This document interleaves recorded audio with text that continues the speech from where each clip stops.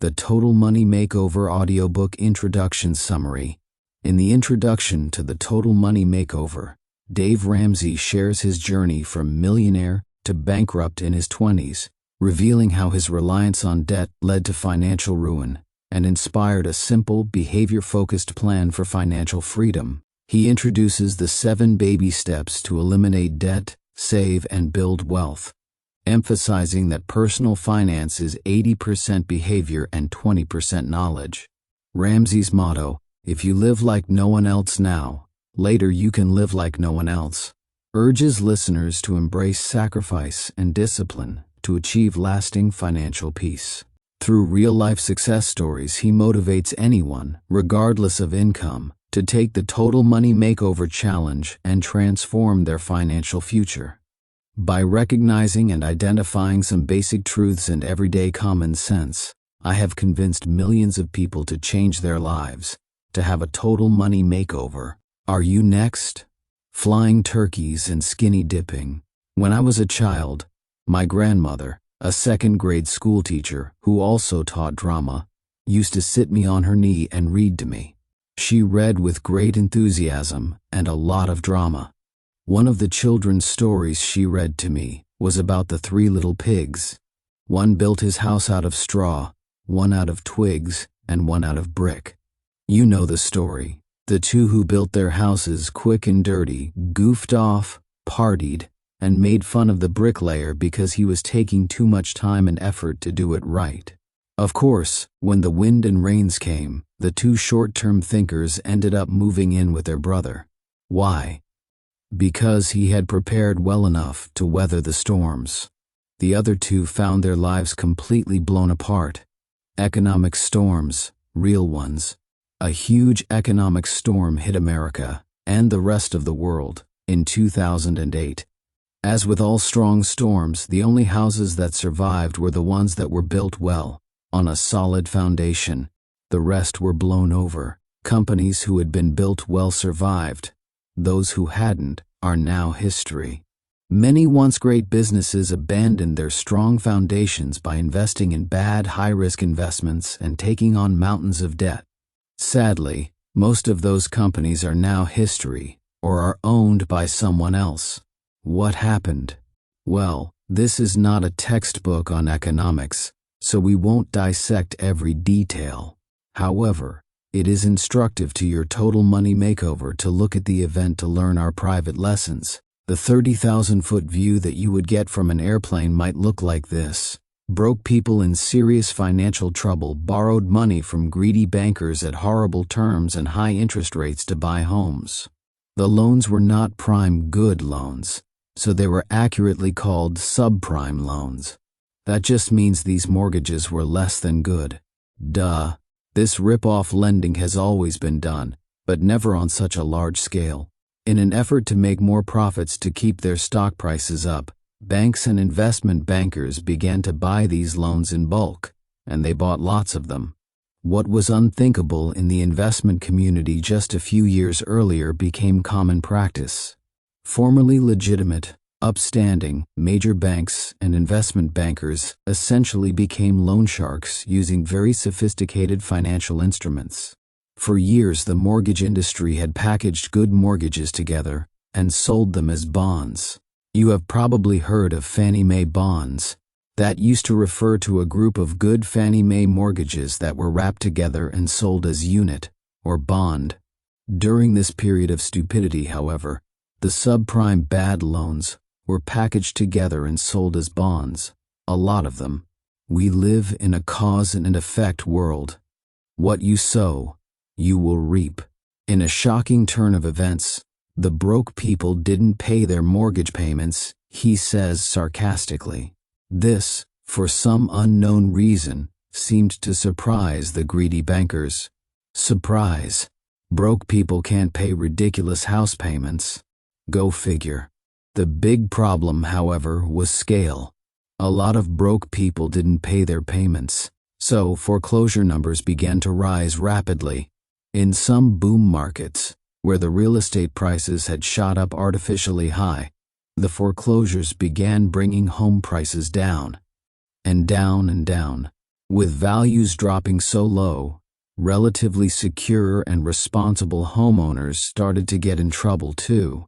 Fear broke out on Wall Street, and stock prices started dropping. By the time the fear got to Washington, it had become a full-blown panic.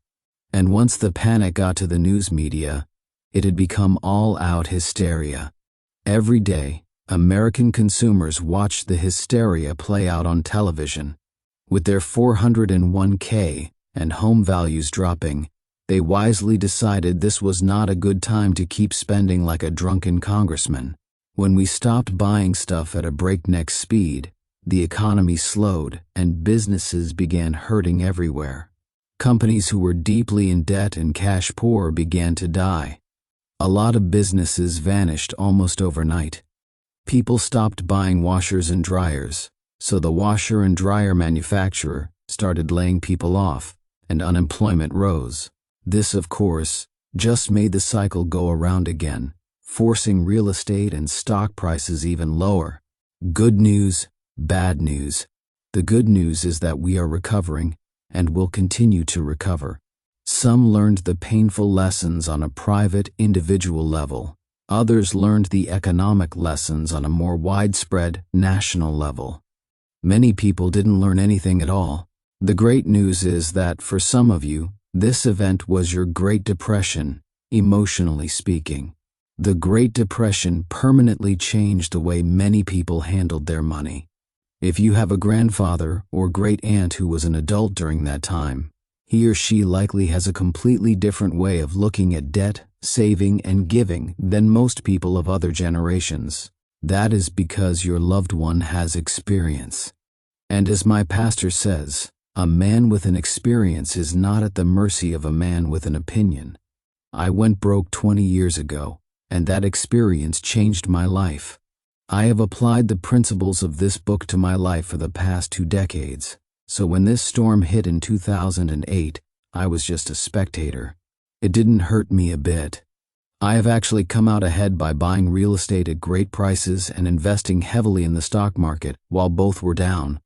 I've spent the last 20 years trying to get people to live these total money makeover principles. A lot of people have listened, so when the winds blew and the storms came, they were just as ready as I was. They had a strong foundation, flying turkeys. What does all this mean for your total money makeover? The first lesson of this economic storm is that your financial process and principles must work in good times and in bad times. Otherwise, they don't work. Our economy had been so good for so long that really stupid ideas had been working on the short term. That fooled people into believing that stupid had become smart. In other words, stupid hadn't been stress tested in quite a while. When it finally was, it came up looking, well, stupid. When times are booming, you can do dumb things with money, get sloppy, and take huge risks without realizing it. I have heard it said this way, even a turkey can fly in a tornado. People were running around, buying things they couldn't afford with money they didn't have, to impress people they didn't even like, and they were doing it in record numbers. Worse, they seemed to get away with it. They were like the 2 little pigs with straw and twig homes. As long as the sun was shining, life was a party, and the pig with bricks seemed kind of nerdy, or overly conservative, or even fanatical. But when their stupid theories were stress tested, their houses fell. Jim Collins, one of America's greatest business writers, has a book out called How the Mighty Fall. In this book, he discusses the 5 stages of decline when a business fails or falls. There is a great application here for our nation's economy and for your life and mine. Collins says the first stage of decline is marked by hubris. Pride and arrogance, mixed with a false notion of invincibility, lead the mighty to take huge, ridiculous risks. In our case, that would be borrowing lots of money and not saving any because my job is stable. I can afford the easy payments with my job.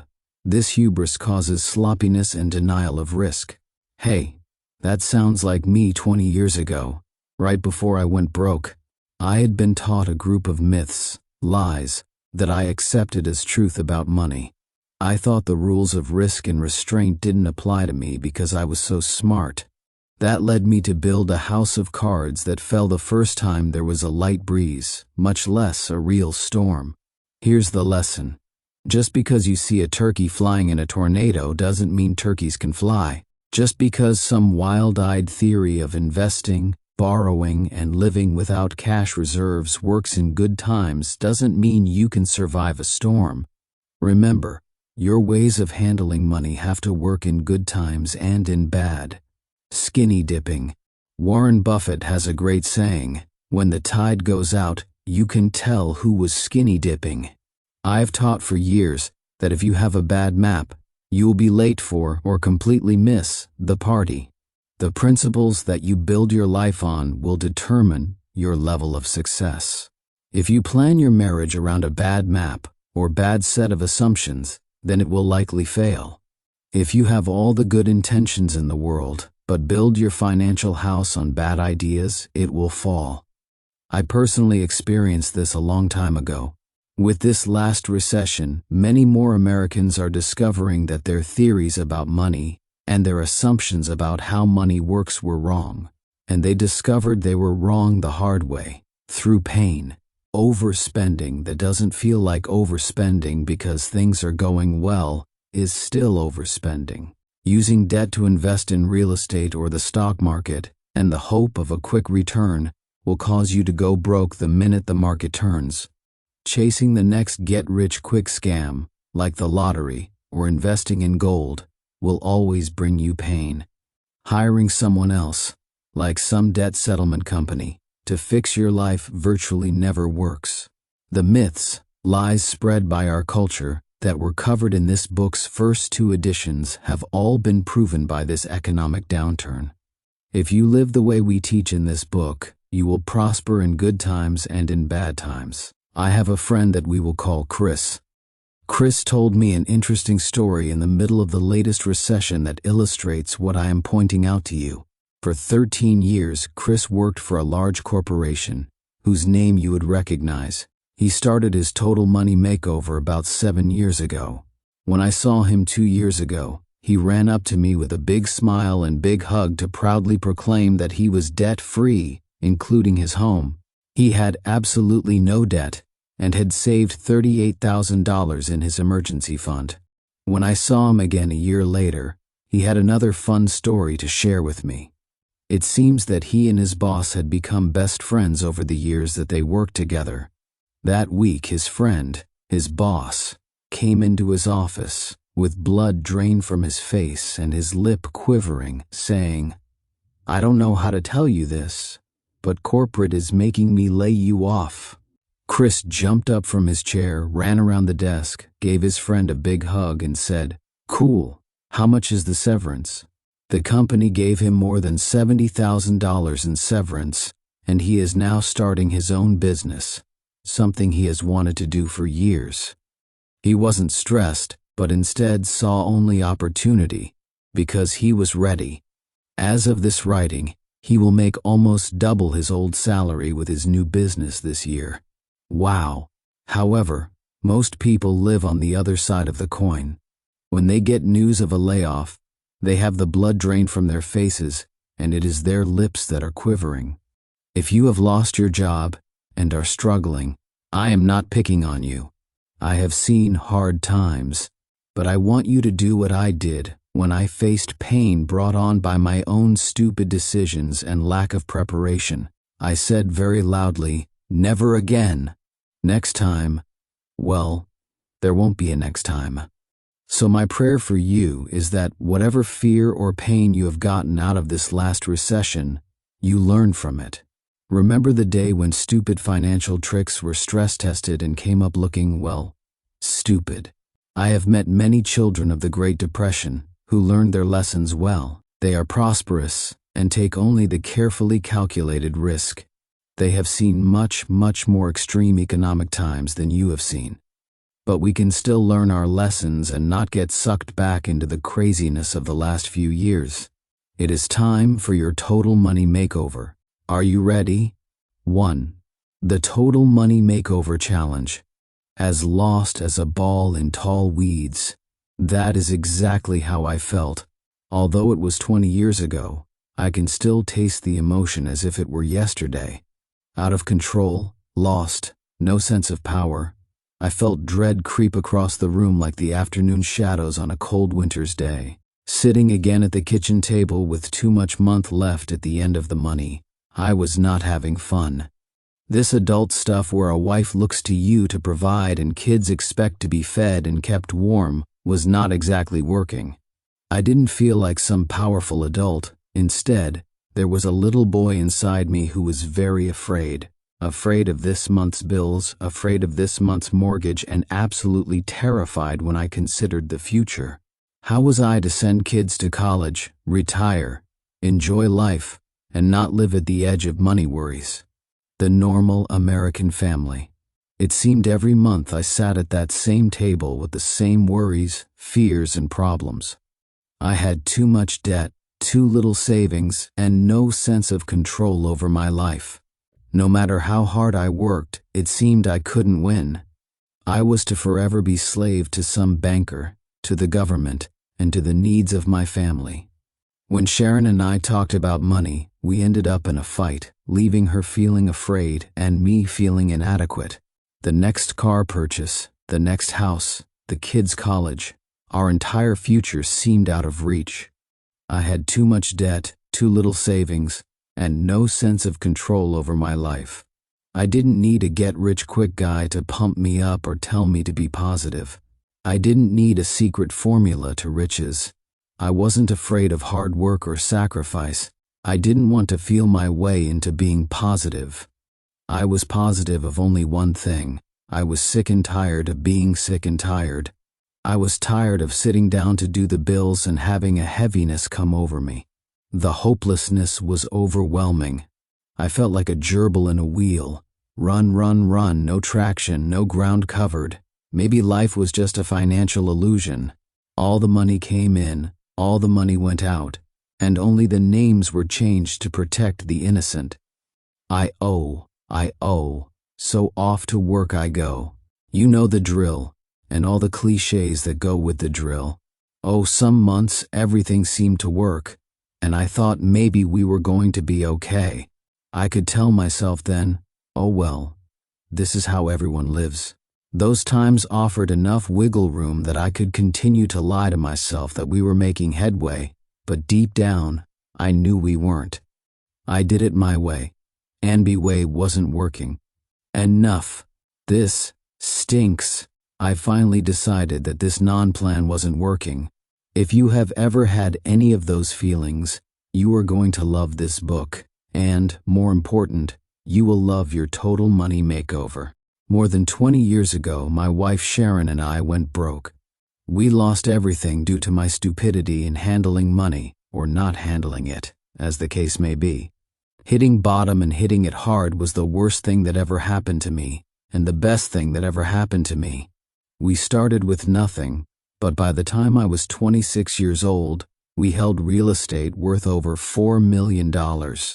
I was good at real estate, but I was better at borrowing money.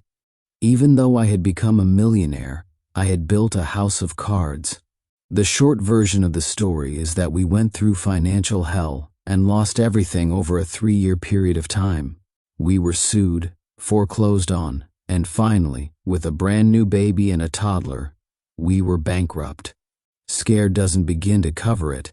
Crushed comes close, but we held on to each other and decided we needed a change. Myths versus truth. Myth: I don't have time to work on a budget, retirement plan, or estate plan. Truth: you don't have time not to. So after losing everything, I went on a quest to find out how money really works, how I could get control of it, and how I could have confidence in handling it. I read everything I could get my hands on. I interviewed older rich people who made money and kept it. That quest led me to a really, really uncomfortable place, my mirror. I came to realize that my money problems, worries, and shortages largely began and ended with the person in my mirror. I realized also that if I could learn to manage the character I shaved with every morning, I could win at money. That quest, the one that ended with me staring at myself in the mirror, led me on a new journey over the last 20 years, the journey of helping others, literally millions of others, take that same quest to the mirror. Live events, Financial Peace University, The Dave Ramsey Show talk radio and TV show, and the New York Times bestsellers Financial Peace, More Than Enough, and the Total Money Makeover have enabled me to tell millions of Americans what I have learned, the hard way, about money. The big challenge. Finda Mirror. I have a challenge for you. Are you ready to take on the guy or gal in your mirror? If you are ready to win. I rediscovered God's and Grandma's simple way of handling money. Wealth building isn't rocket science, which is a good thing for me and probably you. Winning at money is 80% behavior and 20% head knowledge. What to do isn't the problem.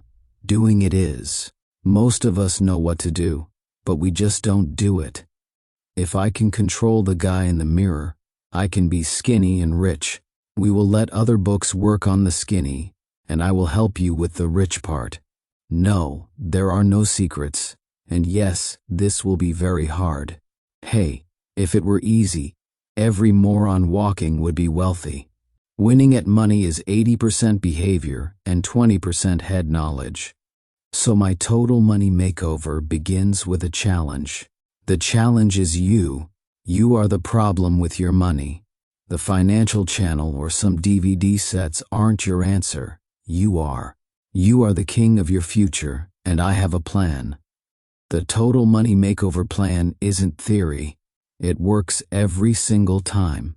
It works because it is simple. It works because it gets to the heart of your money problems, you. It is based on a series of prices that must be paid to win. All winners pay a price to win. Some losers pay a price and never win, and that is usually because they didn't have the benefit of a proven plan for financial fitness. Ordinary people. Tens of thousands of ordinary people have used the system in this book to get out of debt, regain control, and build wealth. I've scattered their stories throughout the book. If at any point during your makeover you are tempted to quit, or you just need a little encouragement, read one of these stories. These people have sacrificed for a short period of time, so they will never have to sacrifice again. If you are looking for a roadmap to get you home, you've found it. If you are looking for something easy or fast, you have the wrong book. If you are looking for a book to help you pass your CPA exam in the area of financial knowledge, you have the wrong book. If you are looking for a writer who has intricate academic theories that don't work in the real world, you've got the wrong guy. I have many of the academic pedigrees, but I ended up broke. I have actually twice become a millionaire from nothing. The first time I was in my 20s, the money was in real estate, and I lost that due to my stupidity. The second time I was not yet 40, but I did the money thing right that time, and I am debt-free. Shocking stats. 90% of people in our culture buy things they can't afford. I often hear about broke finance professors who bemoan that I am way too simple, or as an emailer told me on the Dave Ramsey Show one day, you are a one-trick pony. To those of you who say you have great but unexecuted plans, I say, prove it. I have. I like the way I've built wealth better than the way you haven't. You will meet people, educated and uneducated, throughout this book who have won or begun to win with money for the first time in their lives. The Total Money Makeover works. The Total Money Makeover motto. This plan works, but it will cost you. It will teach you to say new words, like no. In short, your Total Money Makeover will be a personal money makeover, where you learn this motto. If you will live like no one else, later you can live like no one else. This is the motto of your Total Money Makeover. It's my way of reminding you that if you will make the sacrifices now that most people aren't willing to make, later on you will be able to live as those folks will never be able to live. You will notice the motto all through the book, even across the bottom of the pages. I'm sorry there isn't an easier path to feature in the motto, but the good thing about this one is that it works. You can repeat the motto to yourself as you pass up a purchase in order to hit your goals. When you work late and are tired, you can say the motto to yourself. Of course, this isn't a magic formula, I'm not into that. But it does remind you that you will win, and the payoff will be worth the cost. Dumb math and stupid tax. A false sense of security. Some people want to buy a new car for the warranty. If you lose $17,000 of value over 4 years, on average you've paid too much for a warranty. You could have completely rebuilt the car twice for $17,000. Some of you are so immature that you are unwilling to delay pleasure for a greater result. I will show you exactly how to get the result you want, so the price you pay will not be in vain. I don't want to walk across hot coals because it is fun, but if I can be shown how a short, painful walk will, do away with the lifetime of worry, frustration, stress, and fear that being constantly broke brings me, then bring on the hot coals. You will win, and the payoff will be worth the cost. Early on in our marriage, we decided that Carrie would stay home with our children rather than working outside the home. This decision has perhaps disadvantaged us financially at times, but it has been the best choice for our family in many other regards. Financially, we have made some mistakes, such as keeping our student loans around because of the low interest and even leasing a car at one point. To us, credit cards were a status symbol, and we had a few. Our debt peaked at about $375,000, including the mortgage. That's not the smartest situation to get yourself into when you have 4 kids and 1 salary. By the time we got on Dave's plan, we were ready to work with gazelle intensity to get rid of our debt.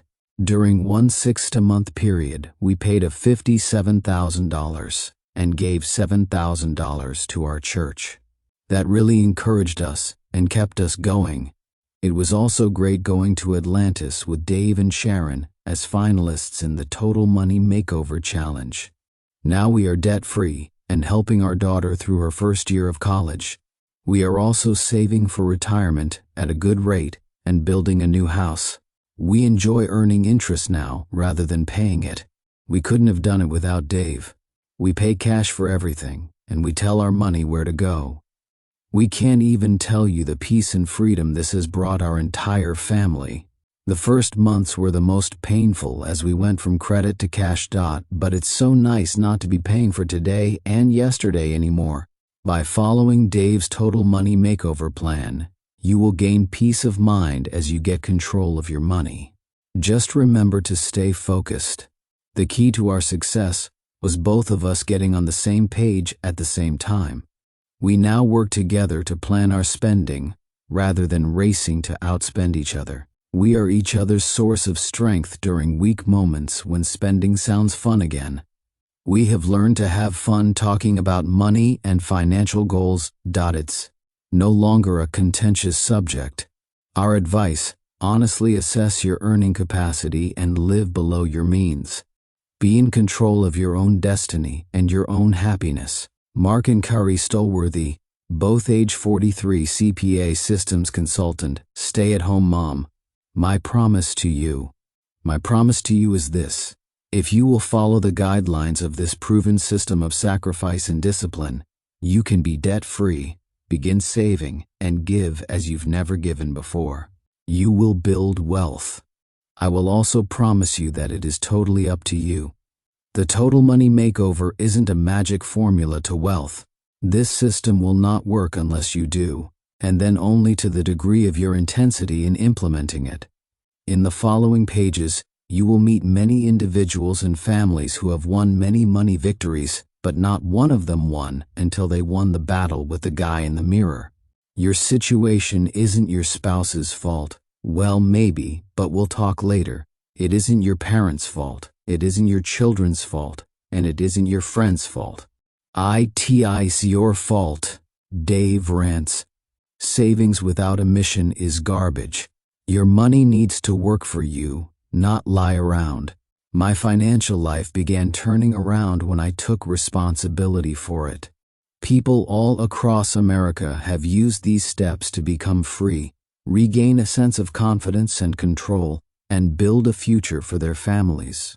Please join me on a journey away from the young man I was, the one I described earlier who was racked with worry, fear, and guilt over money. Take this journey with me to your own total money makeover. But remember, the first part of the quest is confronting the man in the mirror. That man in the mirror is your total money makeover challenge. 2. Denial. I'm not that out of shape. Several years ago, I realized I had let my body dissolve into flab. I had worked so hard for so many years that I had abandoned the care of my physical condition. The first step to getting into shape was to realize I needed to change my ways, but the second and equally important step was to identify the obstacles to getting there. What would stop me from getting into shape? Once I understood those obstacles, I began a process to lose weight, grow muscle, and become more fit. Your total money makeover is the same. You need to realize there's a problem, but you must also see what could hinder your move toward financial fitness. The next few chapters will identify some major obstacles to your total money makeover. Myths versus truth. Myth: debt consolidation saves interest, and you have one smaller payment. Truth: debt consolidation is dangerous because you treat only the symptom. Look in the mirror. Take a long look. What do you see? Suck in that gut, hold up your chest, and really look at yourself. It doesn't matter how many angles or poses you take, the mirror is cruel. Well, I'm really not that fat, maybe just a little flabby. My dad used to say that 90% of solving a problem is realizing there is one. Focused intensity, life or death intensity, is required for you to reset your money spending patterns, and one of your biggest obstacles is denial. The sad thing is that you can be financially mediocre in this country, financially flabby, and still be average. And if the truth be known, being average, normal, and financially flabby is pretty much okay by most folks' standards. This, however, is not a book for the wimpy among us. This is a book about winning, about really having something. 90% of solving a problem is realizing there is one. We started out our marriage with absolutely no debt. We lived on a single income, the cars were paid for, and we even had a small amount of savings. However, we eventually made the misguided decision to move into a much larger house that stretched us financially. After a few years, I changed jobs, and we increased our annual income, giving us the illusion that we could increase our standard of living. That is when the debt really started accumulating. We financed 2 new cars to replace our old ones. We started buying everything on credit. We even got a home equity loan. Before we realized it, we were buried in debt. Kelly saw the Total Money Makeover in our local bookstore and bought it as a Father's Day gift for me. By Independence Day, we had declared war on our debt. We had $6,000 in savings, but $16,000 in debt, not including our house. The plan required us to take out $5,000 from our savings to put toward our debt, leaving us with the $1,000 baby emergency fund. It was tough seeing our hard-earned savings disappear, but it really helped our debt snowball get rolling. We sacrificed in other areas, and in just 10 months, we paid off all of our consumer debt. Dave helped us realize that we had to draw the line and stop living beyond our means. Instead of having to pay our creditors each month, we can finally start paying ourselves and investing in our future. Mark, age 40, and Kelly, age 39, REAP civil engineer, nursing school student. Don't wait to have denial knocked out of you. For several years, I have spoken multiple times a year to live audiences of 2,000 to 12,000 people, teaching them the ideas in this book.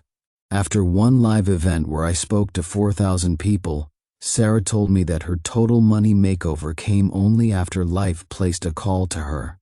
She said she had heard me quote the Wall Street Journal as reporting that 70% of Americans live paycheck to paycheck, but she honestly thought she was in the 30% who were fine.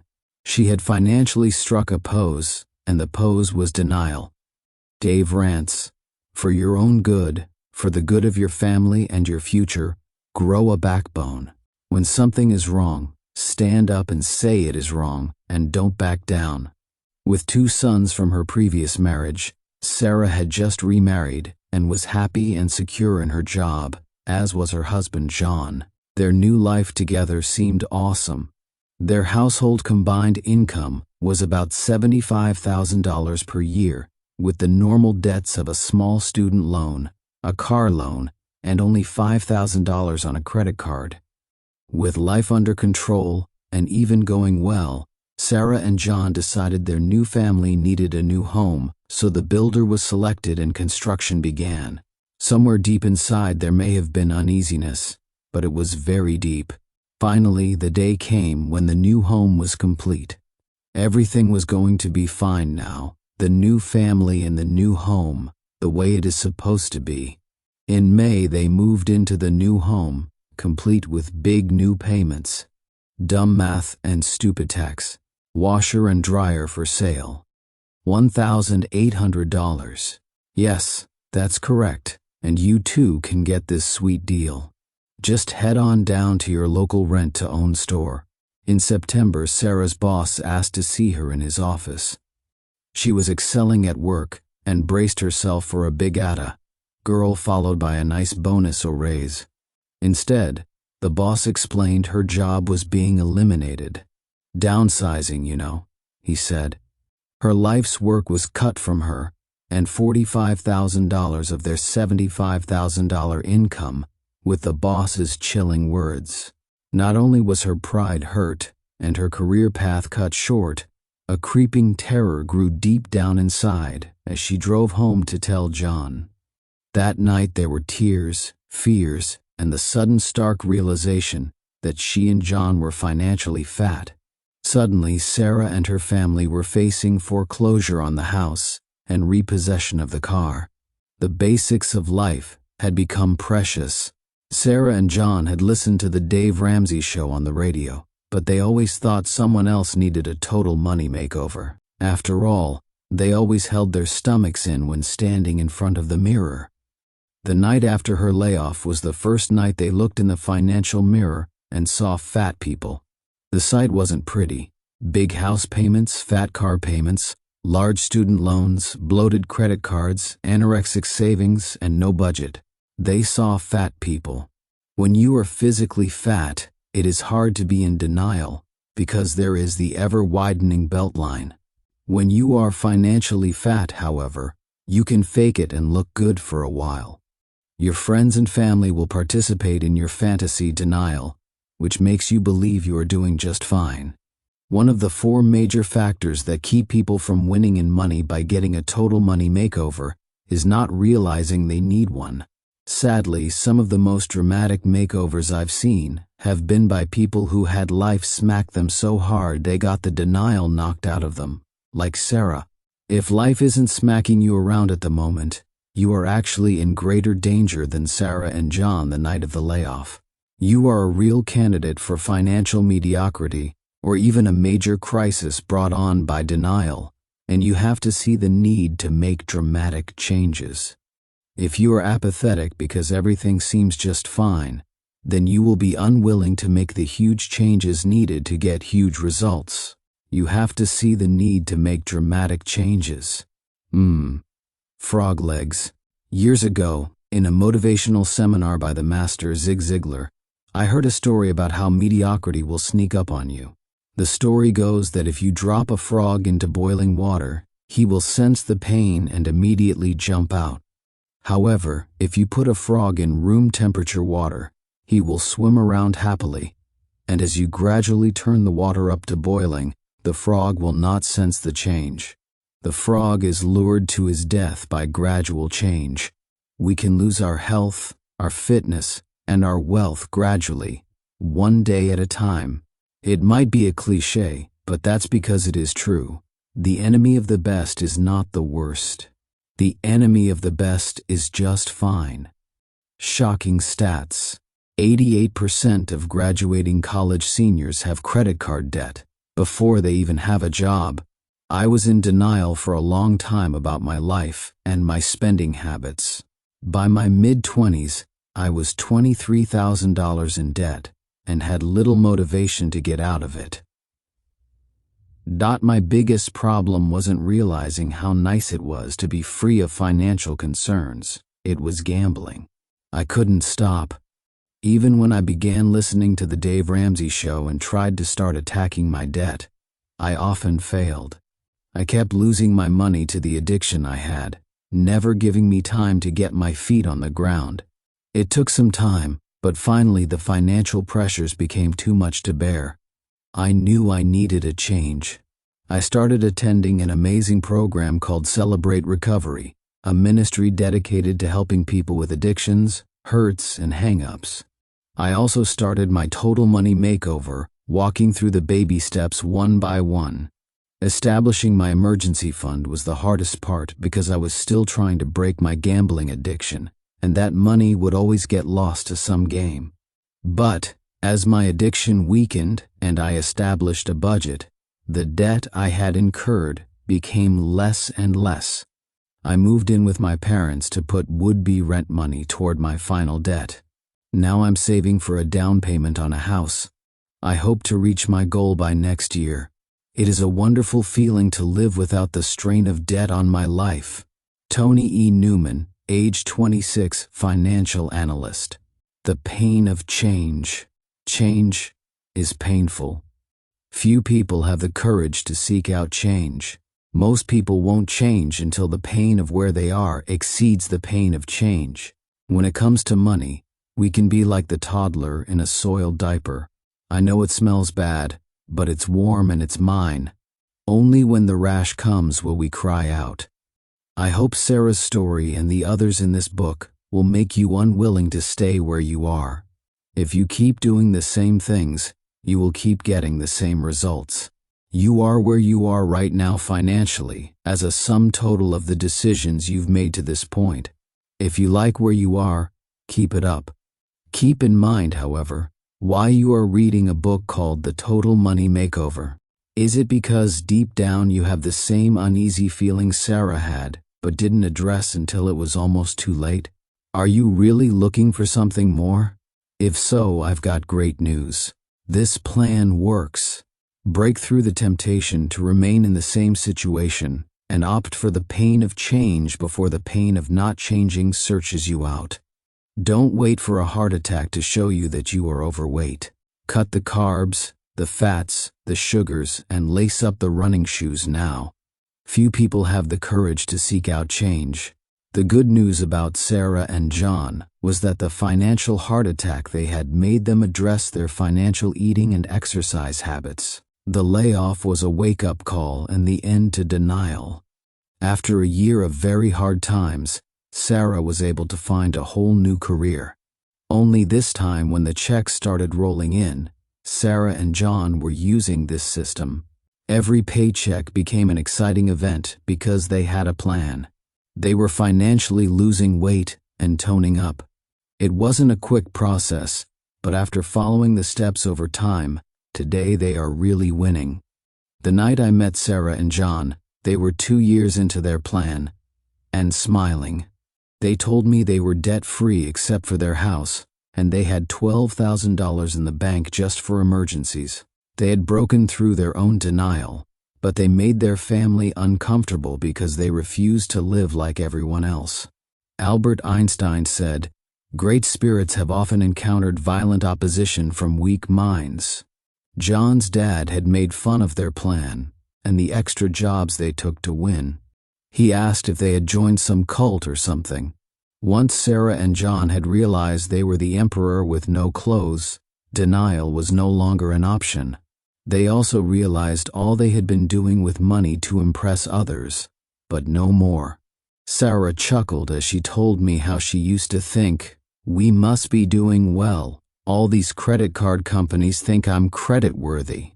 If I'm getting approvals from all these banks, I must be okay, because otherwise, they wouldn't want to loan me money. Besides, I pay my credit cards every month. How could I be in any trouble? I can afford to buy that car or that furniture if I can afford the payment. John was grinning now too, as they both laughed at the language of financially fat people who think they are fine, the language of denial. As we closed our conversation that night, Sarah told me that while she hoped she or John never lost another job unexpectedly, they are ready if they do.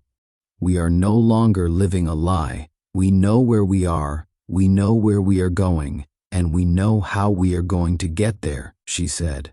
She and John wanted to leave me a gift for inspiring their Total Money Makeover, but I assured them they already had. 3 debt myths. Debt is not a tool. Red-faced and fists clenched, the toddler yells with murder in his voice. I want it. I want it. I want it. We have all watched this scene unfold in the grocery store. We may even have watched our own children do this once. Now that I'm older and more mellow, I sometimes grin a little as a young mom tries without success to stifle the out-of-control screams of a child who is denied something. It is human nature to want it and want it now. It is also a sign of immaturity. It is human nature to want it and want it now. It is also a sign of immaturity. Being willing to delay pleasure for a greater result is a sign of maturity. However, our culture teaches us to live for the now. I want it. We scream, and we can get it if we are willing to go into debt. Debt is a means to obtain the I want it's before we can afford them. Joining in the lie. I have heard it said that if you tell a lie often enough, loudly enough, and long enough, the myth will become accepted as a fact. Repetition, volume, and longevity will twist and turn a myth, or a lie, into a commonly accepted way of doing things. Entire populations have been lulled into the approval of ghastly deeds, and even participation in them, by gradually moving from the truth to a lie. Throughout history, twisted logic, rationalization, and incremental changes have allowed normally intelligent people to be party to ridiculous things. Propaganda in particular played a big part in allowing these things to happen. Dumb math and stupid tax. Freedom 15 years early for about $250 a month. Imagine you buy a $130,000 home, for which you take out a $110,000 mortgage at 7%. The final cost after all is said and done and paid would be $283,520 after 30 years, or $197,840 after 15. The difference? Just $256 extra per month. Go with 15 years. We have propaganda in our culture today. I'm not speaking in a political sense, but rather recognizing that there are people out there who want us to think their way and who will go to great lengths to accomplish that. The financial and banking industries, in particular, are very good at teaching us their way of handling money, which, of course, leads us to buy their products. If I see an ad again and again that tells me I will be cool and sharp looking if I drive a certain car, I can fall under the illusion that with the purchase of that car, those good things will happen to me. We may not really believe that we will become a model just from purchasing a car, but notice that ugly people aren't used in the TV spots to sell cars. We aren't really falling for that lie, or are we? I'm just asking. After all, we do buy the car and then justify our purchase on the basis of something academic like gas mileage. When we participate in what the crowd identifies as normal, even if it is stupid, we gain acceptance into the club. Sometimes we don't even realize what we are doing is stupid because we have been taught that it's just the way you do it, and so we never ask why. As we participate in the myth, we learn to spout the principles of the myth. After the years go by and we have invested more money and time into the myth, we become great disciples and can preach the points of the myth with great fervor and volume. We become such experts on the myth that we can sell others on joining the lie. I once joined in the lie, but no more. Don't let the monkeys pull you down. Debt has been sold to us so aggressively, so loudly, and so often that to imagine living without debt requires myth-busting. We have to systematically destroy the inner workings of the myths. Debt is so ingrained into our culture that most Americans can't even envision a car without a payment, a house without a mortgage, a student without a loan, and credit without a card. We have been sold debt with such repetition and with such fervor that most folks cannot conceive what it would be like to have no payments. Just as slaves born into slavery can't visualize freedom, we Americans don't know what it would be like to wake up to no debt. In 2007, 7 billion credit card offers were put in our mailboxes, and we are taking advantage of those offers. According to CardTrack, Americans currently have $928 billion in credit card debt. We can't do without debt, or can we? A major barrier to winning is our view of debt. Working with tens of thousands of people on their Total Money Makeover in the last several years, I have found that a major barrier to winning is our view of debt.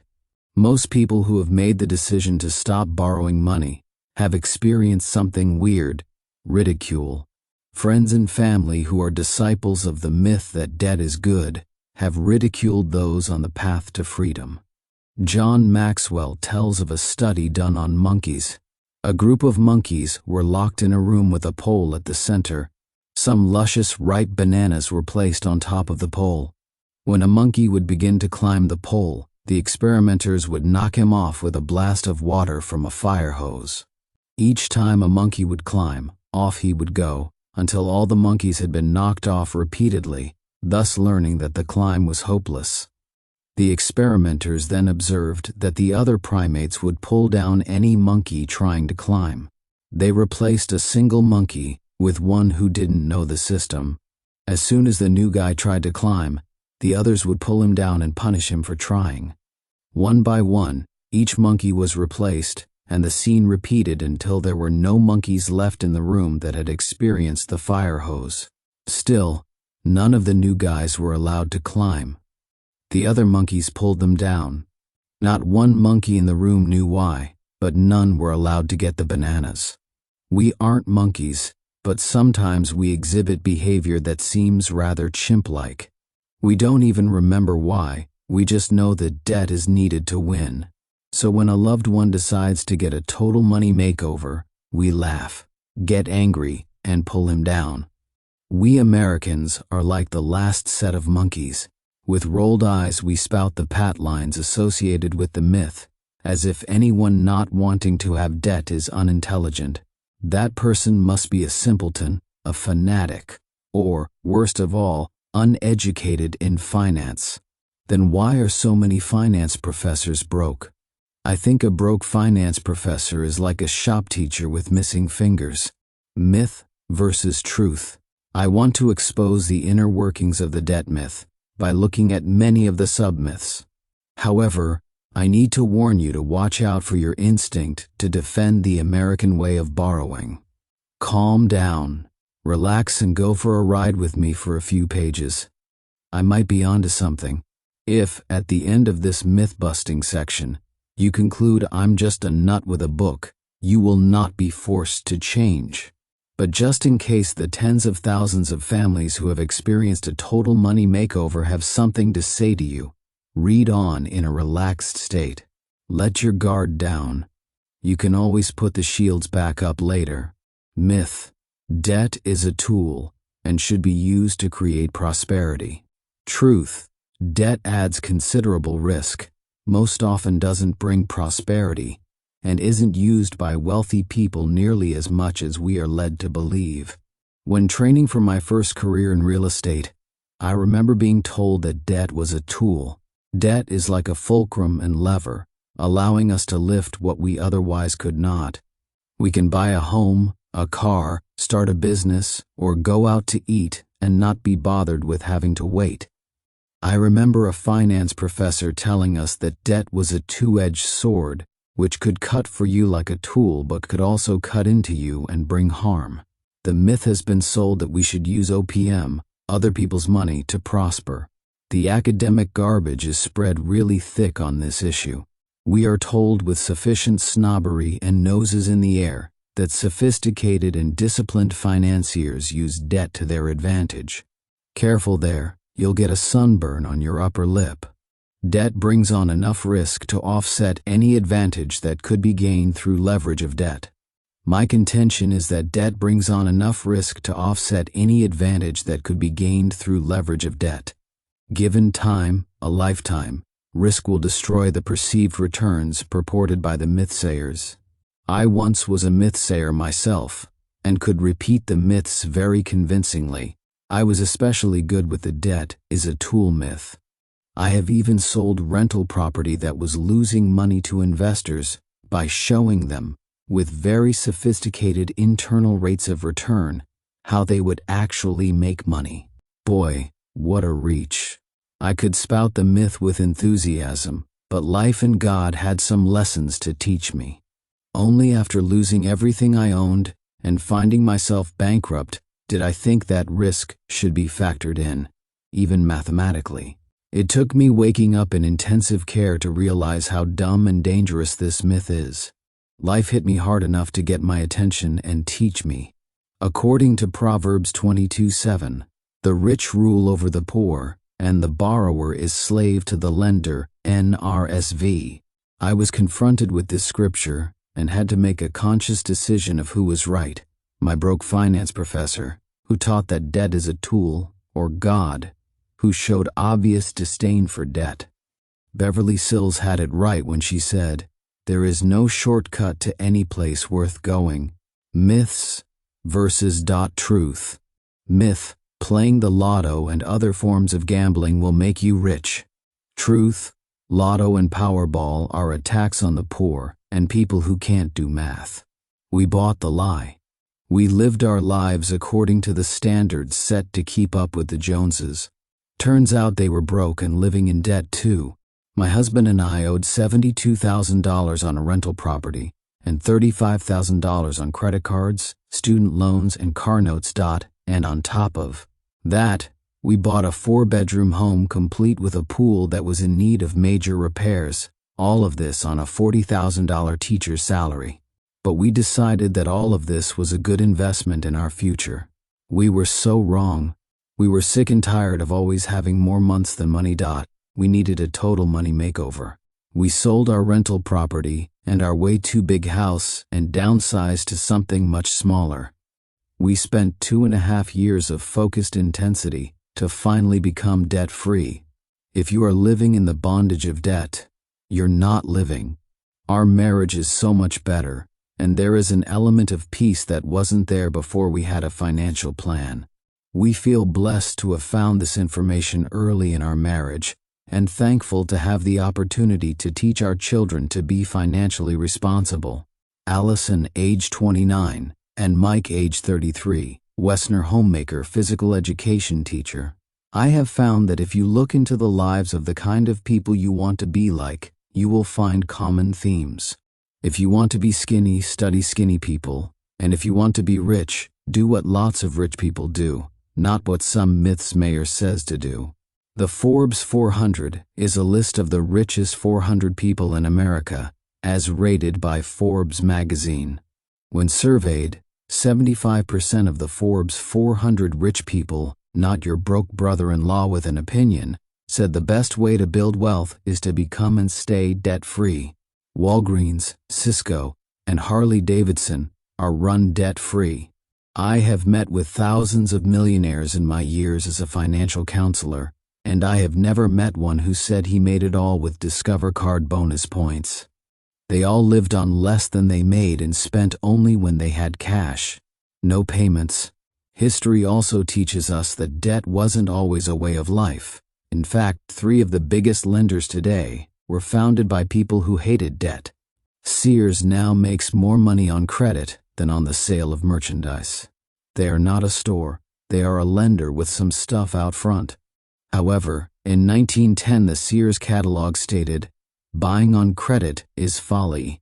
J.C. Penney department stores make millions annually on their plastic, but their founder was nicknamed James Cash Penney because he detested the use of debt.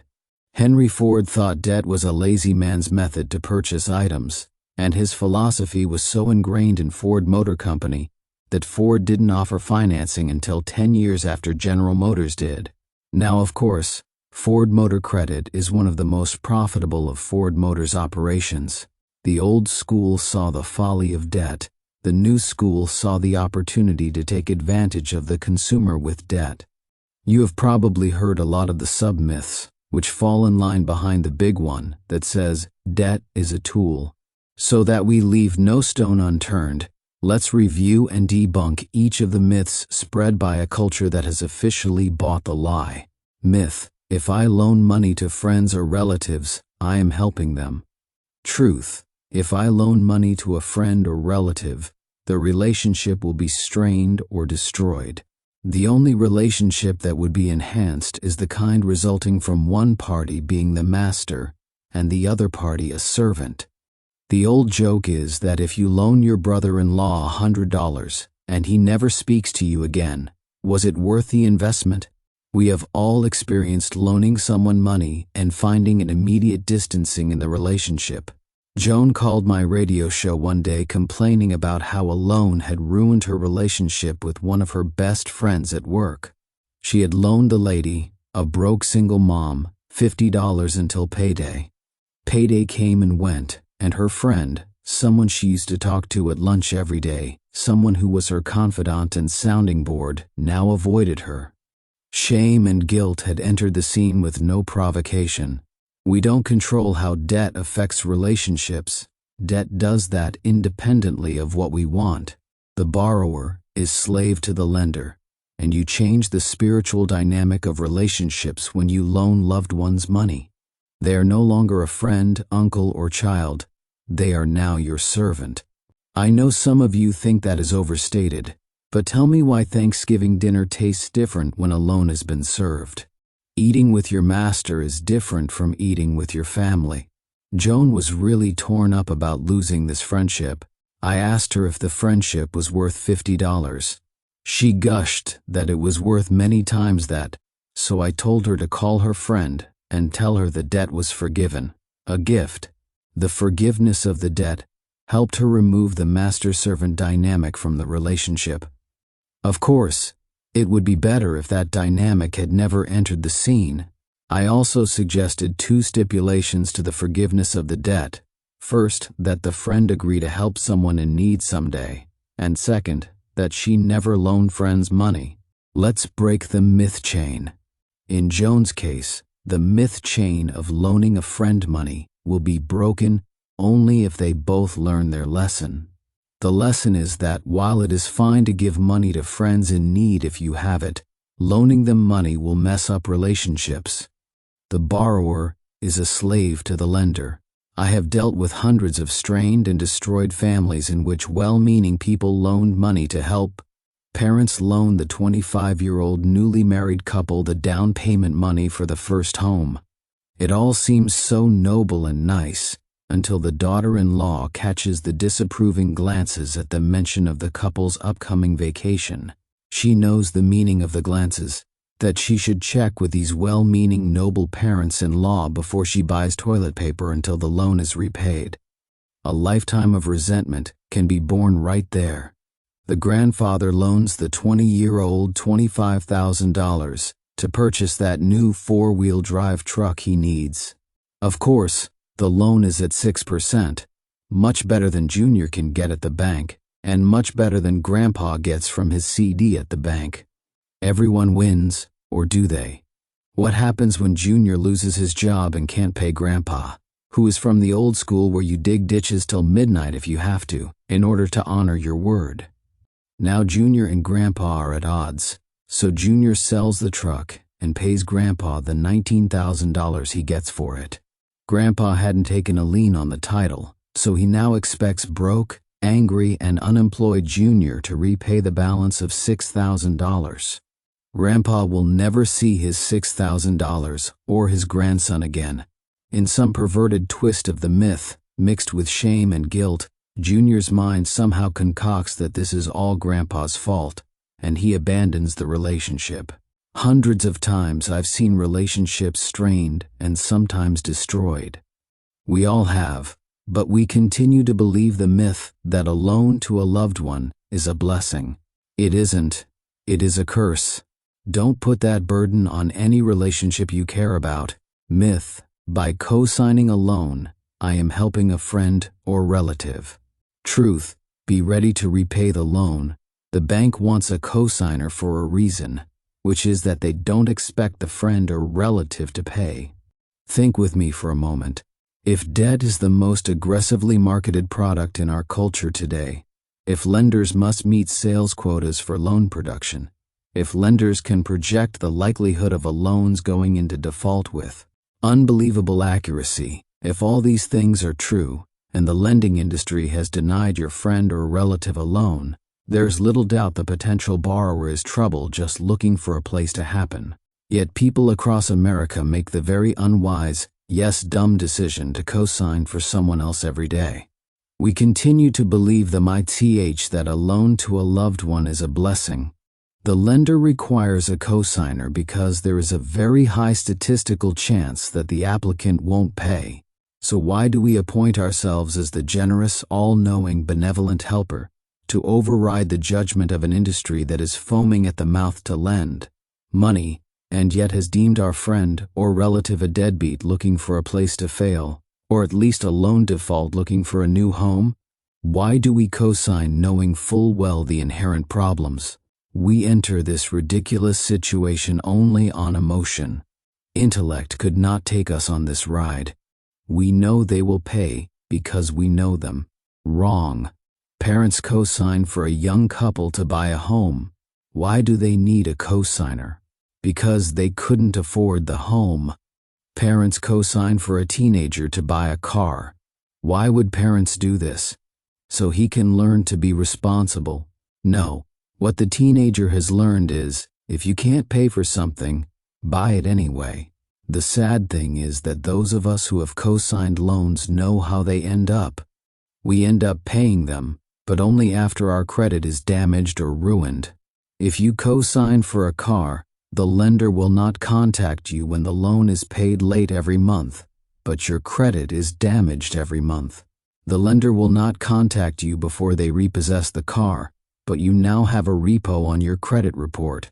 They will contact you to pay the difference between the debt and the below wholesale repo price they got for the car, which is called a deficit. If the lender did contact you, there is nothing you can legally do to force the sale of the car. Because you don't own it, you are merely on the hook for the debt. When you co-sign on a house, you will get the same results.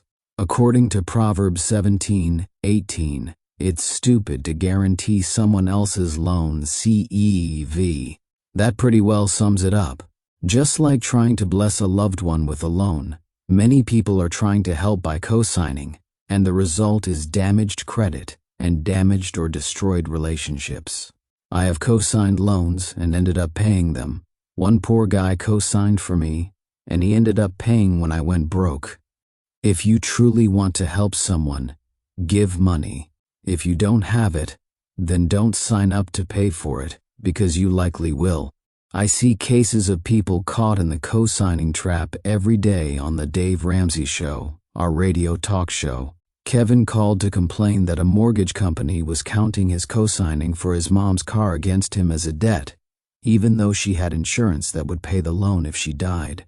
Of course they counted, Kevin. It is a debt you are liable for.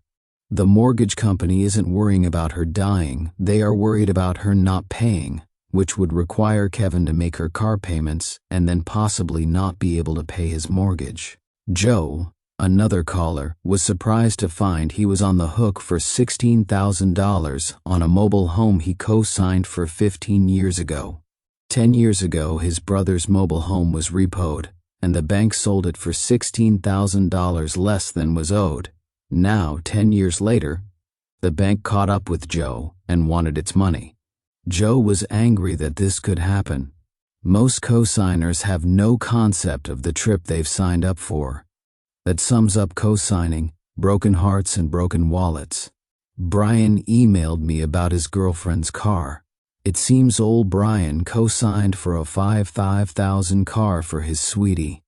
Sweetie took off with the car. He can't find her. And surprise of surprises, she isn't making the payments. Now, either his credit shows him as a deadbeat, or he makes payments on a car he can't find for a girl he doesn't want to find. That sums up co-signing, broken hearts, and broken wallets. That's how co-signing usually goes. So unless you are looking for a broken heart and a broken wallet, don't do it. Myth, cash advance, payday loans, rent-to-own, title pawning, and tote the note. Car lots are needed to help lower-income people get ahead. Truth, these rip-off examples of predatory lending are designed to take advantage of lower-income people and benefit only the owners of the companies making the loans. Lower-income people will remain at the bottom of the socioeconomic ladder if they fall for these rip-offs. These lenders, or as I like to call them, the scum of the scum, are bottom feeders and legally make themselves rich on the backs of the poor, or those soon to be poor. The lending rates of these types of operations are over 100% interest, and if you want to stay on the bottom, keep dealing with these guys. You know why these types of operations are located only at the poor end of town? Because rich people won't play. That is how they got to be rich people. The payday loan is one of the fastest growing trash lenders out there. You write a hot check for $225, dated 1 week from now, which will be payday. They will give you $200 cash on the spot, all for a mere $25 service charge, which equates to over 650% interest annually. Mike called my talk show recently and was caught in a web of payday loans. He had not yet had a total money makeover and was still spending like always. He kept adding loan after loan until he couldn't beat the shell game he had created. Basically, Mike had borrowed from one trash lender to pay another, and by doing this again and again, had created a cycle of financial death. He was panicked because he was being threatened with criminal charges for writing bad checks by the very places that have a business model based on post-dated bad checks. The sad thing is that the only way out for Mike is to pop the balloon. He has to stop paying them, close his accounts, and then meet with each lender to work out payment arrangements. That will mean extra jobs and selling things around the house. This type of business is legalized loan sharking. Some states like Georgia and Arkansas have legally run payday loan businesses out of their state. Others, like New York and New Jersey, limit the amount of annual interest they can charge. Even the federal government recognized the problem and put a cap of 36% on payday loans made to military personnel. Hopefully other states will follow suit. The classic tote. The note car lot is no better. Most of these transactions involve older, cheaper cars. The dealer purchases these cars and sells them for a down payment equal to what he paid for the car, so the payments at 18 to 38% interest paid weekly are all gravy. Tow trucks all over town recognize these exact cars because the car being sold has been sold many times and repeatedly repoed by the dealer. Every time the dealer sells the car, his return on investment skyrockets. The payments could have purchased the car for cash in a matter of weeks. In fact, the down payment could have purchased the car if the buyer had been a little more savvy. Rent-to-own is one of the worst examples of the little red-faced kid in I want it now mode. The Federal Trade Commission continues to investigate this industry because the effective interest rates in rent-to-own transactions are over 1,800% on average. People rent items they can't possibly afford to buy because they look only at how much a week and think, I can afford this. Well, when you look at the numbers, no one can afford this.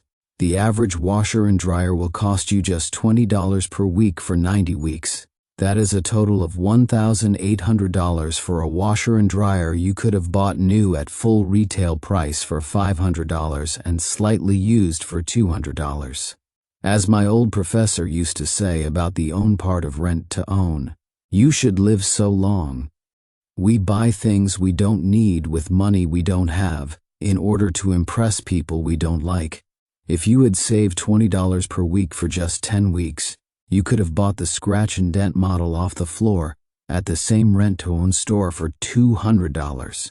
Or you could have bought a used set out of the classifieds or online. It pays to look past the weekend and suffer through going to the laundromat with your quarters. When you think short-term, you always set yourself up for being ripped off by a predatory lender. If the red-faced kid, "I want it, and I want it now," rules your life, you will stay broke. If you use payday loans, tote the note, and rent to own, please understand that you are being destroyed financially. These businesses feed on the working poor, and you must avoid them at all costs if you want to win with money. Myth: 90 days, same as cash, equals using other people's money for free. Truth: 90 days is not the same as cash. The silly marketing that America falls for has resulted in this: we buy things we don't need with money we don't have in order to impress people we don't like. 90 days the same as cash has exploded in furniture, electronics, and appliance sales. I recently met a lady who financed her dog at the pet store, but I paid him off early, she said proudly. Good thing for Rover that he was able to avoid the repo man.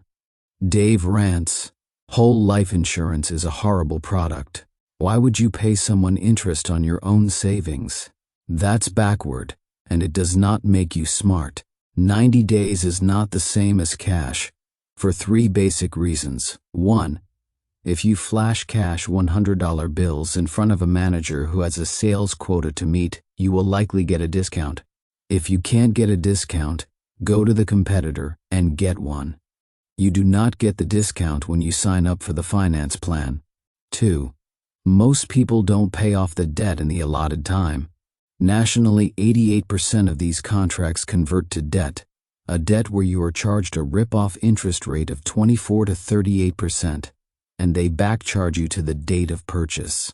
Please don't tell me you are the one who is actually going to pay it off. A 1,000 stereo, "Don't forget you didn't get a discount," will not make you rich in 90 days. But $1,000 left in a savings account at 3% annual interest will earn you $7.50 in 90 days.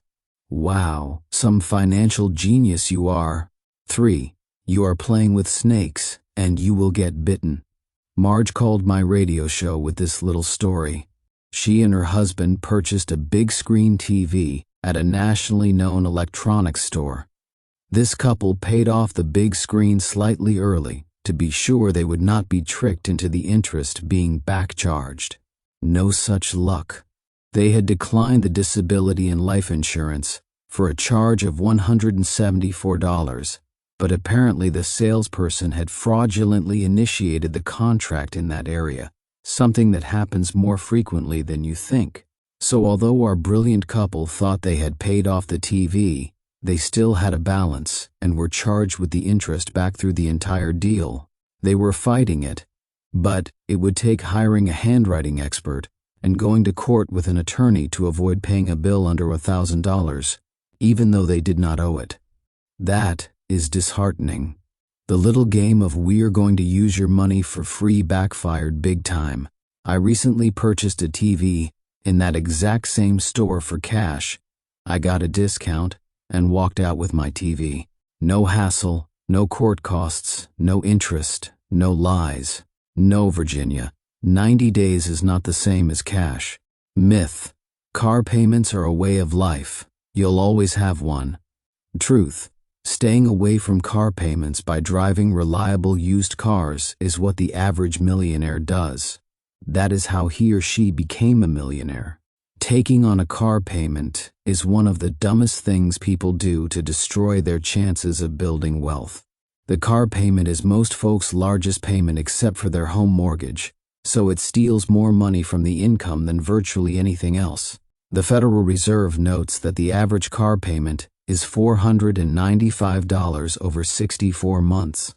Most people get a car payment and keep it throughout their lives, As soon as a car is paid off, they get another payment because they need a new car.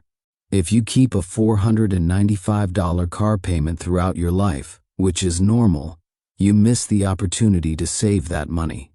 If you invested $495 per month from age 25 to age 65, a normal working lifetime, in the average mutual fund averaging 12%, the 80-year stock market average, you would have $5,881,799.14 at age 65. Hope you like the car. Some of you had your nose in the air as intellectual snobs when I illustrated how bad rent-to-own is because you would never enter such an establishment, and yet you're doing worse on your car deal. If you put $495 per month in a cookie jar for just 10 months, you have nearly $5,000 for a cash car. I am not suggesting you drive a $5,000 car your whole life, but that is how you start without debt. Then you can save the same amount again and trade up to a $10,000 car 10 months later and up to a $15,000 car 10 months after that. In just 30 months or 2.5 years, you can drive a paid-for $15,000 car, never having made a payment, and never have to make payments again. Taking on car payments because everyone else does it does not make it smart. Will your broke relatives and friends make fun of your junk car while you do this? Sure they will, but that is a very good sign you are on the right track. Shocking stats. Over 97% of people don't systematically pay extra on their mortgage. Having been a millionaire and gone broke, I dug my way out by making a decision about looking good versus being good. Looking good is when your broke friends are impressed by what you drive, and being good is having more money than they have. Are you starting to realize that the total money makeover is also in your heart? You have to reach the point that what people think is not your primary motivator. Reaching the goal is the motivator. Do you remember the circus game where you swing the large hammer over your head to hit the lever to send a weight up a pole to ring the bell? You reach the point that you want to ring the bell. Who cares if you are a 98-pound weakling with gawky form? The girls are still impressed when the bell is rung. When the goal, not how you look, begins to matter, you are on your way to a total money makeover. Today I drive very nice, very expensive, slightly used cars, but it wasn't always that way. After going broke, I drove a borrowed 400,000-mile Cadillac with a vinyl roof torn loose so that it filled up with air like a parachute. The predominant color on this car was Bondo. I drove the Bondo buggy for what felt like 10 years during one 3-month period. I had dropped from a Jaguar to a borrowed Bondo buggy. This was not fun, but I knew that if I would live like no one else, later I could live like no one else.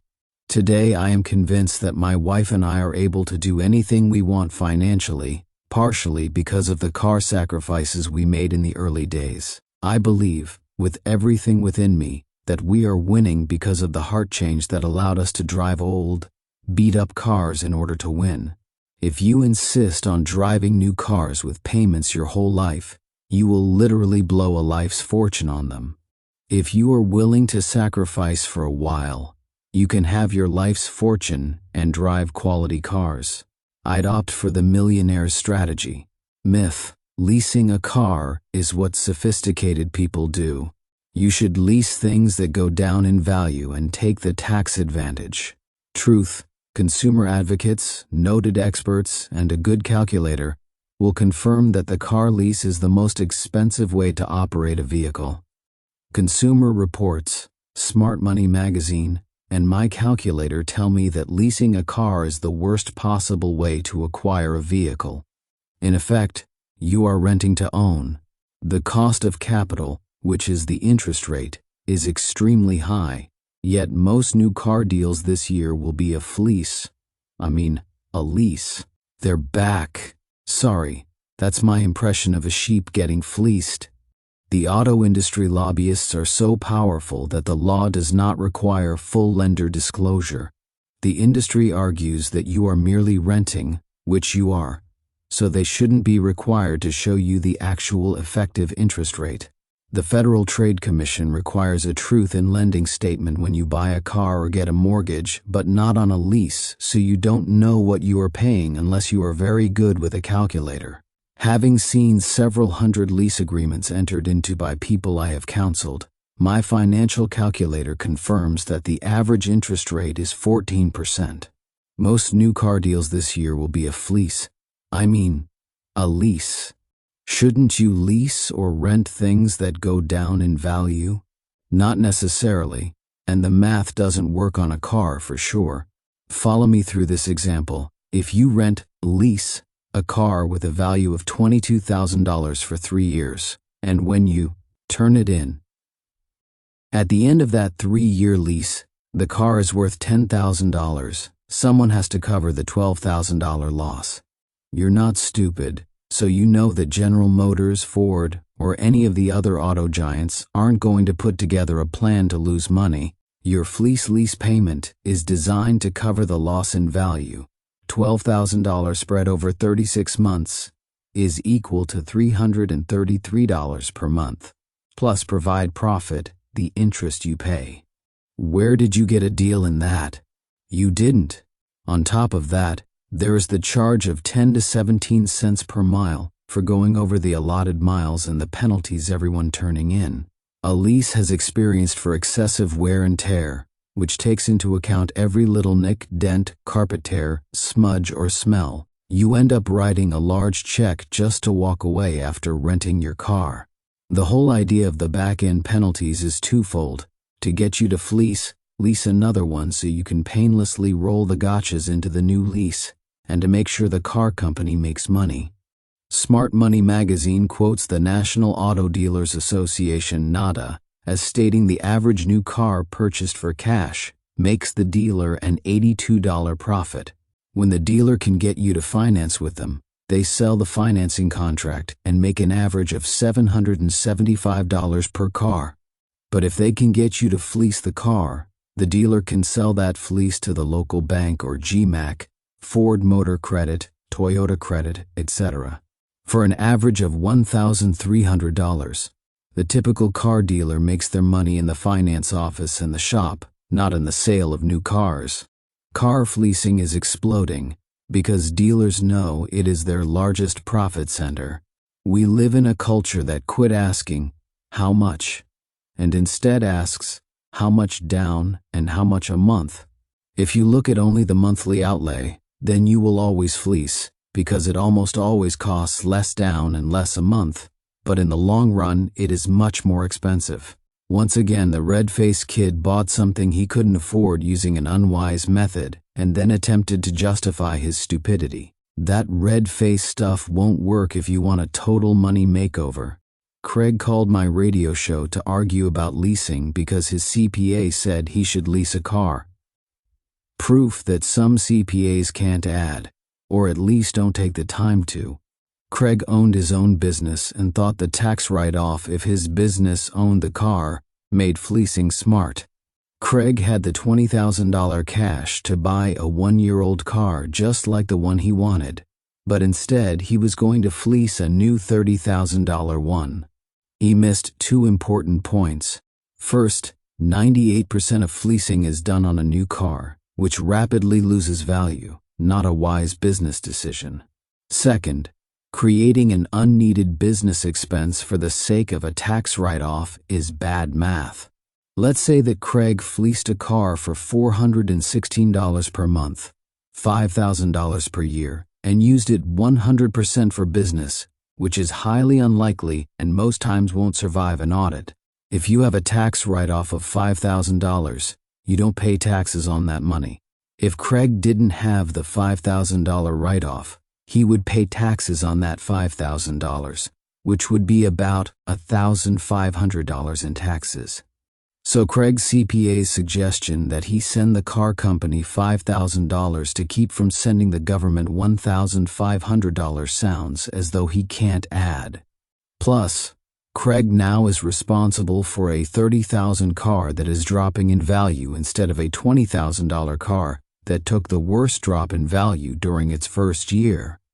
My company owns my cars. We are able to straight line depreciate those cars or write off the mileage. If you drive inexpensive cars in your business and put high mileage on them, take the mileage deduction. If you, like me, drive expensive cars but do not put many miles on them, take the straight line depreciation. Both tax deductions are available to you without having a stupid car payment. If you don't own a business and didn't understand everything I just said about tax write-offs, etc., don't worry.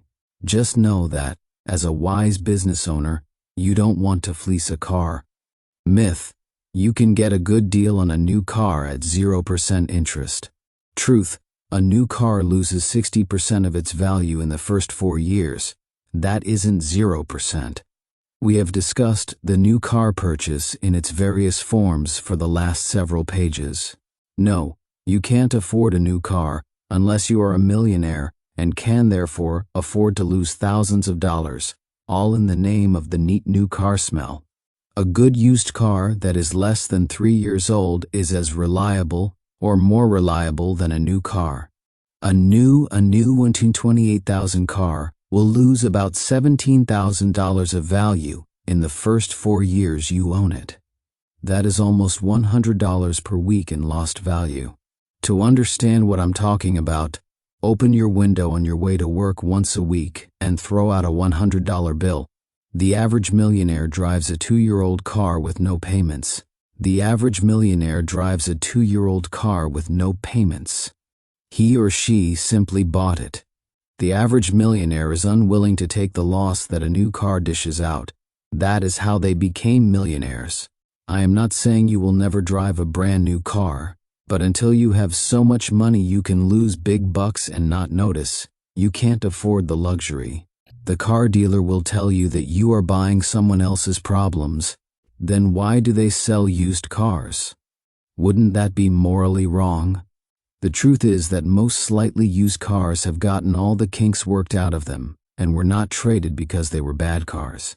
Since almost 80% of the new cars this year will be fleeced, more than likely you are buying a car that came off a lease. My last 2 car purchases were 1- and 2-year lease turn-ins with low miles.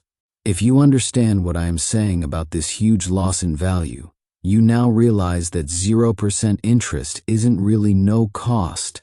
While the money to borrow isn't technically costing you, you are losing so much in value that you have still been taken. 0%, however, is used quite often by guys, seldom gals, to rationalize their need for some new wheels. So even though the interest rate is attractive, pass it up because the whole transaction still means throwing $100 bills out the window each week. Some people want to buy a new car for the warranty. If you lose $17,000 of value over 4 years, on average you have paid too much for a warranty. You could have completely rebuilt the car twice for $17,000. Also, keep in mind that most manufacturers' warranties will still cover you when buying a slightly used car. Of course, when you begin your total money makeover, you may have an old beater, but the goal is to avoid the temptation of the 0% interest myth and get into quality used cars. Still want to buy a new car? Sure, they look great, smell great, and drive great, but the month after month and year after year payments definitely don't feel great. Myth: you should get a credit card to build your credit. Truth: you won't use credit with your total money makeover, except maybe for a mortgage, and you don't need a credit card for that. The best myth is the build your credit myth. Bankers, car dealers, and unknowledgeable mortgage lenders have told America for years to build your credit. This myth means we have to get debt so we can get more debt, because debt is how we get stuff. Those of us who have had a total money makeover have found that cash buys stuff better than debt. But if I were selling debt, as the banker is, I also would tell you to get debt to get more debt. This is, however, a myth. Yes, you will need to build your credit by borrowing and repaying debt in a timely fashion if you want to live a life of credit cards, student loans, and car payments. Not me. The one question we must answer is, how do I get a home mortgage? Later, I will introduce you to the 100% down plan, or if you must, how to settle for a 15-year fixed-rate mortgage. But if you want that 15-year fixed rate with a payment that is no more than 25% of your take-home pay so I won't yell about it, don't you need credit? No. You can get a mortgage if you have lived right. You will need to find a mortgage company that does actual underwriting. That means they are professional enough to process the details of your life, instead of using only a FICO score, lending for dummies. You can get a mortgage if you have lived right. Let me define lived right. You can qualify for a conventional 15-year fixed-rate loan if, and you have paid your landlord early, or on time for 2 years. You have been in the same career field for 2 years. You have a good down payment, which is more than nothing down. You have no other credit, good or bad.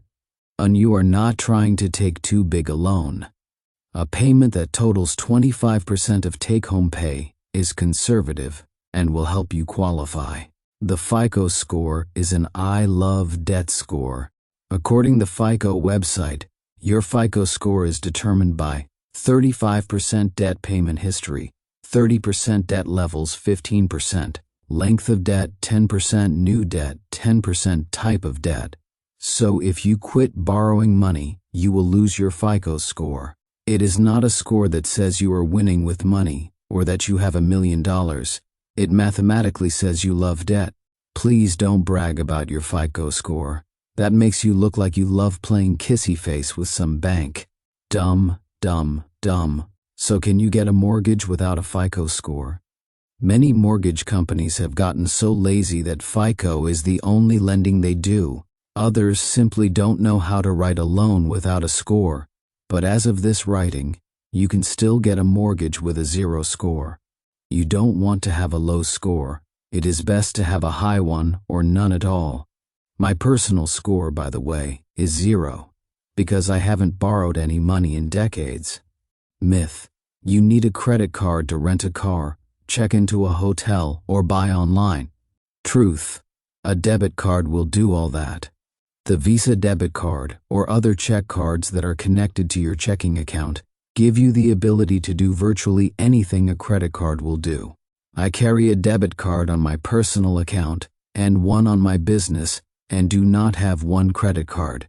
Of course, you must have money before you can buy something with a debit card, but paying for things with money you have now is part of your total money makeover. Some rental car places don't take debit cards, but most do. Even though most will take the debit card, you need to check with the specific rental location in advance. I buy things online and stay in hotels using my debit card all the time. In fact, I travel all over the nation several times a year speaking and doing appearances, and my debit card allows me access to the best things life has to offer with no debt. Remember, there is one thing the debit card won't do: get you into debt. Myth: the debit card has more risk than a credit card. Truth: nope. Some of you were concerned when I mentioned buying things online and reserving hotels with a debit card. The perception is that it's riskier to conduct that kind of business with a debit card. Supposed financial experts have spread this myth to the point that it is virtually urban legend. The fact is, Visa's regulations require the card-issuing bank to afford the debit card the exact same protections in cases of theft or fraud.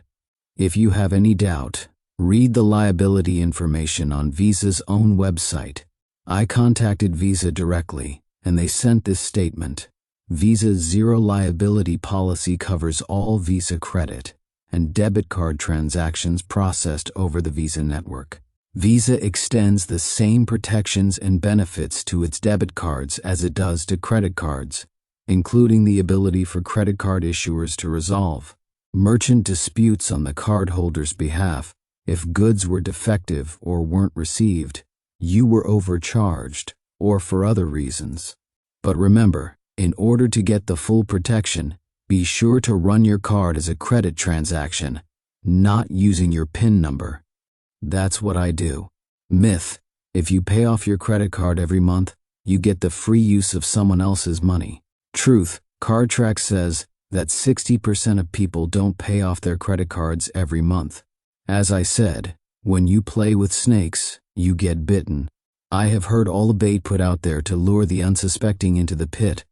A free hat, airline miles, brownie points back, free use of someone else's money, a discount at the register.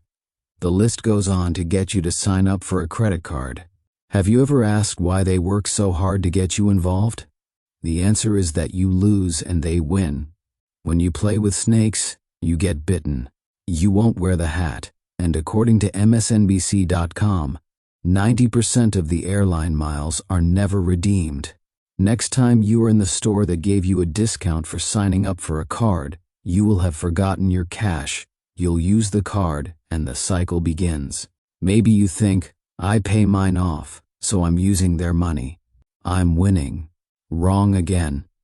A study of credit card use at McDonald's found that people spent 47% more when using credit instead of cash.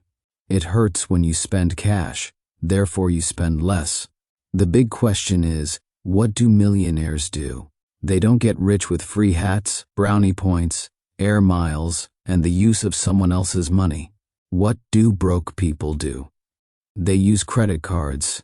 An American Bankruptcy Institute study of bankruptcy filers reveals that 69% of filers say credit card debt caused the bankruptcy. Broke people use credit cards, rich people don't. I rest my case. Before getting on board with Dave's plan, I was so stressed with work and our financial situation that I ended up in the hospital with chest pains. My wife and I were making very good money in the San Francisco Bay Area, having nothing to show for it but lives under constant pressure. For years we had desired to move closer to our children and grandchildren, parents and siblings. But the debt we carried would not allow us to move to a possibly lower paying situation. By the time we found the Dave Ramsey Show on our daily long commutes to work, we were $95,000 in debt. It didn't take long for us to realize that he spoke truths laced with a strong dose of common sense. We destroyed the credit cards and set up a plan of attack following the baby steps as outlined in the Total Money Makeover. WE paid off all consumer debt and cars within 18 months, saved our 6-month emergency fund, and had a plan to pay off the house within 7 years. A funny thing happened once we got rid of all that consumer debt. The stressful jobs were no longer a financial necessity. We didn't feel so much pressure on our lives either, and for the first time we could see a very bright light as we came out of the tunnel. Through Dave, God answered our prayers and allowed us to see clearly how we could move closer to our family. We are now totally debt-free, including our home. We see family weekly and get to take part in all those wonderful events we had missed over the years. We are still saving 15% of our income and give with joy to church and charities in hopes that we can repay those blessings we have received and continue to receive. We tell everyone who will listen to us about Dave and this great gift of financial peace. Getting rid of our credit cards and eliminating our outstanding debt on those cards freed us up to a point financially where we could take a pay cut and focus more on the things that really matter. My wife and I were happy before, but now we feel true joy in our lives. Alan, age 48, and Lonnie, age 47, Clough, both in information technology management. Myth: make sure your teenager gets a credit card so he or she will learn to be responsible with money. Truth: getting a credit card for your teenager is an excellent way to teach him or her to be financially irresponsible. That's why teens are now the #1 target of credit card companies. The past several pages have been devoted to the evils of credit cards, so I'm not going to repeat myself in the case of teenagers. I'll only add that throwing your teen into a pool of sharks is a sure way to guarantee a lifetime of heartache for them and for you.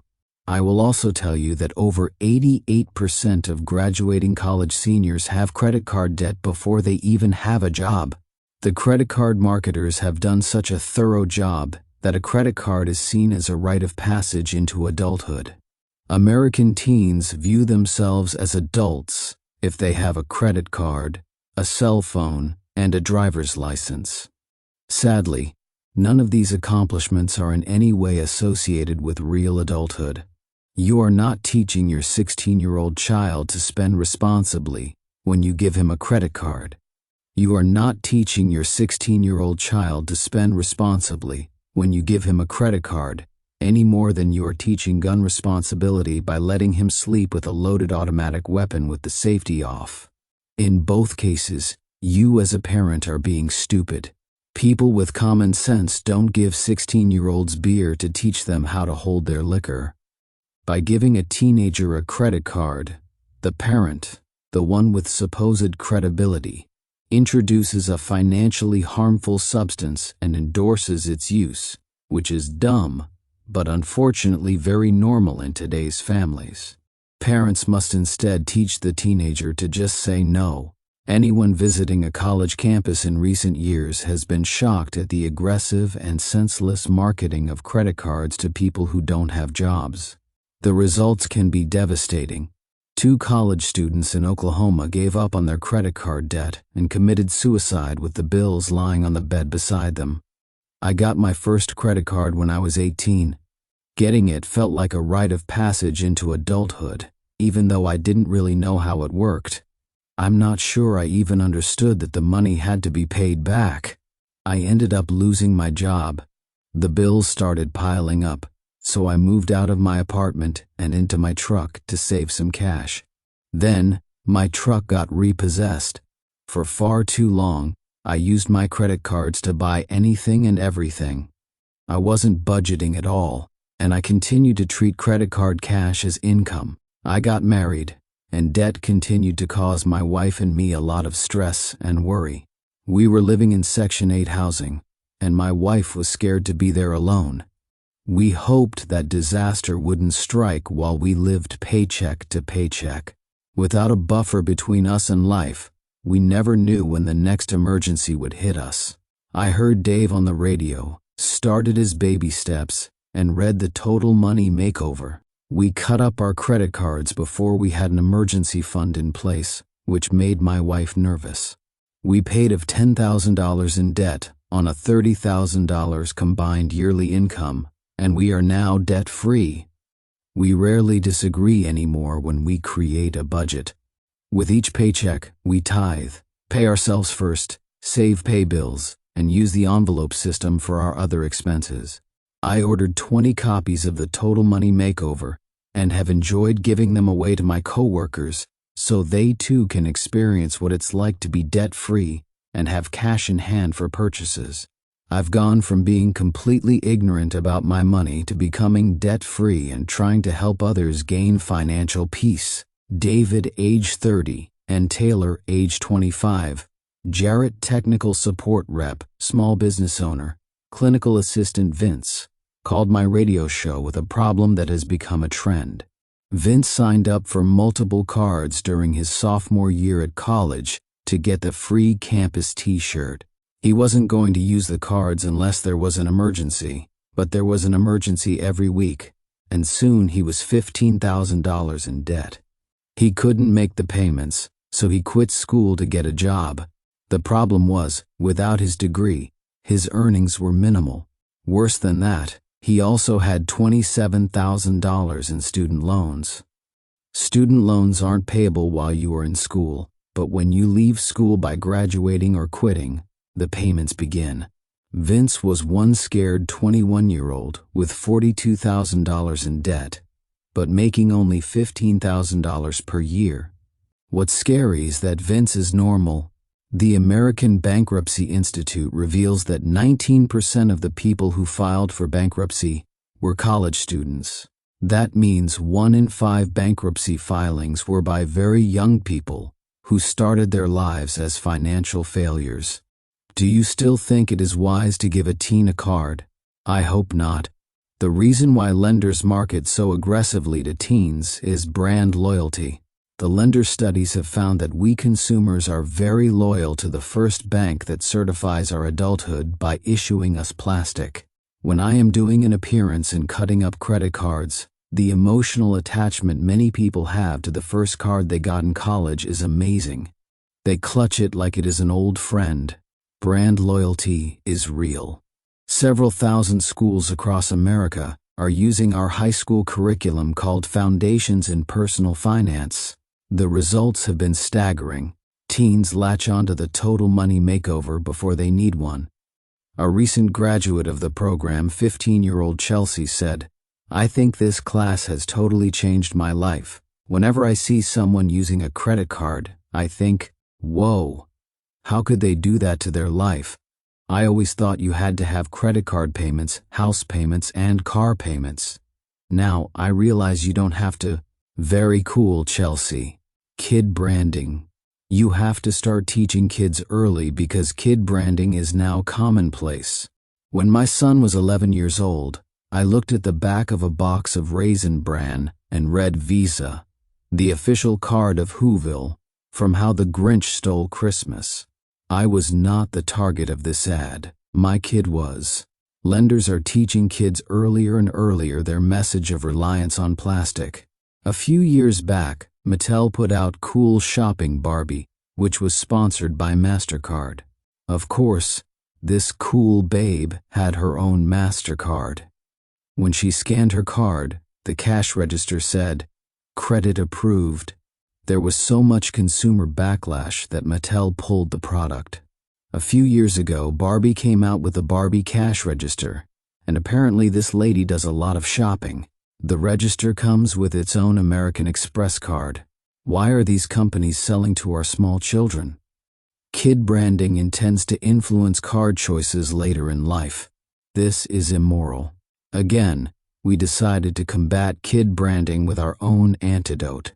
Financial Peace Jr. is a collection of aids to help parents teach their children ages 3 to 12 about money. Of course, you can teach the principles without the kid, but either way, they need to learn them. In my home, we use the same techniques to teach our kids 4 things to do with money. We wanted to create teachable moments so that the kid branding would be counteracted by common sense. We teach our kids to work, not like being at some boot camp, but that doing chores equals money. Our kids are on commission, not allowance. Work and get paid. Don't work and don't get paid. It's just like the real world. Our children put their newly earned money in envelopes labeled Save, Spend, and Give. When a child learns to work, save, spend, and give under a mature parent's direction, the child can avoid the messages that say a credit card equals prosperity. Work and get paid, don't work, and don't get paid. Myth. Debt consolidation saves interest, and you have one smaller payment. Truth. Debt consolidation is dangerous because you treat only the symptom. Debt consolidation. It's nothing more than a con because you think you've done something about the debt problem. The debt is still there, as are the habits that caused it. You just moved it. You can't borrow your way out of debt. You can't get out of a hole by digging out the bottom.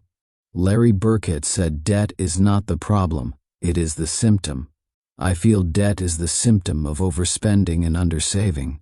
A friend of mine works for a debt consolidation firm whose internal statistics estimate that 78% of the time, after someone consolidates his credit card debt, the debt grows back. Why? He still doesn't have a game plan to either pay cash or not buy at all, and hasn't saved for unexpected events, which will also become debt. Debt consolidation seems appealing because there is a lower interest rate on some of the debt and a lower payment. In almost every case we review, though, we find that the lower payment exists not because the rate is actually lower, but because the term is extended. If you stay in debt longer, you get a lower payment. If you stay in debt longer, you pay the lender more, which is why they are in the business of debt consolidation. The answer is not the interest rate. The answer is a total money makeover. Myth. Borrowing more than my home's value is wise because I'll restructure my debt. Truth. You are stuck in the house, which is really dumb. On today's radio show, I took a call from a desperate man facing bankruptcy. He had borrowed $42,000 on a second mortgage, a home equity loan. Dan's existing balance on his first mortgage was $110,000, making his total new mortgage debt $152,000. Dan's home was worth $125,000, so he owed $27,000 more on his home than it was worth. He lost his job 2 months ago, and luckily has just found a job in another state, but he can't sell his home. He had the same job for 16 years and thought he had security, but now, just a few months later, he is in the soup. My suggestion to Dan was that he call the second mortgage rip-off lender and get an acknowledgement of the truth that there really isn't any collateral for the loan. They wouldn't foreclose in 100 years, but they will sue him when the first mortgage company forecloses. So, after asking the second lender to release the lien for whatever proceeds above the first mortgage come from a sale, Dan will sign a note and make payments on the rest.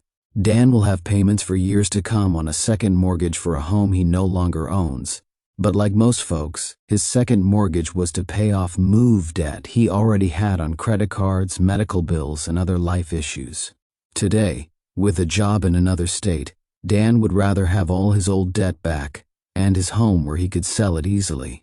Myth: if no one used debt, our economy would collapse. Truth: nope, it would prosper. The occasional economics teacher feels the need to pose this ridiculous scenario. My dream is to get as many Americans as possible out of debt with a total money makeover. Unfortunately, I could sell 10 million books, and there would still be 7 billion credit card offers per year, so there is no danger of my working myself out of a job.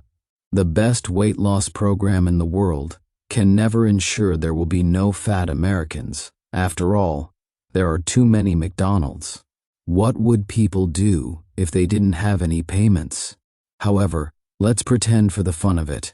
What if every single American stopped using debt of any kind in 1 year?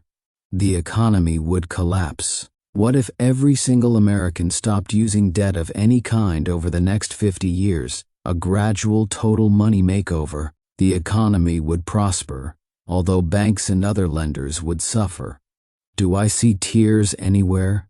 What would people do if they didn't have any payments? They would save, and they would spend, not support banks. Spending by debt, free people would support and prosper the economy. The economy would be much more stable without the tidal waves caused by consumer confidence or the lack thereof. Consumer confidence is that thing economists use to measure how much you will overspend due to your being giddy about how great the economy is, never taking into consideration that you are going deeply into debt. If the consumer were out of debt and living within his means, the confidence he would have would be well-founded. Saving and investing would cause wealth to be built at an unprecedented level, which would create more stability and spending. Giving would increase, and many social problems would be privatized. Thus, the government could get out of the welfare business. Then taxes could come down, and we would have even more wealth. As that great philosopher Austin Powers said, capitalism, yeah, baby. Ah, capitalism is cool. Those who are worried about polarization, the widening gap between the haves and the have-nots, need not look to the government to solve the problem. Just call for a national total money makeover. Debt is not a tool. Are you beginning to understand that debt is not a tool?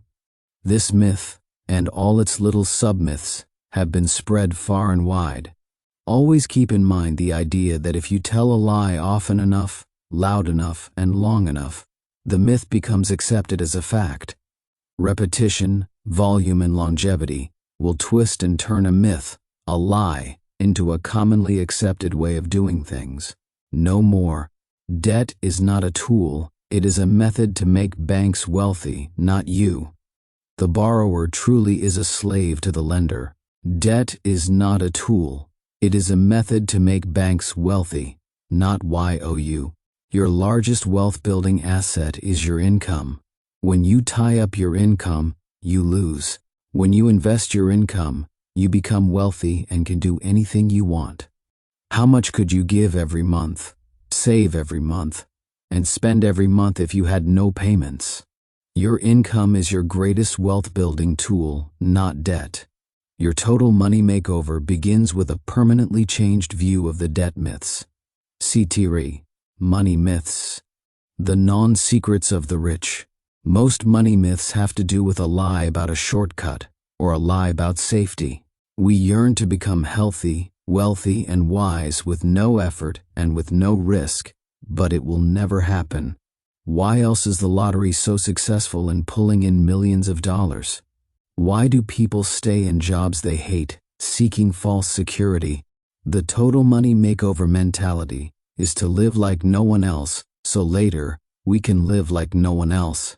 A price has to be paid, and there are no shortcuts. While no one goes looking for needless pain, risk, or sacrifice, when something sounds too good to be true, it is. The myths in this chapter are rooted in two basic problems. First is risk denial, thinking total safety is possible and likely. Second is easy wealth, or looking for the magic key to open the treasure chest. Risk denial.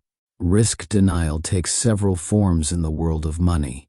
Sometimes risk denial is a kind of laziness, when we don't want to take the energy to realize that energy is needed to win. Other times, risk denial is a kind of surrender, in which we settle for a bad solution, because we are so beat down or beat up that we wave the white flag and do something stupid. At still other times, risk denial can have an active component when we search for a false security that simply doesn't exist. This is the risk denial of someone who keeps a job he or she hates for 14 years because the company is secure, only to find life turned upside down by a layoff when the secure company files for bankruptcy. Money denial always involves an illusion, followed by disillusionment. Quick, easy money. The second underlying problem is the quest for easy wealth. Quick, easy money is one of the oldest lies or myths in the book of the human race. A shortcut, a microwave dinner, instant coffee, and lottery millionaires are things we wish would give us high quality, but they never do. The secrets of the rich don't exist because the principles aren't a secret. There is no magic key, and if you are looking for one, you've set yourself up for pain and the loss of money. One of my pastors says that living right is not complicated. It may be difficult, but it is not complicated. Living right financially is the same way. It is not complicated. It may be difficult, but it is not complicated. The secrets of the rich don't exist because the principles aren't a secret. Myth versus truth. In addition to debt myths, we must dispel several other money myths as part of your total money makeover. Most of these money myths are rooted in the problems we have already discussed: denial and/or a shortcut mentality. Myth: everything will be fine when I retire. I know I'm not saving yet, but it will be okay. Truth: the cavalry isn't coming. How can I put this delicately? There is no shining knight headed your way on a white horse to save the day. Wake up! This is the real world where sad old people eat Alpo. Please don't be under the illusion that this government, one that is so inept and dim-witted with money, is going to take great care of you in your golden years. That is your job. This is an emergency. The house is on fire. You have to save. You have to invest in your future. You won't be fine. Do you get the picture? We live in the land of plenty, and that has until recently lulled a large percentage of Americans to sleep, thinking everything will be okay. Things won't be okay unless you make them that way. Your destiny and your dignity are up to you. You are in charge of your retirement. We'll talk about how to take charge of it later in the book, but for now, you'd better be 100% convinced that this area deserves your full attention right now, not tomorrow or pretty soon. Personally, I don't want to work at McDonald's when I retire, unless it's the one I own on St. Thomas in the U.S. Virgin Islands. Myth: gold is a good investment and will cover me if the economy collapses. Truth: gold has a poor track record and isn't used when an economy collapses. Gold has been sold as a stable investment that everyone should own. Conventional wisdom intones. Since the beginning of time, gold has been the standard that man has used to exchange goods and services. After making that pitch, the mythsayer will follow up with the statement that in a failed economy, gold is the only thing that will retain its value. You will have what everyone wants is how the pitch continues. After hearing these pitches, people buy gold as an investment under the illusion of false security or risk denial. The truth is that gold is a lousy investment with a long track record of mediocrity. The average rates of return tracked as far back as Napoleon are around 2% gain per year. In recent history, gold has a 50-year track record of around 4.4%, about the same as inflation and just above savings accounts. During that same time frame, you would have made around 12% in a good growth stock mutual fund. During those 50 years, though, there has been incredible volatility and tons of risk. While gold has done very well since 2001, this is the only 5-year period in history that it has seen great rates of return. And most of those returns are based on the doomsayer emotions brought on by 9/11 and the recession of 2008 to 09. It is also important to remember that gold is not used when economies fail.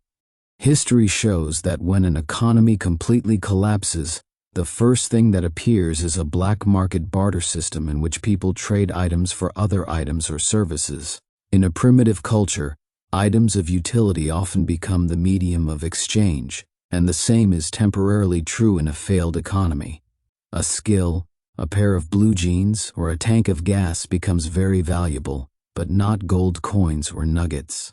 Usually a new government rises from the ashes, and new paper money or coinage is established. Gold will, at best, play a minor role, and the gold investor will be left with the sick feeling that real estate, canned soup, or knowledge would have been a better hedge against a failed economy. Myth: I can get rich quickly and easily if I join these groups, buy this DVD set, and work 3 hours a week. Truth: no one develops and makes a 6-figure income on 3 hours a week. I received an email recently from a gentleman offering me a 500 to -1 return on my money. He stated that he has become so enthused about the prospects of this investment that he has gotten several of his friends in the deal with him. Oh no. He didn't have a lot of time in his busy schedule, but he would make time if I would meet with him. No thanks. I don't know what this is, but I know it is a scam. I am not cynical, but I do know investments. Odds of 500 to 1 don't come through, and I won't waste my time discussing them or trying to find the flaw in the logic. It is a scam, period. Run as fast as you can to get away from these people. Dumb math and stupid tax. The answer, my friend, is blowing out the window. A new $28,000 car will lose about $17,000 of value in the first 4 years you own it. To get the same result, you could toss a $100 bill out the window once a week during your commute. As a younger man, I often fell prey to this type of garbage. Later, I used to have meetings with these guys to try to find the flaw. Now I just shake my head, because I know he is heading for pain and loss, and so are his friends. Have you seen the midnight infomercial about ordering the DVD set with the secrets so that you too can become wildly wealthy by buying nothing down real estate or by learning the hidden formula to success in the stock market? Small business ideas abound, such as getting rich at home by stuffing envelopes and doing medical billings. Be realistic. Envelopes are stuffed by machines at a rate of thousands a minute, and at a cost of tenths of a penny. They are not stuffed by a stay-at-home mom trying to supplement the family income. 1 person in every 1,000 who attempt the oversold, overdone medical billing concept does so at a profit. The legitimate, profitable medical biller is usually someone who came from the medical industry, not someone who got ripped off taking a weekend course. Don't fall for this. Real estate can be purchased for nothing down, but then you owe so much on it that there is no cash flow. You have to feed it every month. I bought foreclosure and bankruptcy real estate for years and know it can be done, but the players with cash are the ones who win. The good deals are 1 in 200. If you are experienced and very good at the business, I worked 60 hours a week, and it took me years to get to a 6-figure income in real estate. The stock market attracts the brightest business minds on the planet. These mega nerds study, track, chart, eat, and breathe the stock market, and have for generations. Still, every other year, a book or con artist comes out claiming to have discovered little-known keys, patterns, or trends that will make you rich. The Beardstown ladies published a New York Times bestseller about their cute little quilting group who started investing and discovered how to get unbelievable returns. As it turns out, the whole thing was a fraud. They never got those reported returns, and the publisher got sued. Another book was published on the dogs of the Dow, showing a little-known pattern about buying the worst stocks on the Dow Jones Industrial Average to gain wealth. As it turns out, the author wrote another book about how to invest in bonds after he had discovered his formula didn't work. It is really hard to sell books and DVDs that teach the necessity of lots of hard work, living on less than you make, getting out of debt, and living on a plan. But I'm trying, because it's the only way that will work. Meanwhile, the sooner you understand that no one gets rich quick by using secret information, the better. Myth: cash value life insurance, like whole life, will help me retire wealthy. Truth: cash value life insurance is one of the worst financial products available. Sadly, over 70% of the life insurance policies sold today are cash value policies. A cash value policy is an insurance product that packages insurance and savings together. Do not invest money in life insurance. The returns are horrible. Your insurance person will show you wonderful projections, but none of these policies perform as projected. No one gets rich quick by using secret information. Let's look at an example. If a 30-year-old man has $100 per month to spend on life insurance and shops the top 5 cash value companies, he will find he can purchase an average of $125,000 in insurance for his family. The pitch is to get a policy that will build up savings for retirement, which is what a cash value policy does. However, if this same guy purchases 20-year level term insurance with coverage of $125,000, the cost will be only $7 per month, not $100. Wow! If he goes with the cash value option, the other $93 per month should be in savings, right? Well, not really, you see. There are expenses. Expenses? How much? All of the $93 per month disappears in commissions and expenses for the first 3 years. After that, the return will average 2.6% per year. For whole life, 4.2% for universal life, and 7.4% for the new and improved variable life policy that includes mutual funds. These statistics are from Consumer Reports, Consumer Federation of America, Kiplinger's Personal Finance, and Fortune magazine. So these are the real numbers. Additionally, a recent article in National Underwriter, the industry mouthpiece, showed charts of returns from 14 national companies. The returns they show average only 6.29% over 20 years. Either way, this product is a really bad idea. Worse yet, with whole life and universal life, the savings you finally build up after being ripped off for years don't go to your family upon your death. The only benefit paid to your family is the face value of the policy, the $125,000 of our example. The truth is that you would be better off to get the $7 term policy and put the extra $93 in a cookie jar. At least after 3 years you would have $3,000. And when you died, your family would get your savings. As you continue in this book and learn how to have a total money makeover, you will begin investing well. Then when you are 57 and the kids are grown and gone, the house is paid for, and you have $700,000 in mutual funds, you'll become self-insured. That means when your 20-year term is up, you shouldn't need life insurance at all, because with no kids to feed, no house payment, and $700,000, your spouse will just have to suffer through if you die without insurance. Myth: playing the lottery and other forms of gambling will make you rich. Truth: the lottery is a tax on the poor and on people who can't do math. Just the other day, I was in a lottery state for a speaking engagement. I went into the gas station to pay for my fill-up and saw a line of people. For a moment, I thought I was going to have to stand in line to pay for my gas, before I realized that the line was for purchasing lottery tickets. Have you ever seen those lines? Next time you do, look at the people in the line. Daryl and his other brother Daryl.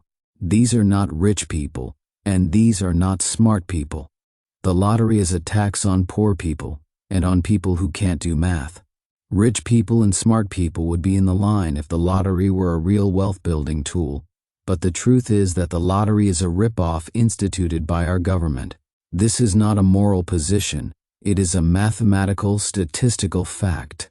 Studies show that the zip codes that spend 4 times what anyone else does on lottery tickets are those in lower income parts of town. The lottery, or gambling of any kind, offers false hope, not a ticket out. A Total Money Makeover offers hope because it works. Remember, I have been broke twice in my life, but never poor. Poor is a state of mind. The lottery is a tax on poor people and on people who can't do math. Gambling represents false hope and denial. Energy, thrift, and diligence are how wealth is built, not dumb luck. Myth: mobile homes or trailers will allow me to own something instead of renting, and that will help me to become wealthy. Truth: trailers go down in value rapidly, making your chances for wealth building less than if you had rented. Trailers go down in value rapidly. People who buy a $25,000 double-wide home will in 5 years owe $22,000 on a trailer worth $8,000. Financially, it's like living in your new car. If I were to suggest you invest $25,000 into a mutual fund with a proven track record of dropping to $8,000 in just 5 years, you would look at me as if I had lost my mind. I am not above living in a mobile home. I have lived in worse. I just know mobile homes are lousy places to put money. Please don't kid yourself on this. If it walks like a duck and quacks like a duck, it is a duck. Call it manufactured housing, put it on a permanent foundation, add lots of improvements around the yard, and it is still a trailer when you are ready to sell it. I want you to own a home because homes are a good investment. The fastest way to become a homeowner is through a total money makeover while renting the cheapest thing you can suffer through. The purchase of a trailer is not a shortcut, but a setback on the path to owning real estate that goes up in value. If the typical consumer considering buying your home can walk up and tell it was ever a trailer in any form, your home will go down, not up in value. The only exception to the no trailers rule is Ron's plan. Ron graduated from Financialpeace University and was on track for a total money makeover. Ron and his wife prayerfully decided to sell their nice $120,000 home on which they owed only $50,000. They bought a small farm and a very used and 3,000 trailer. With no payments and an income of $85,000, they saved and built a very nice, paid-for $250,000 home in just a couple of years. The appraisal was $250,000, but since they paid cash for the land, they got a bargain. Also, as a contractor, Ron built the home for pennies on the dollar, so it didn't take them long to finish paying for the home. They sold the $3,000 trailer for $3,200. After all, $3,000 trailers have lost about all their value, so the sale comes down to negotiating. Myth: Prepaying my funeral or my kids' college expenses is a good way to invest and protect myself against inflation. Truth, plans for prepaid funerals and college expenses give low rates of return and put money in the other guy's pocket.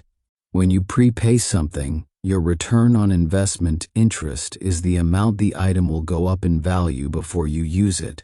In other words, by prepaying, you avoid the price increases, and that is your return. Prepaying items is like investing at the item's inflation rate. For example, prepaying college tuition will save you the amount tuition goes up between the time you lock in and the time your child begins his college education. The average inflation rate for tuition nationally is about 8%, so prepaying tuition is like investing money at 8%. That is not bad, but mutual funds will average about 12% over a long period of time, and you can save for college tax-free. More about college saving later in your Total Money Makeover.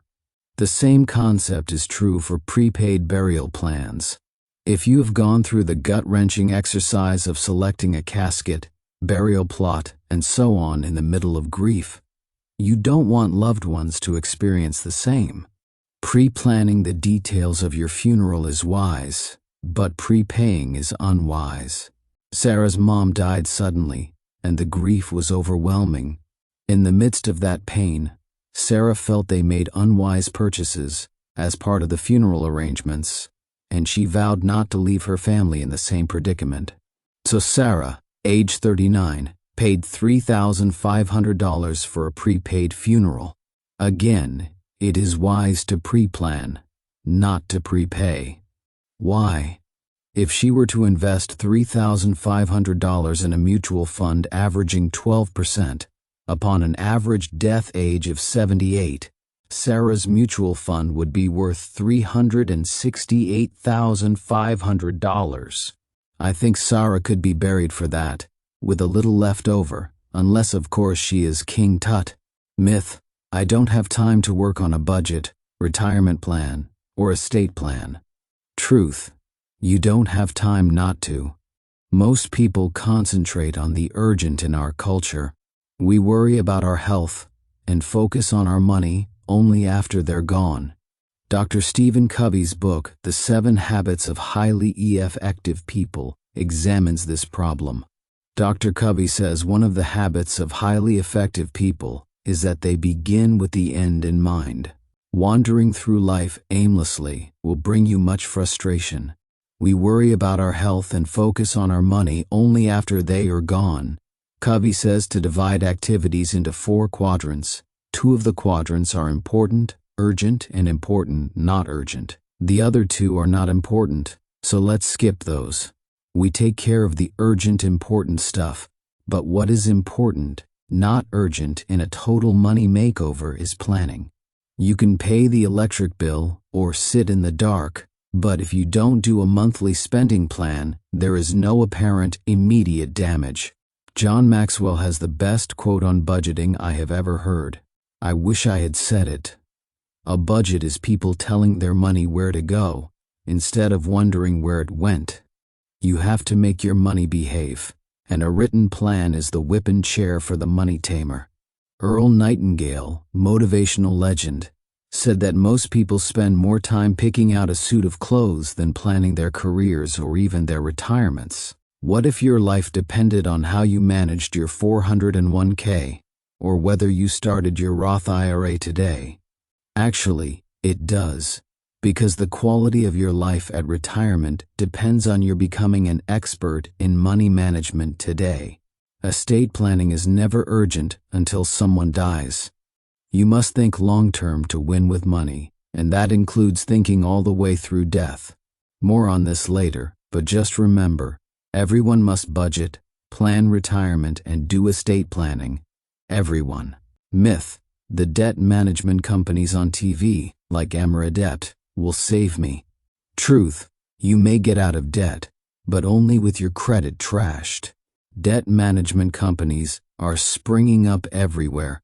These companies manage your debt by taking one monthly payment from you and distributing the money among your creditors. with whom they've often worked out lower payments and lower interest.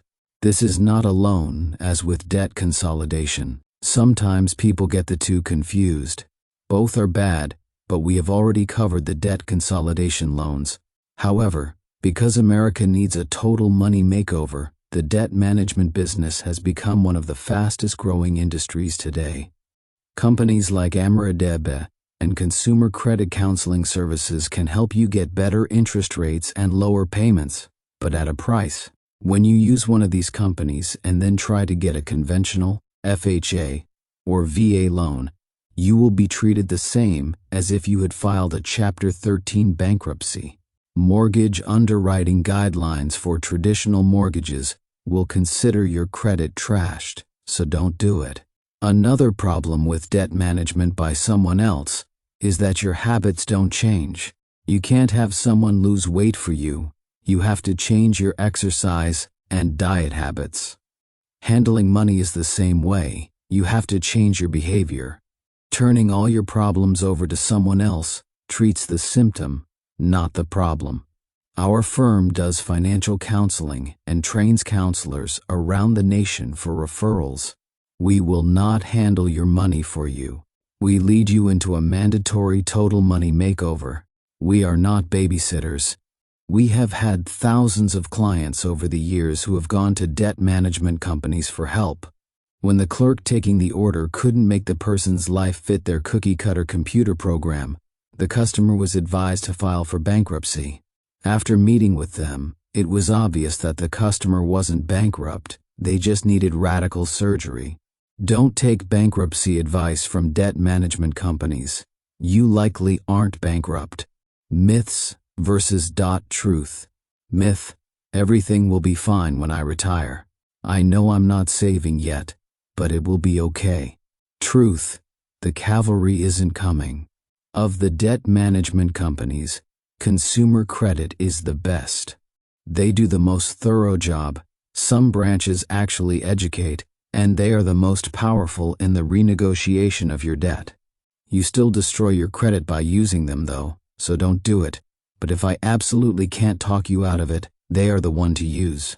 The worst abuser in this industry has now been put out of business. Amaradet was started by Andris Puka, who, prior to beginning this business, pleaded guilty to federal charges of defrauding customers in a debt consolidation loan scam. In spite of this, Amaradet grew to revenues of $40 million and spent $15 million per year getting you to use their services. They were so blatant in their misleading of consumers that the Federal Trade Commission (FTC) finally stepped in and shut them down. The FTC says hidden fees and deceptive practices took over $170 million out of Americans' pockets. In the largest case of this type ever, the FTC took a $170 million judgment against Amaradet, who is now in bankruptcy. Andris Puka is court-ordered to give up $35 million in personal assets to settle with consumers. There are truly sharks out there. Myth: I can buy a kit to clean up my credit, and all my past misdeeds will be washed away.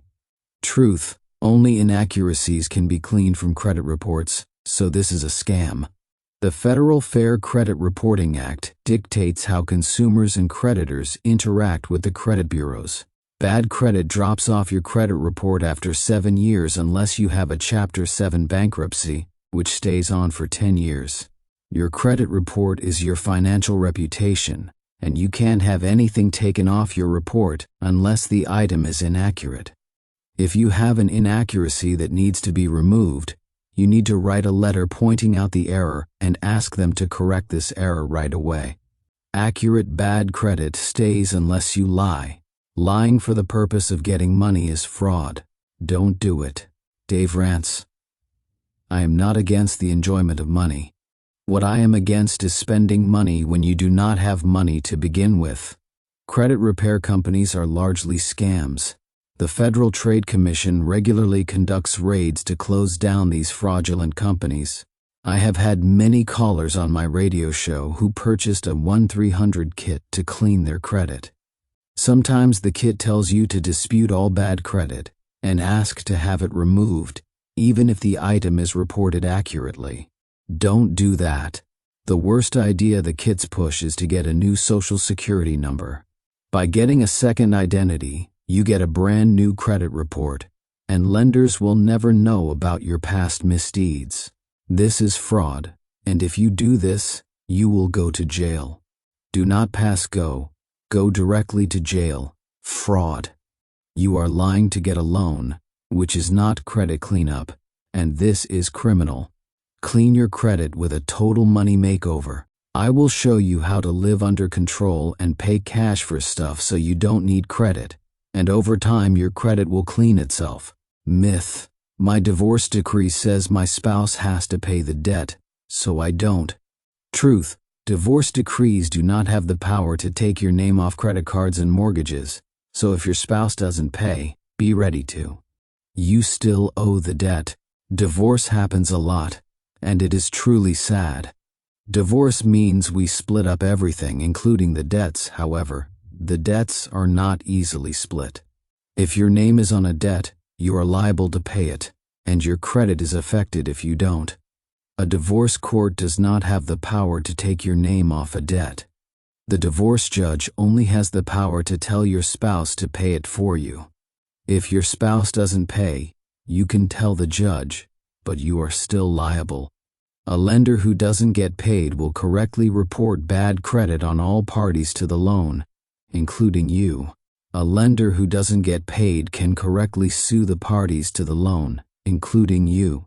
If your ex-husband keeps his truck that you both signed for and then doesn't make the payments, your credit is damaged, the truck gets repoed, and you will get sued for the balance. If you quitclaim deed your ownership in the family home to your ex-wife as part of the settlement, you will find yourself in a mess. A quitclaim deed is the easy way to give up ownership in your home. If she doesn't pay on time, your credit is trashed. If she gets foreclosed on, so have you.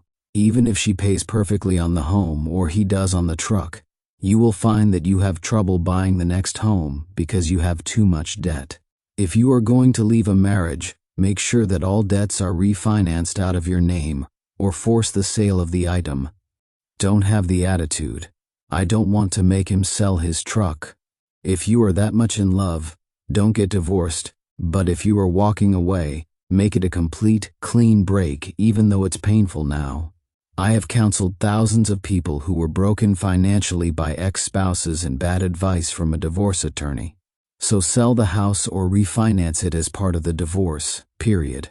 The only other option is mega risk, and you can count on heartache and even more anger coming your way. Myth. That collector was so helpful, he really likes me. Truth. Collectors are not your friends. There are a few good collectors, very few. Almost every time a collector is understanding or wants to be your friend, there is a reason to get you to pay your bill. The other technique is to be mean and nasty, and you may find your new friend using all kinds of bullying tactics once you have a relationship. Your total money makeover will cause you to pay your debts. I want you to pay what you owe, but collectors are not your friends. Credit card collectors are the worst, for they will lie, cheat, and steal, and that is just before breakfast. You can tell if a credit card collector is lying by looking to see if his lips are moving. Any deal, special plan, or settlement you make with collectors must be in writing before you send them money. Otherwise, you will find that you don't have a deal, that they lied. Never allow collectors electronic access to your checking account, and never send post-dated checks. They will abuse you if you give them this power, and there will be nothing you can do because you owe them money. Clear? Myth. I'll just file bankruptcy and start over. It seems so easy. Truth. Bankruptcy is a gut-wrenching, life-changing event that causes lifelong damage. Kathy called my radio show, ready to file bankruptcy. Her debts were overwhelming, and her cheating husband had left with his girlfriend. The house was in his name, as was all the debt except $11,000. Kathy is 20 years old, and her brilliant uncle, a lawyer from California, told her to file bankruptcy. Kathy is beat up, beat down, and deserted. but she is not bankrupt. When her soon-to-be ex-husband ends up with all the debt in his name, he may be bankrupt, but Kathy isn't. Bankruptcy is life-altering and leaves deep wounds both to the psyche and the credit report. Bankruptcy is not something I recommend any more than I would recommend divorce.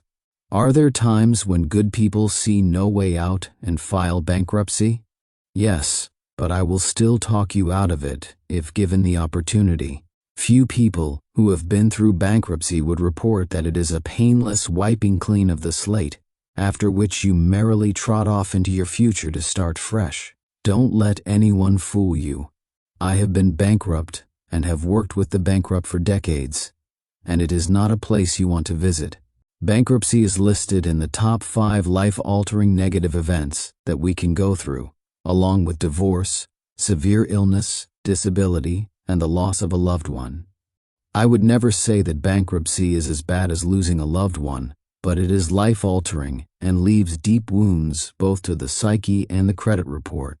Chapter 7. Bankruptcy, which is total bankruptcy, stays on your credit report for 10 years. Chapter 13. Bankruptcy, more like a payment plan, stays on your credit report for 7 years. Bankruptcy, however, is for life. Loan applications and many job applications ask if you have ever filed for bankruptcy. Ever. If you lied to get a loan because your bankruptcy is very old, technically you have committed criminal fraud. Most bankruptcies can be avoided with a total money makeover. Your total money makeover may involve extensive amputation off stuff, which will be painful, but bankruptcy is much more painful. If you take the thoughtful step backward to get on solid ground instead of looking at the false allure of the quick fix that bankruptcy seems to offer, you will win more quickly and easily. I know from personal experience the pain of bankruptcy, foreclosure, and lawsuits. Been there, done that, got the t-shirt, and it is not worth it. We've never handled money well at all. I guess that's a bit of an understatement. We filed bankruptcy 3 times. The first time we filed, we felt like bankruptcy was our only option. Our small business loan to buy a body shop went from 4% to 22% APR, and we lost all our earnest money. Soon after, my husband had his first heart attack, and other problems seemed to pile on. Before long, we lost our house and cars. We moved to a different state with 4 kids, 2 cats, a dog, a motorcycle, a U-Haul trailer, $800, and no jobs. We were depressed and felt like failures as we put our life back together. You'd have thought we would have learned our lesson, right? Wrong. Instead of learning from our mistakes, we actually repeated the whole thing again a little over a decade later. After an injury due to a fall, my husband was out of work for 6 months. Our income went from $4,000 a week to $400 a week. We racked up credit card debt and ended up filing bankruptcy a second time. Again, we lost our house and most of our possessions. Although the first bankruptcy felt like the end of the world, the second one didn't upset us too much. We felt like it wasn't a big deal because we'd been down that road before. So we just started over a third time, still making the same bad choices. Over the next 7 years, we started a new business, made a lot of poor decisions, and closed yet another company. Then we filed bankruptcy a third time. After filing, we were ashamed and too embarrassed to tell anyone. We had this awful, dirty secret that we hid from our family and friends. To make matters worse, all the stress and shame caused my husband to have 2 more heart attacks. Going through the bankruptcy process was horrible. No one will meet your eye in the trial room. It's like everyone has the plague and is afraid to talk to anyone. Filing bankruptcy 3 times made us feel like a fraud. We wondered, what's wrong with us? Why do we keep repeating the same mistakes? When our son came home from deployment with a mental illness, we became his full-time caretakers. Money was extremely tight because we were caring for our son on only one income. My husband had retired after his 3rd heart attack. We were close to filing bankruptcy for a fourth time when my daughter came to our rescue by introducing us to Dave Ramsey. Now, we're on the Total Money Makeover plan and trying to make a dent in our financial mess. It's tough trying to correct a lifetime of bad decisions and behaviors about money. But even though we've restarted baby step 1 3 times, we've still been able to pay off $26,000 of debt. Finally, we have hope for our future, and we are motivated to help others so they don't go down the same path we did. Larry, age 67, and Susan, age 52. Hickman, retired insurance broker, collection manager. Myth: I can't use cash because it is dangerous. I might get robbed. Truth: you are being robbed every day by not using the power of cash. We teach people to carry cash. In a culture where the sales clerk thinks you are a drug dealer if you pay with cash, I know this suggestion may seem weird. However, cash is powerful. If you carry cash, you spend less, and you can get bargains by flashing cash. Linda emailed my newspaper column, complaining that she would get robbed if she carried cash. I explained to her that crooks don't have X-ray vision to look into her pocket or purse. The crooks assume that your purse is like all the others, filled with credit cards that are over the limit. Look, I'm not making light of crime. There's a chance you may get robbed because people do get robbed, whether they carry cash or not. And if it happens to you, the cash will be taken. But trust me, you need to be far more worried about the danger of using credit cards than the danger of being robbed while carrying cash. Carrying cash doesn't make you more likely to get robbed. On the contrary, the mismanagement of plastic is robbing you every month. We have already destroyed the myth of credit cards and shown that when you spend cash, you spend less. When you put together your written game plan, you will find that managing spending categories as part of your total money makeover is a must to gain control. Cash enables you to say no to yourself. When the food envelope is getting low on cash, we eat leftovers instead of ordering pizza again. Myth: I can't afford insurance. Truth: some insurance you can't afford to be without. One day as I went to lunch, I met Steve and Sandy in my reception area. They came by to say thanks. What for? This young couple in their 20s listens to our radio program, and because I constantly push people to get the right kinds of insurance, they did. This year they got term life insurance and a medical saving account health insurance policy. Good thing we did what you said to do, said Steve, as he pulled off his cap to reveal a shaved head with a big scar across the top. What in the world happened? I asked. The scar was from a biopsy that revealed inoperable brain cancer. Sandy smiled and said, the health insurance has already paid over $100,000 in bills, and we would be sunk if we hadn't followed through as you push all the time. Also, Steve was uninsurable, so he was thankful to have his term life insurance in place. Steve and Sandy became friends of mine over the next few years as he fought cancer. A friend of mine heard their story and gave them a 7-day Caribbean cruise. Steve lost his battle to cancer in 2005, and we buried him on the day his son was born. He would be proud if his story inspires you to get and keep the right kinds of insurance. He was a good husband and father.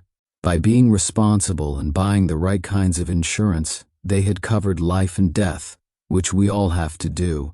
2 years ago, my wife and I were just an average family, making the typical financial mistakes most normal families do. We believed all the money myths people kept telling us.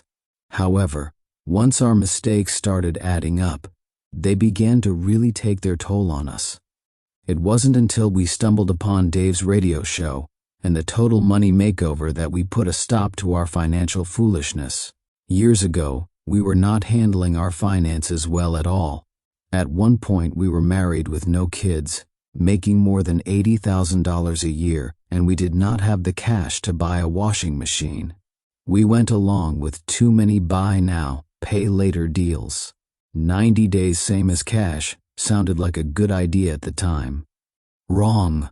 We ended up paying much more than the items were worth. When we make purchases today, we buy now, pay now, with $1,800 buying $2,000 worth of furniture. Another big mistake we made was our life insurance plan. People warned us that we needed to have whole life insurance before we turned 30, or else. They talked about how amazing the cash value savings feature was. Wrong. We were ignorant about how overpriced the coverage was, how high the fees were, and how long it really took to build cash value. We now know better. We plan to save, invest, and become self-insured. In 2006, we were still making minimum payments on student loans that we had for more than a decade. We bought into what all the normal people were telling us. Student loans are good debt. Everyone has them. Wrong. We knew we needed to kick Sally Mae to the curb once and for all. Now, instead of writing her a check every month, we are able to save in advance for our children's college fund. Fast forward through the FinancialPeace University Home Study Kit and 15 months of complete sacrifice, we've paid off $27,000 in debt, saved an emergency fund, dumped the whole life insurance and purchased term life, created wills, and saved cash for a 2-week freedom beach vacation to celebrate. After a lot of hard work and gazelle intensity, we are finally living like no one else. Travis, age 33, and Mary, age 35, Skinner, AutoCAD draftsman and land surveying, registered nurse. We all hate insurance until we need it. We pay and pay and pay premiums, and sometimes we feel insurance poor. There are certainly many gimmicks in the world of insurance. We cover insurance in detail at FinancialPeace University and in other books, but you must have insurance in some basic categories. As part of a Total Money Makeover, Bontint auto and homeowner insurance. Choose higher deductibles in order to save on premiums.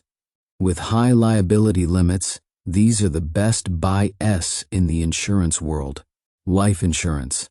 Purchase 20-year level term insurance equal to about 10 times our income. Term insurance is cheap and the only way to go. Never use life insurance as a place to save money. Long-term disability. If you're 32 years old, you are 12 times more likely to become disabled than to die by age 65. The best place to buy disability insurance is through work at a fraction of the cost. You can usually get coverage that equals from 50 to 70% of our income. And health insurance. The number one cause of bankruptcy today is medical bills. Number 2 is credit cards. One way to control costs is to look for large deductibles to lower our premium. The HSA Health Savings Account is a great way to save on premiums. The high deductible creates a much lower premium, and this plan allows you to save for medical expenses in a tax-free savings account. Long-term care insurance. If you are over 60, buy long-term care insurance to cover in-home care or nursing home care. The average nursing home stay costs $40,000 per year, which will crack and scramble a nest egg in a heartbeat. Dad in the nursing home can use up mom's $250,000 savings in just a few short years. Make our parents get it. I was so impressed with Dave when I heard him for the first time on The Oprah Winfrey Show. I knew the personal responsibility and financial accountability he was challenging people with was exactly what Ken and I needed. Our financial problems had been accumulating for 20 years and were pretty substantial. It all started the year after Ken and I were married. He was 31 and I was 22, excited about life and the future ahead of us. But everything changed when Ken suffered a severe stroke and was left a quadriplegic. We didn't know what to do in many regards. Financially, we started putting everything on the credit card because we weren't bringing in much money. Thankfully, Ken's medical bills were covered. Without that coverage, the medical bills would have been too much to handle. For years, we racked up debt and were struggling to get by. Nevertheless, God truly blessed us and continued to pull us through everything. And then we found Dave. Ken and I read the Total Money Makeover and began to practice the principles immediately. When we started budgeting, Ken really showed interest in helping me handle our finances and started paying the bills online. The first time that I didn't have to pay the bills, I actually sat down and cried because it was one thing that I didn't have to worry about. Ken lit up, knowing that he was an active partner, making my life a little easier. We have made budgeting and planning our future together enjoyable and fun. It's like dating again. Ken is the most amazing man I have ever met and has been my rock all these years. I am so blessed to be on this journey with him. Cheryl, age 44, and Ken, age 52. Rhodes, Mary Kay, independent sales director. Myth: if I do a will, I might die.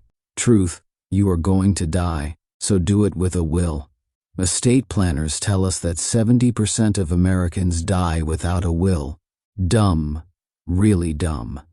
The state, known for its financial prowess, will decide what happens to your stuff, your kids, and your financial legacy. The proverb says, a good man leaves an inheritance to his children's children. Prov.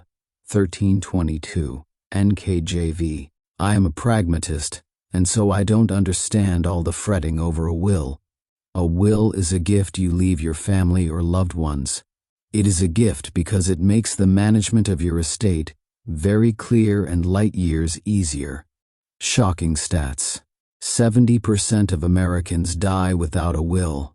You are going to die, so go out in style and die with a will in place. We've revealed debt myths and money myths. If you have carefully read and understood why these myths are untrue, I have great news for you. Your Total Money Makeover has already begun. The Total Money Makeover is a remaking of your view of money so that you permanently change how you deal with money. You must walk to the beat of a different drummer, the same beat that the wealthy hear. If the beat sounds common or normal, evacuate the dance floor immediately. The goal is not to be normal because, as my radio listeners know by now, normal is broke. 2 more hurdles: ignorance and keeping up with the Joneses. Denial: I don't have a problem. Debt myths: debt is how you become wealthy. And money myths, stories told by the culture, are 3 major obstacles that keep you from becoming a fiscally fit body of money management and staying power. Before we move to the proven plan, we must explore 2 more enemies of your Total Money Makeover. If you have a major issue with Ben & Jerry's ice cream, you should tell your trainer before you try to change your diet and exercise program. First, you must admit your ice cream problem and recognize the myths about ice cream as a great weight loss product. The point is, we must identify the enemy, the hurdles to winning. To set out a game plan and not acknowledge the obstacles to that plan would be immature and unrealistic. Those of us who have been knocked around by life know that we must find the problems or obstacles and plan a way over them, through them, or around them. If you can box up the things that would defeat your Total Money Makeover, then the plan will work. The first step to losing weight and toning up is to identify weight loss myths, overeating, wrong eating, and no exercise as problems to overcome. The same is true for a Total Money Makeover. As the great philosopher Pogo from the Sunday Comics said years ago, we have met the enemy, and he is us. We have met the enemy, and he is us. Hurdle first: ignorance. No one is born financially smart. The first hurdle is ignorance. In a culture that worships knowledge, to say ignorance about money is an issue makes some people defensive. Don't be defensive. Ignorance is not lack of intelligence, it is lack of know-how. I have seen many newborn babies of friends, relatives, church members, and team members. I have never seen a baby who was born ready to be wealthy. Never do the friends and relatives gather around the window of the nursery and exclaim, "Oh look, she is a born financial genius." No one is born with the knowledge of how to drive a car. We are taught the skill, although some of us don't seem to have learned. No one is born with the knowledge of how to read and write. We are taught how. None of these are innate skills. All must be taught. Likewise, no one is born with the knowledge of how to handle money, but we aren't taught that. At the coffee pot one day, one of my leaders said, "We need to get this total money makeover process taught in college." Before she could graduate from a small Christian college, she was required to take a class on how to interview and hunt for a job. She said the class wasn't very hard academically, but its practical implications made it one of the most valuable classes she took in college. We go to school to learn to earn, we earn, and then have no idea what to do with the money. According to the Census Bureau, the average family in America last year made $50,233. Even if they never get a raise, the average family will make over $2 million in a working lifetime. And we teach nothing about how to manage this money in most high schools and colleges. We graduate from school, go out into the world, and get a financial master's degree in DUMB. Ignorance is not lack of intelligence, it is lack of know-how. Do we make a mess of our finances because we aren't intelligent? No.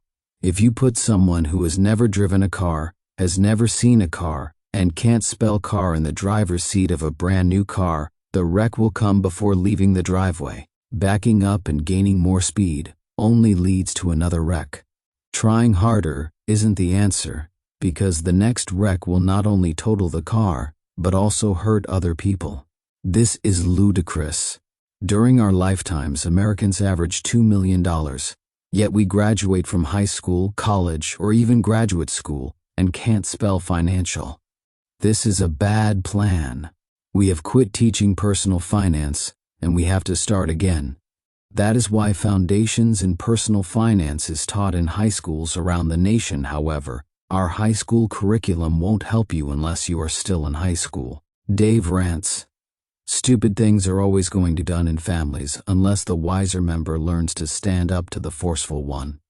If you made a mess of your money and or haven't gotten the best use from it, usually the reason is that you were never taught to do so. Ignorance doesn't mean dumb. It means you have to learn how. I'm fairly intelligent. I have had multiple best-selling books, speak to millions on my radio and TV programs, and run a multi-million-dollar company. But if you asked me to work on your car, I would make a mess. I don't know how. I'm ignorant in that area. Overcoming ignorance is easy. First, with no shame, admit that you are not a financial expert because you were never taught. Second, finish this book.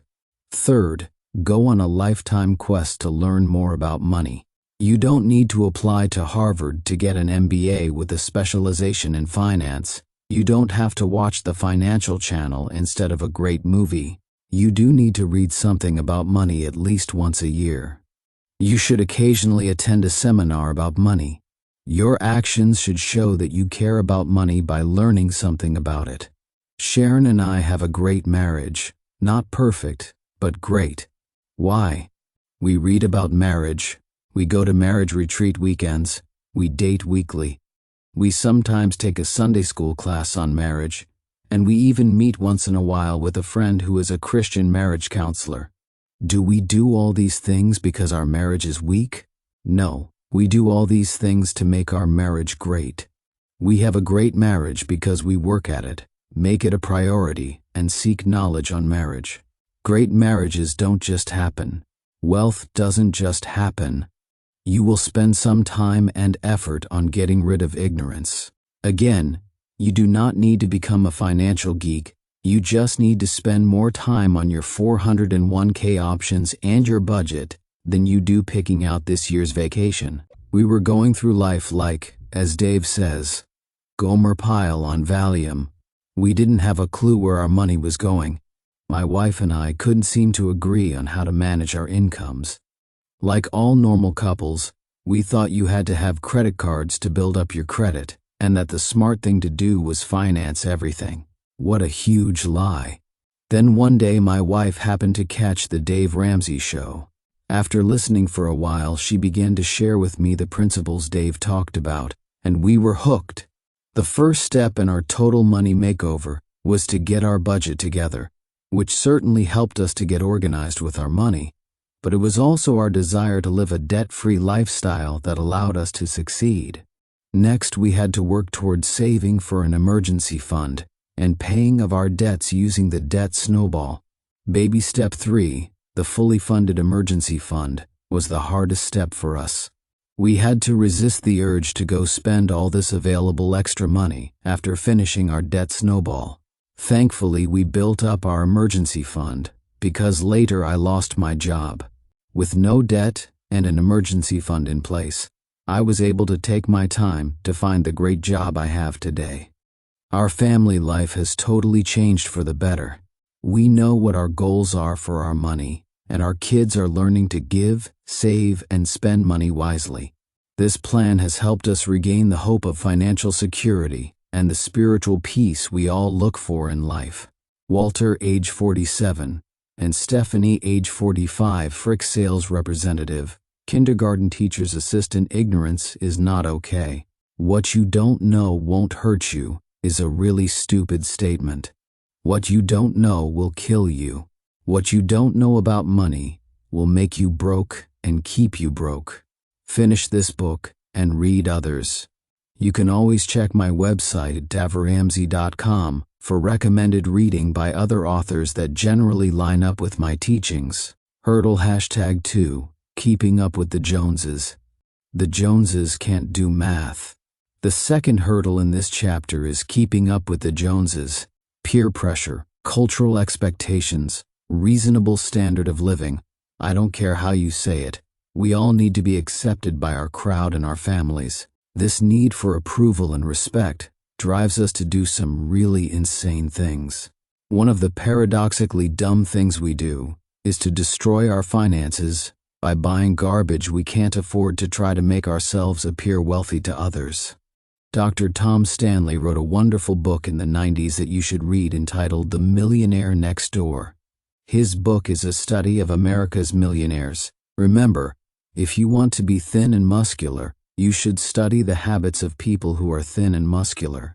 If you want to be rich, you should study the habits and value systems of the rich. In his study of millionaires, Stanley discovered that their habits and value systems were not what most people think.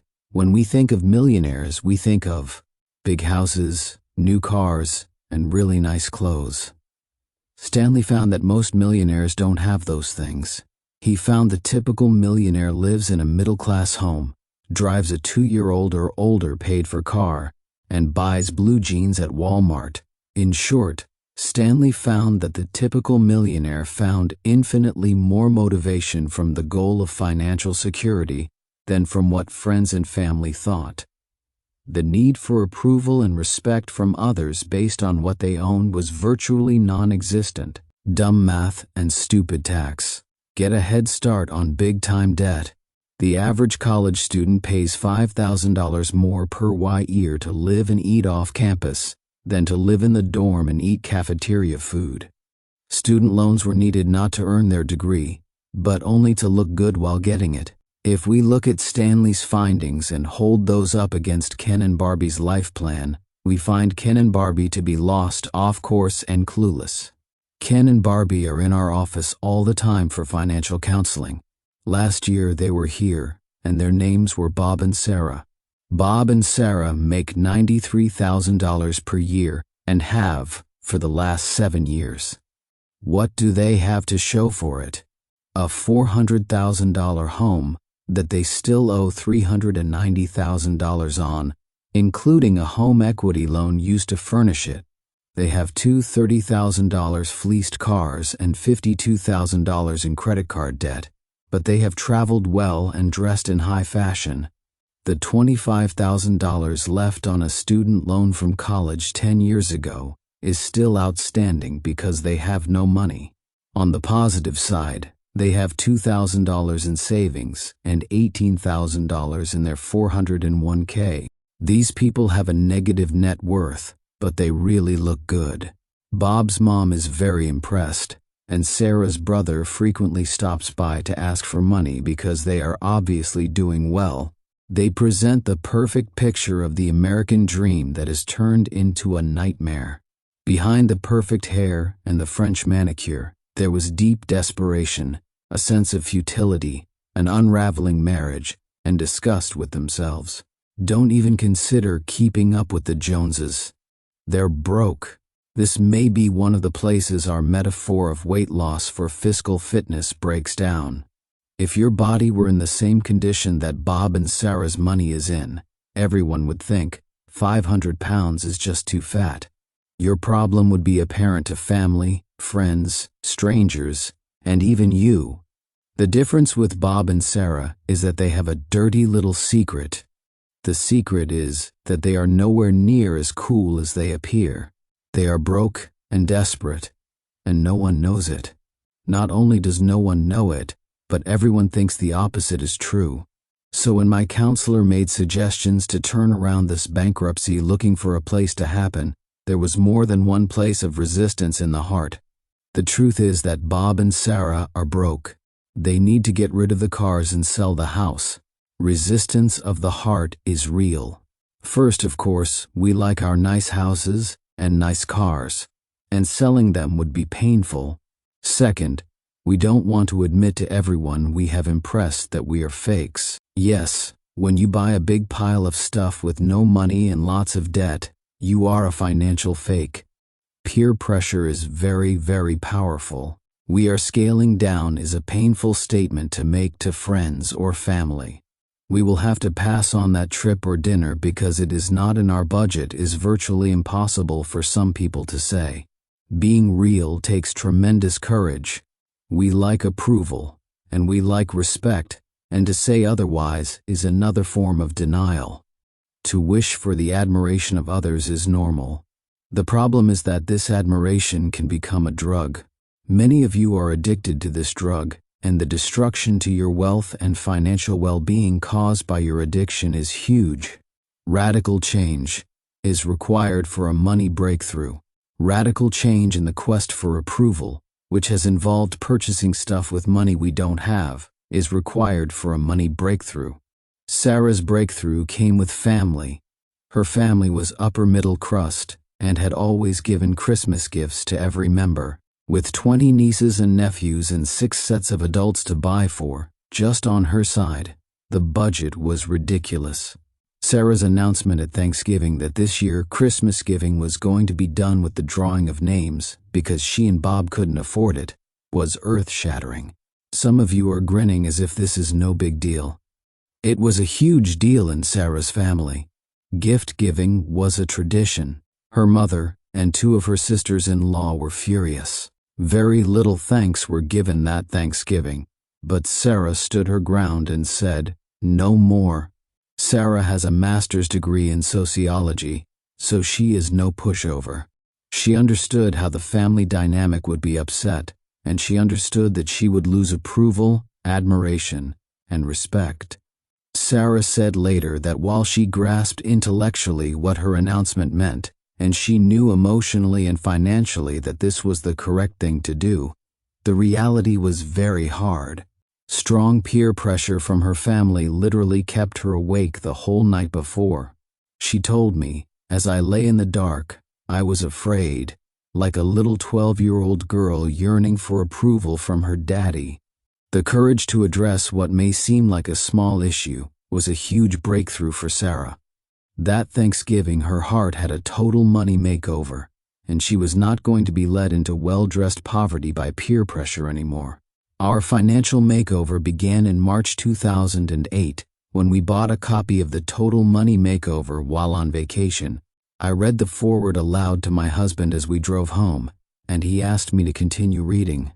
4 hours later, my voice was hoarse and tired, but we were still reading as the family minivan pulled into the driveway. We're hooked and energized. It felt like our whole world had just been lit up. That same night, we pulled out all of our bills and made a list of everything we owed.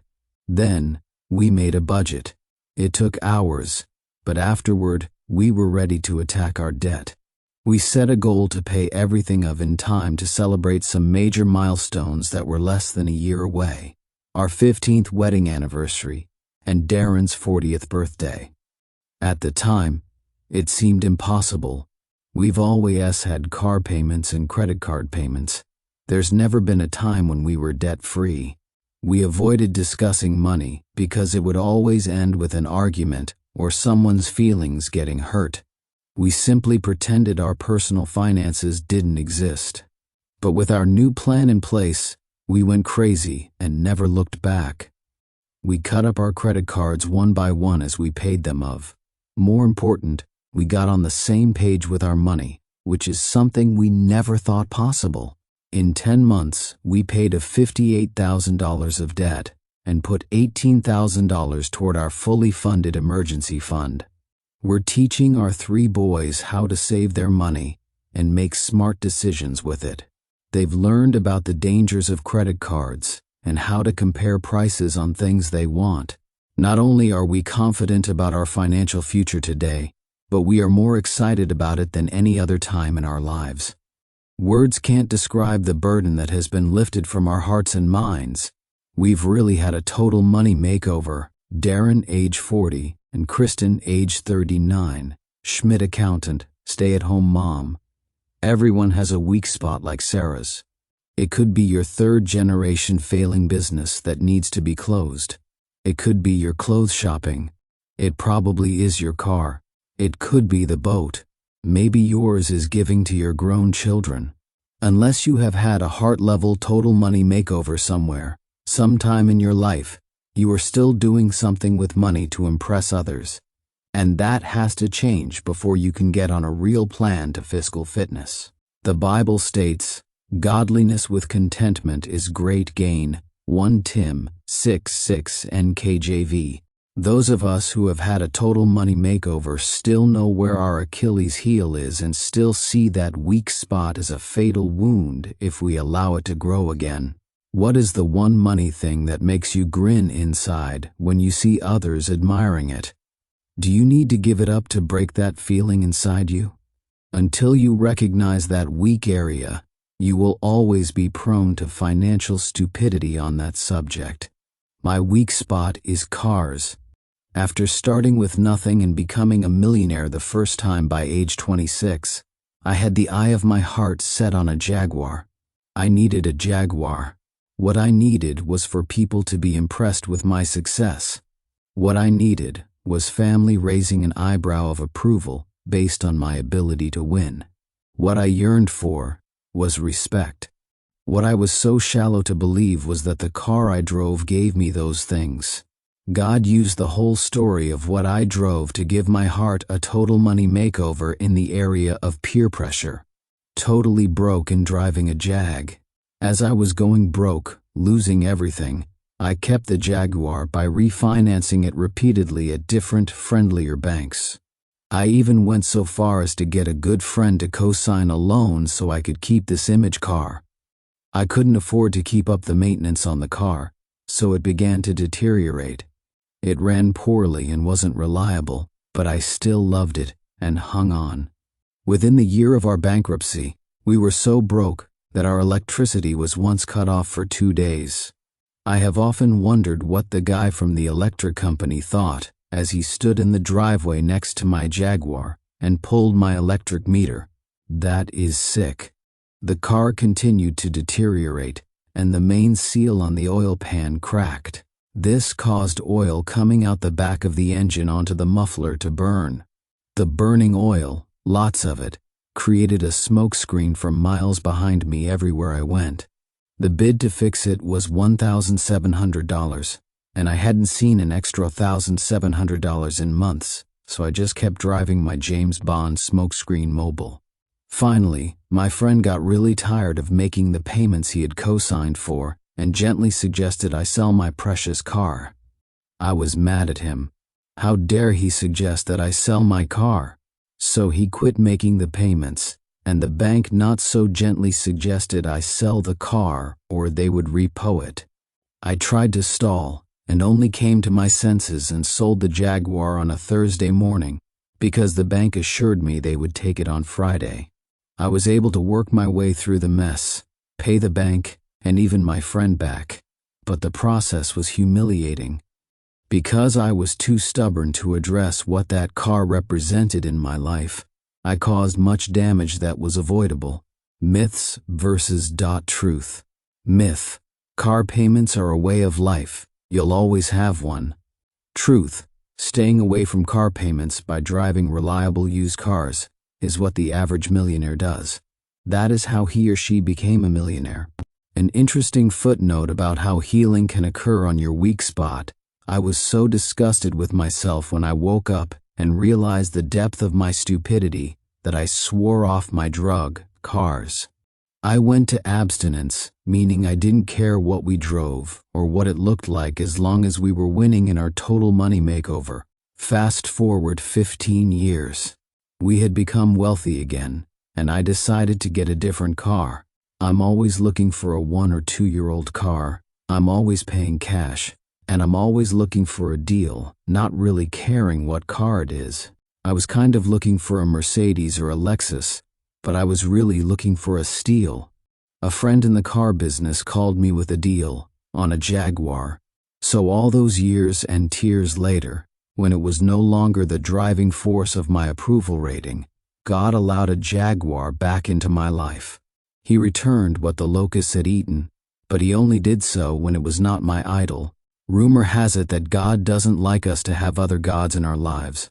Looking back, we were your typical American family, making good money, having lots of nice toys, and drowning in debt. We always told ourselves we deserved new cars, and we needed a house so we could stop paying rent. A friend at work was talking about Dave Ramsey one day, and it intrigued me, so I got his book, The Total Money Makeover, and we started reading. We got motivated because we heard the stories of people making much less than us, but who were debt-free, a place we wanted to be. Establishing a budget was priority, but first we had to overcome the mindset that we needed stuff to make us happy. We were able to pay of our debt without having to give up too much. Instead, we redirected what we already had. The change has been amazing. My wife no longer feels guilty for spending money on much-needed clothes. I can relax when it comes to paying bills at the end of the month, knowing there's still money in the checking account. It's all worth it. We now talk about our finances instead of just fighting about money. We have been able to save for retirement and know that if anything happens to one of us, the other is taken care of and will not be burdened with debt. My wife and I have been debt-free since January of 2004, and life is so much easier now. Brian, age 36, and Tammy, age 33, McKinley purchasing agent for Physician Management Organization, agricultural economists. So, maybe someday, Sarah and Bob will be able to pay cash to take Sarah's whole family on a cruise for Christmas. After their Total Money Makeover, Bob and Sarah will be able to pay cash for a huge event like that and not even dent their wealth. They will be able to buy that cruise in memory of that fateful Thanksgiving when Sarah's heart had a total money makeover in her need for her family's approval. That change has taught Sarah and Bob that if they will live like no one else, later they will be able to live like no one else, pass the obstacle course and up the mountain. One thing I have learned as I have lost fat, become toned, and generally gotten into better shape is this: things that require physical output are easier for me. Things like mountain climbing or obstacle courses are actually doable now, not a dream as they were when I was overweight and out of shape. The same is true of our Total Money Makeover journey to fiscal fitness. Have you realized by now that the start of your Total Money Makeover is almost an obstacle course? We busted through denial. We waded through and climbed over debt myths. We carefully scaled the wall of money myths. We are working through ignorance. And we have learned not to place so much emphasis on our competition on the course. We have permanently quit keeping up with the Joneses, because the Joneses are broke. The obstacle course, however, was only part of our journey. Shocking stats: 90% of airline miles rewarded are never redeemed. Now we stand at the bottom of a mountain with a clear view of the top. We are in better shape now for mountain climbing, and there are no blind spots. We are ready to climb. The goal is far off, but we can see it clearly now. There is a distinct and very clear path we will take to the top. The good thing about this path is that it is not virgin territory. It is a well-worn path. It is a narrow path, one that most people don't follow, but many winners have. Tens of thousands have followed this path once they made it through the obstacle course. Take a look back before we start. The climb will be hard, but it will be near impossible if you are still struggling with any of the obstacles. If you are still hanging on to myths, denial, or any other obstacles. On this mountain climb, you will feel as if you have bricks in your backpack. A couple of pounds of denial might not be fatal, but mixing it with 3 pounds of "I still think credit cards are good," and a can or two of folding to peer pressure will result in a backpack load that will ensure your climb is a failure.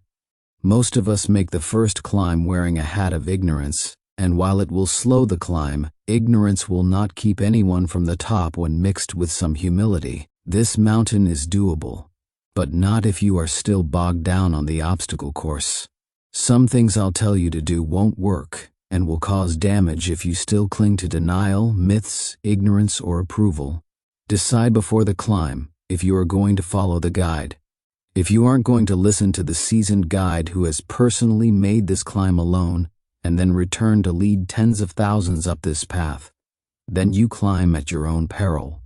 Finish reading the book even if you don't agree with me, but following these steps while trying to hold on to myths, ignorance, approval, or denial will make your climb very hard and may injure you. Continuing to do the same thing over and over again and expecting a different result is the definition of insanity. Why not climb? The only other path is to follow all the normal people who are broke. That isn't a path. It is a well-beaten interstate highway. Most people drive around and around, occasionally glancing forlornly at the mountain we will climb. But when they see how tough the obstacle course is just to get to the bottom, those sad souls quit before they ever begin. The 12-steppers have it right. They say, continuing to do the same thing over and over again and expecting a different result is the definition of insanity. What you have falsely believed and acted on or not acted on has brought you to the place you are today with your money. If you want to be in a different place, you must believe and do things differently. If I want a smaller waist size than 52 inches, I must eat and exercise differently. The change will be painful, but the result will be worth it. I've been to the top of Total Money Makeover Mountain, and I've led countless others there. I say, it's worth the effort. So lace up your shoes of resolve, wave goodbye to your normal friends, and let's climb. Save $1,000 fast. Walk before you run. In my first book, Financial Peace, there is a chapter entitled Baby Steps, the premise of which is that we can do anything financially if we do it one little step at a time. I have developed the baby steps over years of counseling one-on-one, in small group discussions, with real-world lives in Financial Peace University, and by answering questions on our radio show. Tens of thousands have followed this tried-and-true system to achieve their total money makeover. The term baby steps comes from the comedy What About Bob? Starring Bill Murray. Bill plays a crazy guy who drives his psychiatrist crazy. The therapist has written a book called Baby Steps. The statement "you can get anywhere if you simply go one step at a time" is the framework for the movie. We will use the baby steps to walk through our total money makeover. Why do the baby steps work? I thought you would never ask. You can get anywhere if you simply go one step at a time. Eating an elephant gives you energy. The way you eat an elephant is one bite at a time. Find something to do and do that with vigor until it is complete. Then and only then do you move to the next step. If you try to do everything at once, you will fail. If you woke up this morning and realized you needed to lose 100 pounds, build your cardiovascular system, and tone your muscles, what would you do? If on the first day of your new plan you quit eating, run 3 miles, and lift all the weight you can lift with every muscle group, you will collapse. If you don't collapse the first day, wait 48 hours for the muscle groups to lock up and the cardio to go crazy, and you will be binging on food shortly thereafter. When I went on a quest for a better body and better health a few years ago, my wise trainer didn't try to kill me the first day. Not even by the second week were we pushing the envelope, because he knew I had to create some muscle tone before we could hit hard workouts. We walked before we ran. Plus, if I had tried to do everything at once, I would have been overwhelmed and frustrated with my inability to do it all. The power of focus is what causes our baby steps to work. When you try to do everything at once, progress can be very slow. When you put 3% in your 401k, $50 extra on the house payment, and $5 extra on the credit card, you dilute your efforts. Because you attack several areas at once, you don't finish anything you start for a long time. That makes you feel that you aren't accomplishing anything, which is very dangerous. If you feel that nothing is getting done, you will soon lose energy for the task of money management altogether. The power of focus is that it works. Things happen. You check stuff off your list. Life gives you an attaboy in the form of actual, visible progress. The power of priority also causes the baby steps to work. Each of these steps is part of the proven plan to financial fitness I promised you. They build on one another. Therefore, if done out of order, they do not work. Think of a 350-pound person beginning marathon training with a quick 10-mile run. The results of not building up to that run could be total frustration at best and a heart attack at worst. So do the baby steps, in order. Walk around the block and lose some weight before going on a 10-mile run. To start the baby steps, we will work on one important step to the exclusion of others: patience. We will climb the whole mountain, but not until we first have a strong base camp. You will be tempted to short-circuit the process because you are more concerned about one certain area of your money, but don't do it. These steps are the proven plan to financial fitness, and they are in the right order for everyone. For example, if you are 55 with no retirement, you may be tempted to jump to step 4, invest 15% of your income in retirement, because you are scared about not being able to retire with dignity.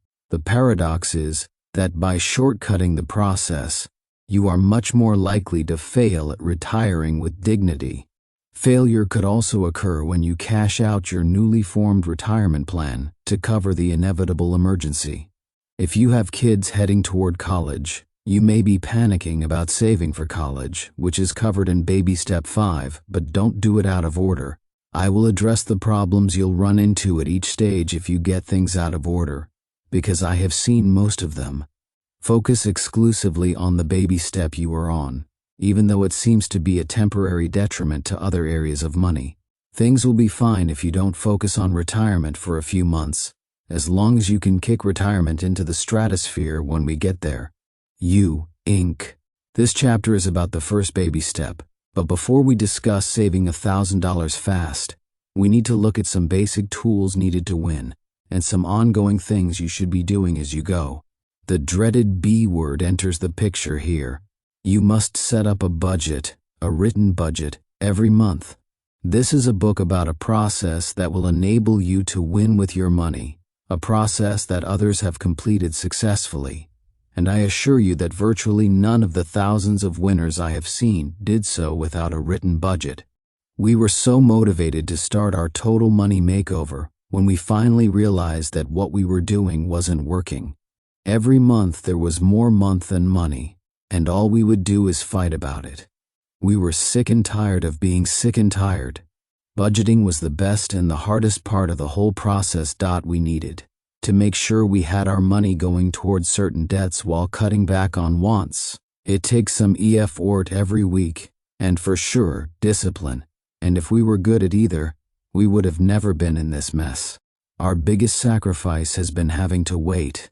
We wait on a lot of things now until we actually have the money. What a great idea. Christmas will be different this year. I think it will be a lot better because everything under the tree will be paid for, and we'll actually enjoy it instead of regret it. The change is evident in so many areas of our life. We feel comfortable knowing that we will be able to save for our children's college, and we're able to tithe consistently. And the funny thing is that we don't miss the money. Living debt-free has been amazing. My wife and I communicate better, and we're more loving to each other and the kids because we aren't stressed out about money all of the time. Tony, age 36, and Tara, age 37. Kiger, small business owner, homemaker in Chapter 4 on money myths. The importance of a written budget was discussed. If you worked for a company called You Inc., and your job at You Inc. was to manage money, and you managed money at You Inc. the way you manage your own money now, would You Inc. fire you? You have to tell money what to do, or it leaves. A written budget for the month is your money goal. People who win at anything have written goals. Goals are what you are aiming at. Zig Ziglar says, if you aim at nothing, you will hit it every time. Money won't behave unless you tame it. P.T. Barnum said, money is an excellent slave and a horrible master. You wouldn't build a house without a blueprint, so why do you spend your lifetime income of over $2 million without a blueprint? Jesus said, which of you, intending to build a tower, does not sit down first and count the cost, whether he has enough to finish it? You have to tell money what to do, or it leaves. There never seemed to be enough bucks to cover all our family's expenses. I was panicked each month because we were barely squeaking by, paying our bills, funding extracurricular activities for our kids, paying for car repairs, etc. John was frustrated because his check was gone before he walked in the door. There was too little to go around, and we had huge differences in opinion regarding what to pay first. Thanks to a friend, I ended up reading the Total Money Makeover and realized our family's financially peaceful future was just around the corner if we could get everyone on board. Sure enough, after John read Dave's book, he came to the same conclusions I had. We were so excited to be on the same page financially and start using our money wisely. We established a budget and got rid of our credit cards. We knew we had to work together to accomplish our goal, so we've spent a lot of time communicating with one another concerning how our spending can really enhance the lives of our family. A lot of couples forfeit working together on their budgets, and one always ends up pushing and nagging the other. It is so important to work with each other from the very beginning. It might seem boring, but we've turned our regular budget calendar meetings into enjoyable future planning dates. It's so nice not to have anxiety about money. We have been able to do so much more with our 4 kids and truly enjoy those special times with them. Also, we're making plans to add a second floor to our house. Before starting Dave's plan, I had a hard time dreaming with John about it because I thought it would never happen. Now I can see that second floor in our near future. Making a plan and sticking to it has made all the difference for the entire family. I can't imagine living without a budget. The financial rewards are wonderful, but the peace of mind it has given John and me is even greater. Sarada, age 34, and John, age 37. Marsh homemaker civil engineer Brian Tracy, motivational speaker, says, what does it take to succeed on a big scale? A tremendous God-given talent, inherited wealth, a decade of postgraduate education, connections. Fortunately for most of us, what it takes is something very simple and accessible, clear, written goals. According to Brian Tracy, a study of Harvard graduates found that after 2 years, the 3% who had written goals achieved more financially than the other 97% combined. This is not a textbook on money. This is a book on the steps to take and how to take them. This isn't a chapter on budgeting. However, many of our budget forms from the FinancialPeace software program are in the back of this book for you to use. The instructions are on each page, but let me give you a couple of guidelines to get started on budgeting. Set up a new budget every month. Don't try to have the perfect budget for the perfect month, because we never have those. Spend every dollar on paper before the month begins. Give every dollar of your income a name before the month begins, which is called a zero-based budget. Income minus outgo equals zero every month. Look at this month's income and this month's bills, savings, and debts, and match them up until you have given every income dollar an outgo name.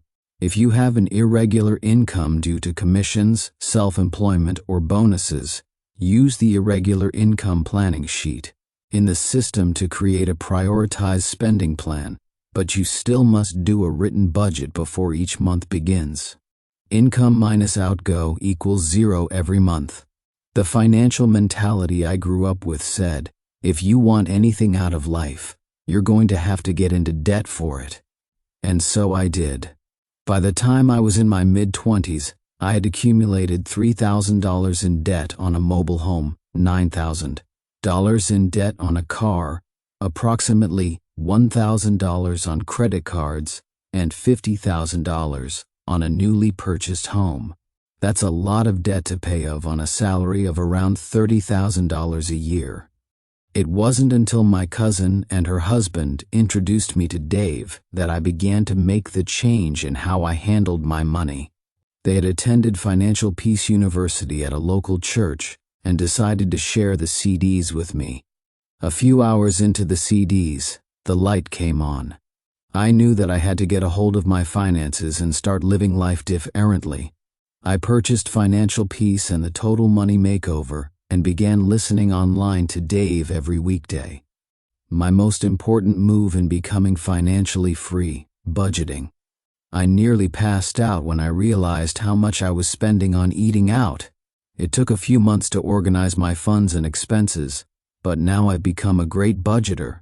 I give 10% of every paycheck, and I'm currently allotting 49% of my salary to paying of my house.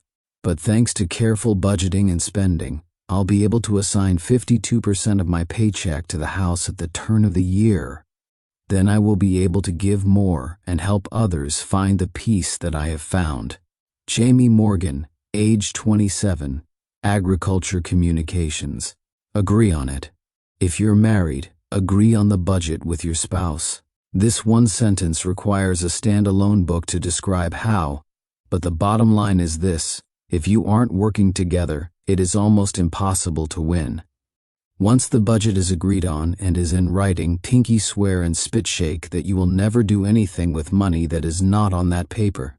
The paper is the boss of the money, and you are the boss of what goes on the paper, but you have to stick to the budget, or it's just an elaborate theory. If something comes up in the middle of the month that causes the budget to need changing, call an emergency budget committee meeting. You can change the budget and what you do with money only if you do two things. 1.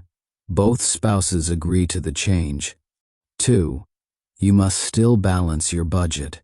If you increase what you are spending on car repairs by $50, you must lower what you are spending somewhere else by $50, so that your income minus your outgo still equals zero. This process of mid-course adjustment doesn't have to be a big hairy deal, but both guidelines must be met. You still zero out so you don't blow the budget, and you get spousal approval so you haven't broken the spit pact. Adrian, before we get to baby step 1, you will have to do one other thing.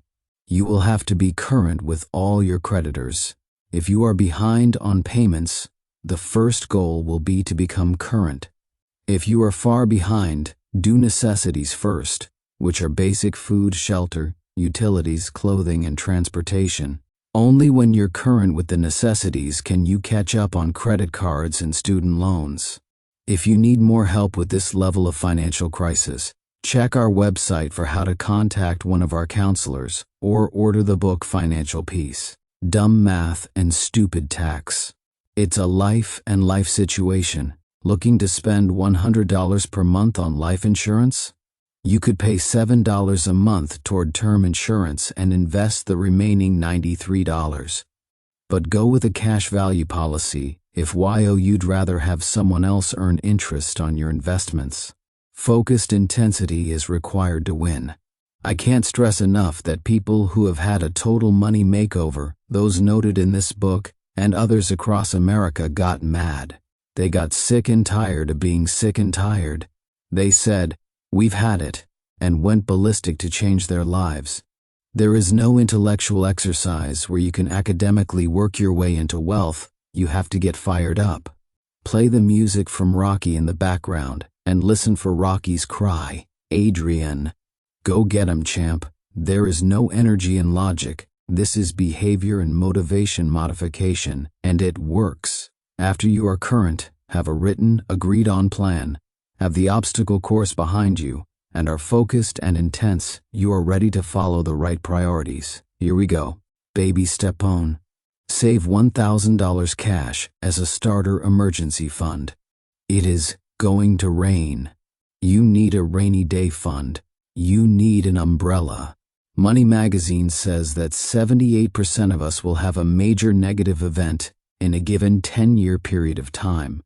The job is downsized, right-sized, reorganized, or you just plain get fired. There's an unexpected pregnancy.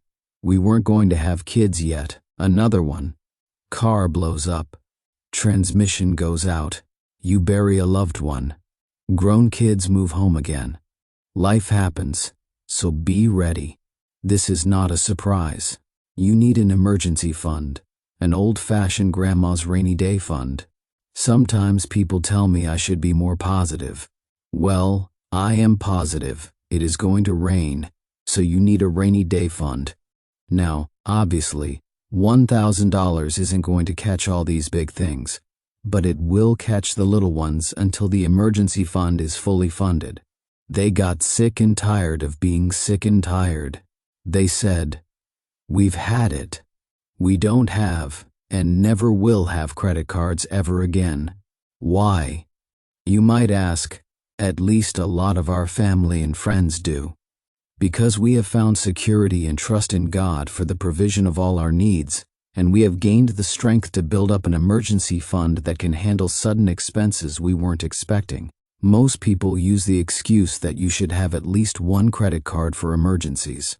We have found a much better strategy. Plan ahead and build an emergency fund that can cover, with cash, whatever might come up. We have learned that getting a hold on your attitude is the #1 factor in being victorious over your finances. We now tell the money where to go instead of it guiding us around and making us slaves to others, such as student loans and credit card companies. In gaining a newfound respect and understanding of what we have been given, we have come to acknowledge and take responsibility for the money God has blessed us with. We had to face our debt and our desires and become better stewards of our possessions and income. Before, we didn't realize that every little dollar adds up. The choice we had to make was whether we wanted those growing dollars in our savings account or on our credit card statements. Saving that initial $1,000 is so important to the rest of your total money makeover. It teaches you how to prepare for your unknown future and trust that when things do come up, you'll be able to handle them. It was so much easier to attack our debt and get rid of our credit cards knowing that we had some money in the bank to cover our backs if something came up. We don't have to have a false sense of security in our credit cards anymore. We've been good stewards and have real security because of our habits and perseverance. Sacrifice has had its place in our budgeting wants and desires, but it is completely worth it. We remind ourselves that delaying a purchase doesn't mean we will never have it. Trusting God, timing, patience, and preparation are everything, though, when it comes to gaining financial peace. Stacy, age 35, and Andre, age 36, Bledsoe data analyst, production technician. This emergency fund is not for buying things or for vacation. It is for emergencies only. No cheating. Do you know who Murphy is? Murphy is that guy with all those negative laws, such as, if it can go wrong, it will. For years I have worked with people who felt that Murphy was a member of their families. They have spent so much time with trouble that they think trouble is a first cousin. Interestingly enough, when we have had a total money makeover, Murphy leaves. A total money makeover is no guarantee of a trouble-free life, but my observation has been that Trouble Murphy is not as welcome in homes that have an emergency fund. Saving money for emergencies is Murphy repellent. Being broke all the time seems to attract old Murphy to set up residence. Most of America uses credit cards to catch all of life's emergencies. Some of these so-called emergencies are events like Christmas. Christmas is not an emergency. It doesn't sneak up on you. Christmas is always in December. They don't move it. Therefore, it is not an emergency. Your car will need repairs, and your kids will outgrow their clothes. These are not emergencies. They are items that belong in your budget. If you don't budget for them, they will feel like emergencies. Americans use the credit cards to cover actual emergencies too. Things discussed earlier, like job layoffs, are real emergencies and are the reason for an emergency fund. A leather couch on sale is not an emergency. Christmas is not an emergency. Whether the emergency is real or just poor planning, the cycle of dependence on credit cards has to be broken. A well-planned budget for anticipated things and an emergency fund for the truly unexpected can end dependence on credit cards. The first major baby step to your total money makeover is to begin the emergency fund. A small start is to save $1,000 in cash fast. If you have a household income under $20,000 per year, use $500 for your beginner fund. Those who earn more than $20,000 should get together $1,000 fast. Stop everything and focus. Since I hate debt so much, people often ask why we don't start with the debt. I used to do that when I first started teaching and counseling, but I discovered that people would stop their whole total money makeover because of an emergency. They felt guilty that they had to stop debt reducing to survive. It's like stopping your whole fitness program because you get a sore knee from a fall when running. You'll find any excuse will do. The alternator on the car would go out, and that $300 repair ruined the whole plan because the purchase had to go on a credit card since there was no emergency fund. If you use debt after swearing off it, you lose the momentum to keep going. It is like eating 7 pounds of ice cream on Friday after losing 2 pounds that week. You feel sick, like a failure. So start with a little fun to catch the little things before beginning to dump the debt. It is like drinking a light protein shake to fortify your body so you can work out, which enables you to lose weight. The beginner fund will keep life's little Murphys from turning into new debt while you work off the old debt. If a real emergency happens, you have to handle it with your emergency fund. No more borrowing. You have to break the cycle. Myths versus truth. Myth: the debit card has more risk than a credit card. Truth: nope. Twist and wring out the budget. Work extra hours, sell something or have a garage sale, but quickly get your $1,000. Most of you should hit this step in less than a month. If it looks as though it is going to take longer, do something radical. Deliver pizzas, work part-time, or sell something else. Get crazy. You are way too close to the edge of falling over a major money cliff here. Remember, if the Joneses, all the broke people, think you are cool, you are heading the wrong way. If they think you are crazy, you are probably on track. Hide it. When you get the $1,000, hide it. You can't keep the money handy because it will get spent. If your $1,000 from baby step 1 is in the underwear drawer, the pizza man will get it. No, the pizza man isn't in your underwear drawer. But you will impulse buy something if the money is easily accessible. You can put it in the bank savings account, but it cannot become overdraft protection. Don't attach the savings account to your checking to protect you from overdrafting, because then your emergency fund will get spent on impulse. I have had to learn to protect myself from me. We are not putting the money in the bank to earn money, but rather to make it hard to get. Since $1,000 at 4% earns only $40 per year, you aren't getting rich here, just finding a safe place to park money. Get creative. Maria, who attended one of our classes, went to her local Walmart and bought a cheap 8x 10% frame. She framed 10 $100 bills in a stack. In the space within the frame she wrote, "In case of emergency, break glass." Then she hung the emergency fund on the wall behind coats in a closet. She knew the average burglar wouldn't look there, and it would be too much trouble for her to get it out of the closet and out of the frame, so she wouldn't use it unless there was an emergency. Whether you use a simple savings account or a frame in the coat closet, get your $1,000 quickly. Keep it liquid. This is a small step, so take it quickly. Don't let this small first step last for months. What if you already have more than $1,000? Wow, that was easy, wasn't it? If you already have the $1,000 in anything other than retirement plans, get it out. If it is in a certificate of deposit with penalties, take the penalty for early withdrawal and get it out. If it is in mutual funds, get it out.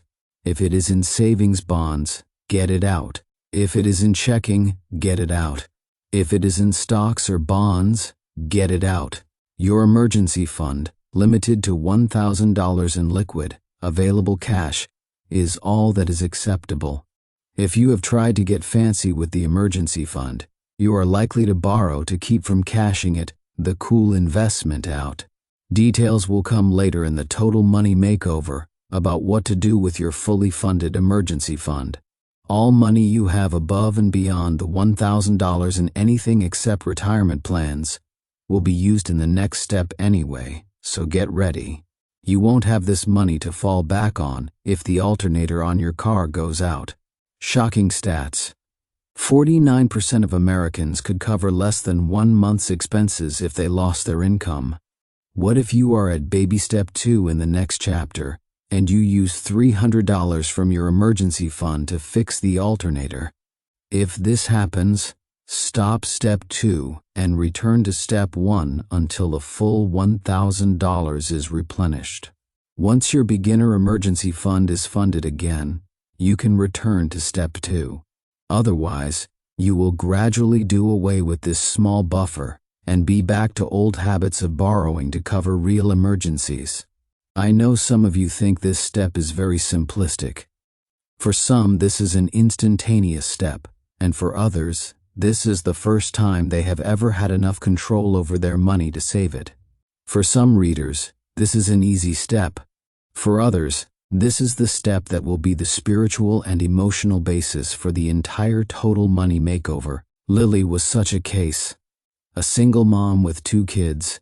She has been divorced for 8 years. Struggle has been a way of life for some time. Lily had survival debt, not stupid, spoiled brat debt. She had been ripped off with a super high interest car loan, check advance debt, and lots of credit card debt. She had a take-home pay of only $1,200 per month, with 2 baby birds to feed, along with a host of greedy rip-off lenders.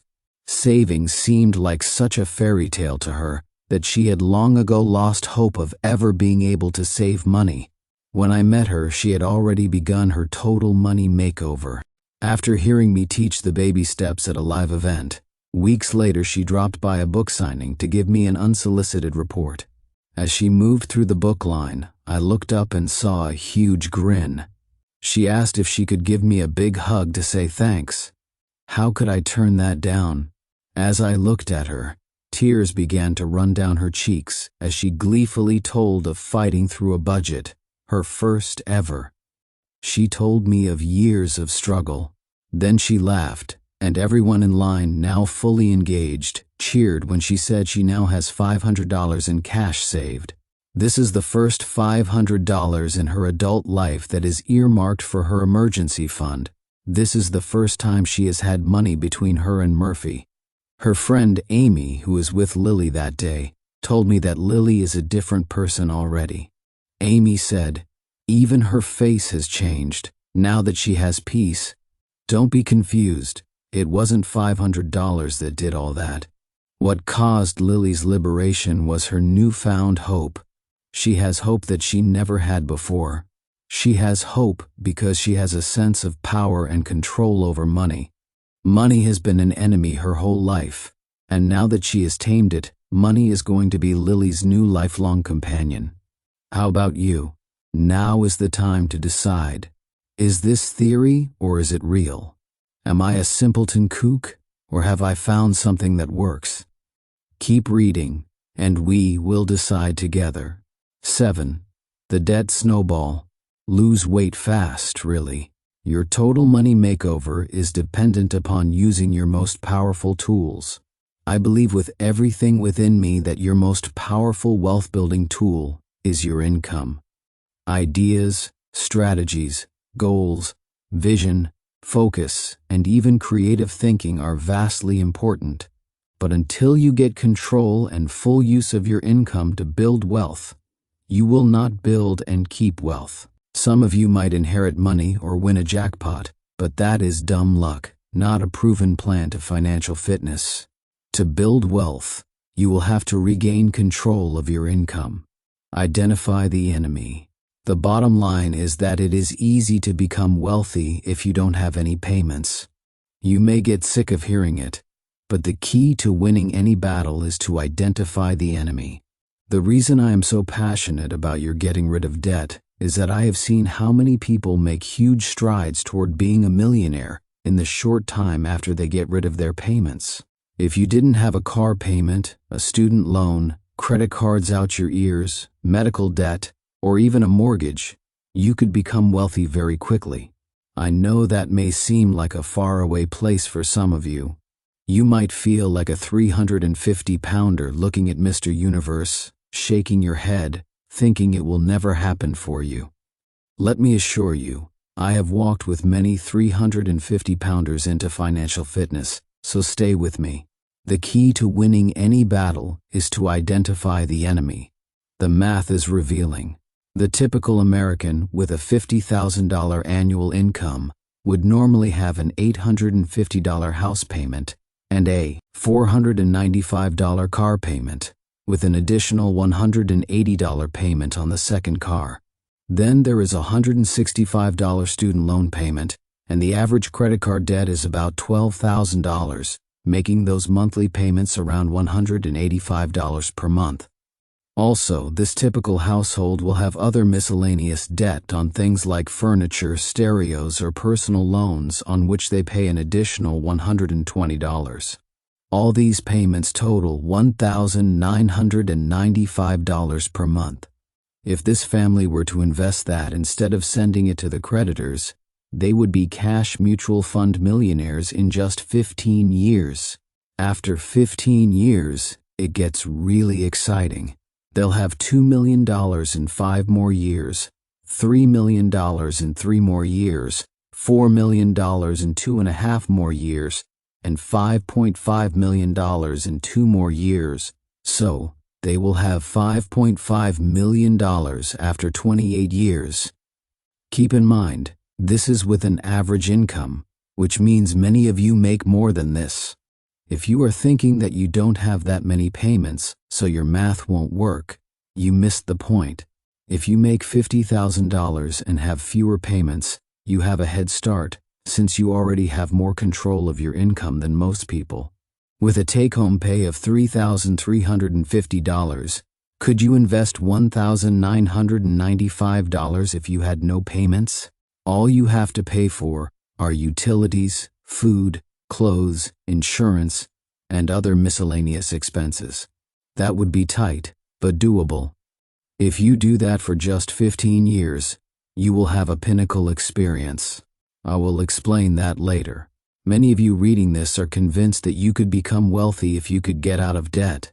The problem now is that you are feeling more and more trapped by the debt. I have great news. I have a foolproof, but very difficult, method for getting out of debt. Most people won't do it because they are average, but not you. You have already figured out that if you will live like no one else, later you can live like no one else. You are sick and tired of being sick and tired, so you are willing to pay the price for greatness. This is the toughest of all the baby steps to your total money makeover. It is so hard, but it is so worth it. This step requires the most effort, the most sacrifice, and is where all your broke friends and relatives will make fun of you or join you. This step requires you to shave your head and drink the Kool-Aid. Just kidding, but not by much. Your focused intensity has to go off the scale. Remember the Albert Einstein quote from earlier in the book? Great spirits have often encountered violent opposition from weak minds. Great spirits have often encountered violent opposition from weak minds. If you really believe that wealth building will no longer be a dream, but a reality, if you have no payments, you should be willing to do bizarre and sacrificial things to have no payments. Time to pay off the debt. Baby step 2. Start the debt snowball. The way we pay off the debt is called the debt snowball. The forms are on the following pages, as well as with the budget forms in the back of the book, and they are part of the financialpeace budgeting software. The debt snowball process is simple to understand, but will require truckloads of effort. Remember what my pastor said, it isn't complicated, but it is difficult.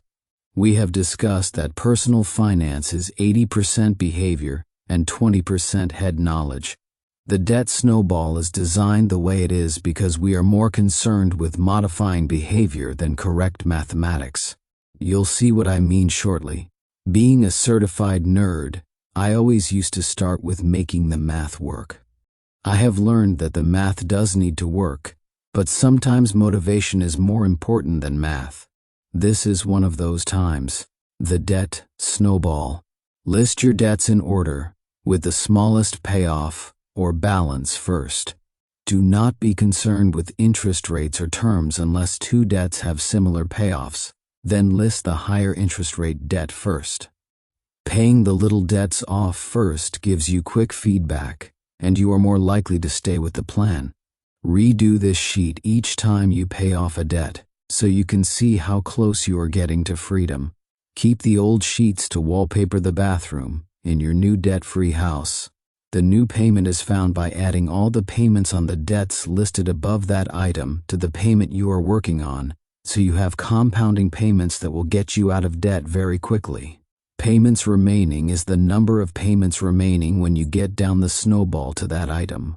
Cumulative payments is the total payments needed, including the snowball, to pay off that item. In other words, this is your running total for payments remaining. The debt snowball method requires you to list all your debts in order of smallest payoff balance to largest. List all your debts except your home. We will get to it in another step. List all of your debts, even loans from mom and dad or medical debts that have zero interest. I don't care if there is interest or not. I don't care if some have 24% interest and others 4%. List the debts smallest to largest. If you were so fabulous with math, you wouldn't have debt, so try this my way. The only time to pay off a larger debt sooner than a smaller one is some kind of big-time emergency, such as owing the IRS and having them come after you, or in situations where there will be a foreclosure if you don't pay it off. Otherwise, don't argue about it. Just list the debts smallest to largest. Dumb math and stupid tax. The eternal car payment. Most people carry a car note for their entire lives, paying about $495 a month. That same amount invested from age 25 to retirement would, on average, amount to more than $6 million by age 65. You do the math. The reason we list smallest to largest is to have some quick wins. This is the behavior modification over math part I referred to earlier. Face it, if you go on a diet and lose weight the first week, you will stay on that diet. If you go on a diet and gain weight or go 6 weeks with no visible progress, you will quit. When training salespeople, I try to get them a sale or two quickly because that fires them up. When you start the debt snowball and in the first few days pay off a couple of little debts, trust me, it lights your fire. I don't care if you have a master's degree in psychology, you need quick wins to get fired up. And getting fired up is super important. It's funny to think that at first, I didn't even realize we had a problem. But I started listening to Dave on the radio and read the Total Money Makeover, and I got scared. We realized that we were one accident or one job loss away from losing all we had. We simply made too much money to have six-figure debt, not including our home. It all started after we graduated, loaded with $60,000 in student loan debt. We did what was normal. We bought a house, 2 new cars, and took on an additional $35,000 in credit card debt. We just didn't bother. We weren't trying to keep up with anyone or buy a lot of miscellaneous stuff over time. We just failed to care. It was the budget that allowed us to communicate in ways we never had before. When we saw that we could clear up a lot of debt in a relatively short period of time instead of the 10 to 20 years we originally thought it would take, a huge amount of stress was suddenly lifted of Amanda. The 35 months working on the debt snowball was the hardest part, but we never wavered. Yes, we had visits from Murphy, having a baby plus Amanda's back surgery and other emergencies to name a few, but we did it. We actually reached our goal of becoming debt-free. We sold our brand new Jeep Liberty. Amanda really loved that Jeep and bought a gently used 1991 model. Amanda took on an extra shift at work, and I took over extra tasks around the house to compensate. We scaled back our lifestyle considerably, and folks made fun of us, which told us we were on the right track. We knew that we couldn't wander out of debt like we wandered into it. Our entire paradigm shifted. For the 6 years we've been married, we've always had debt. We have yet to have a major argument over money since we started this plan. We know that we can do anything we want in a short time. We literally changed our family tree, all because we bothered and cared enough to do something about it. Stephen, age 32, and Amanda, age 31. For our eBay store owner, pharmacist one lady took her debt snowball form to the local copy shop and had it enlarged to supersize. She then put her huge debt snowball on the refrigerator. Every time she paid off another debt, she drew a big red line through that debt, now gone forever. She told me that every time she walked through the kitchen and looked at that refrigerator door, she would yell, "Oh yeah, we are getting out of debt." If that sounds corny to you, you are still not getting it. This lady has a PhD. She is not a dumb person. She is so sophisticated and intelligent that she got it. She understood that her total money makeover was about a change in behavior, and that behavioral change is best enhanced by some quick, although small, wins.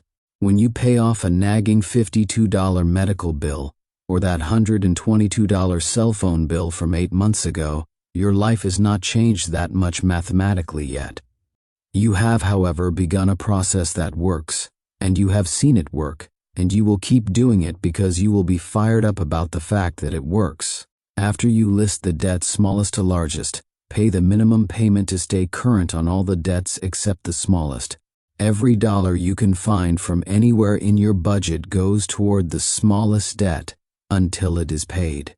Once the smallest is paid, the payment from that debt, plus any extra found money, is added to the next smallest debt.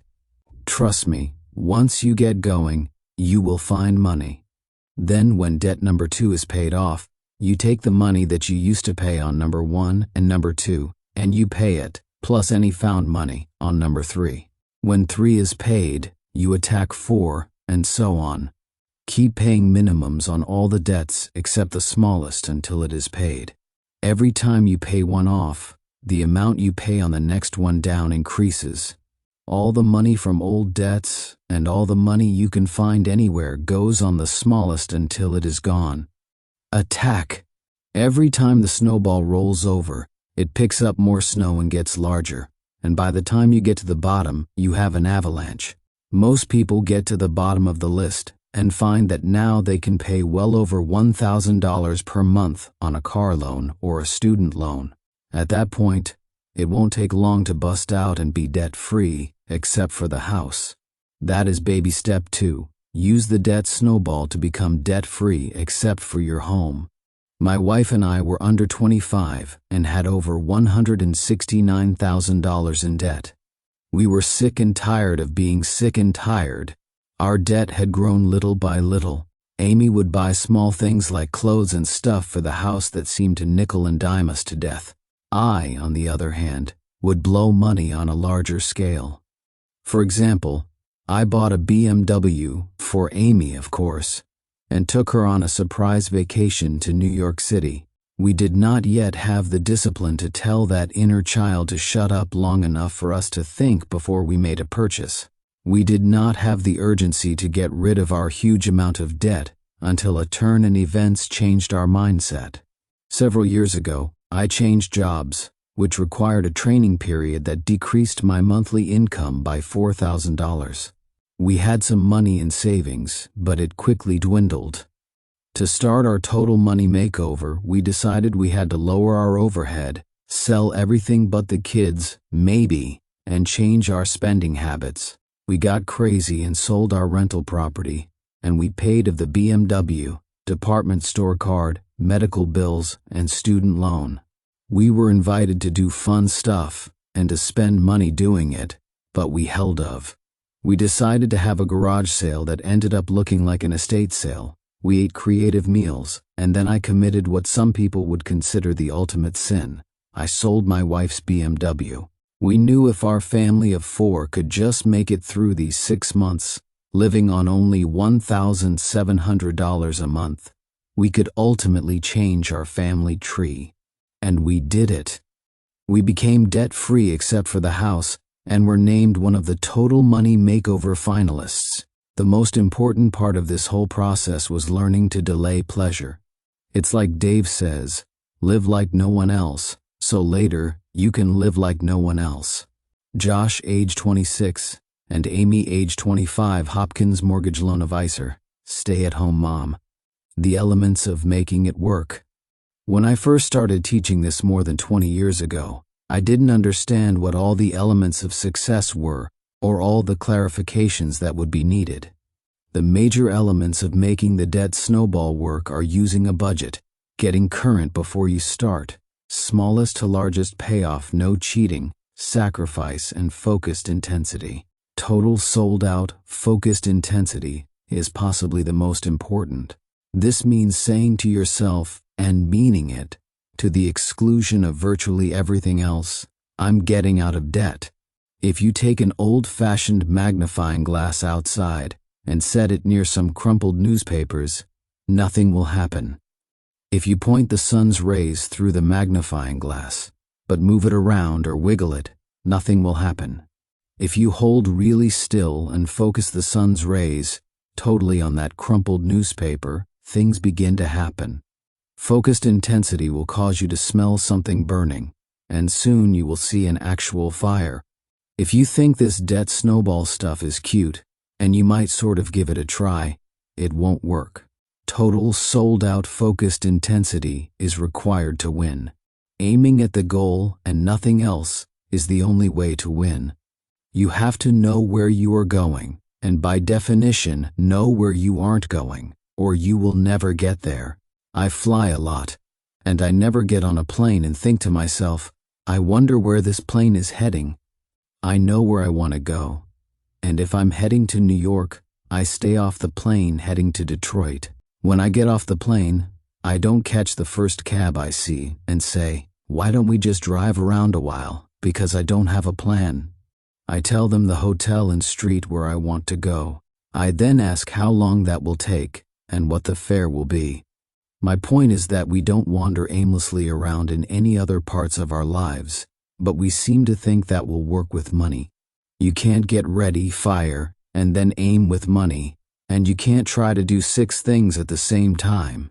You are trying to get out of debt. Period. You will have to focus with great intensity to do it. To the exclusion of virtually everything else, I'm getting out of debt. Proverbs 6:1 and 5.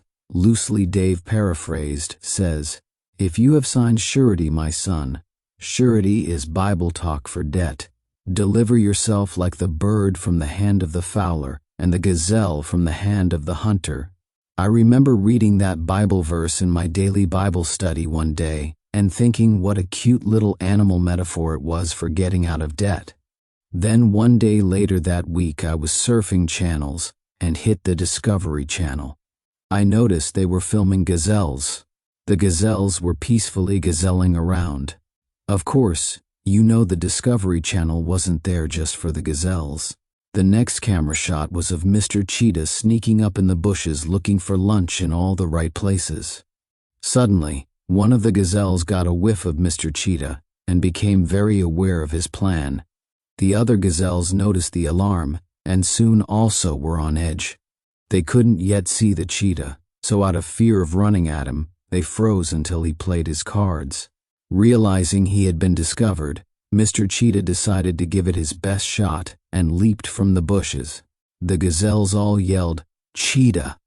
Well, not really, but they did run like crazy in 14 different directions. The Discovery Channel that day reminded viewers that the cheetah is the fastest mammal on dry land. He can go from 0 to 45 miles per hour in 4 leaps. The show also proved that because the gazelle will outmaneuver the cheetah, instead of outrunning him, the cheetah will tire quickly. As a matter of fact, the cheetah only gets his gazelle burger for lunch in 1 out of 19 chases. The gazelle's primary hunter is the fastest mammal on dry ground, yet the gazelle wins almost every time. Likewise, the way out of debt is to outmaneuver the enemy and run for your life. The way out of debt is to outmaneuver the enemy and run for your life. Around our office, the counselors can predict who will make it out of debt based on how gazelle intense they are. If they are looking at a red line on the refrigerator door and yelling, they have a really good shot. However, if they are looking for a get-rich-quick scheme or some intellectual theory instead of sacrifice, hard work, and total focus, we give them a really low gazelle rating and a low probability of becoming debt-free. I was first introduced to Dave through his radio show, The Dave Ramsey Show. I was hooked right away. I was really inspired to read the Total Money Makeover and signed myself up to be a facilitator of Dave's Financial Peace University at my church. His principles just make sense. They are so simple and very relevant to everyone. I simply needed to wake up and start paying more attention to my spending habits. It was all up to me. Immediately after beginning his plan and creating a budget, I realized how stupid I had been. I spent too much of my life wasting so much money. With a cash flow plan in place, I felt more in control. I was telling my money where it should go instead of wondering where it went. It was a very freeing experience.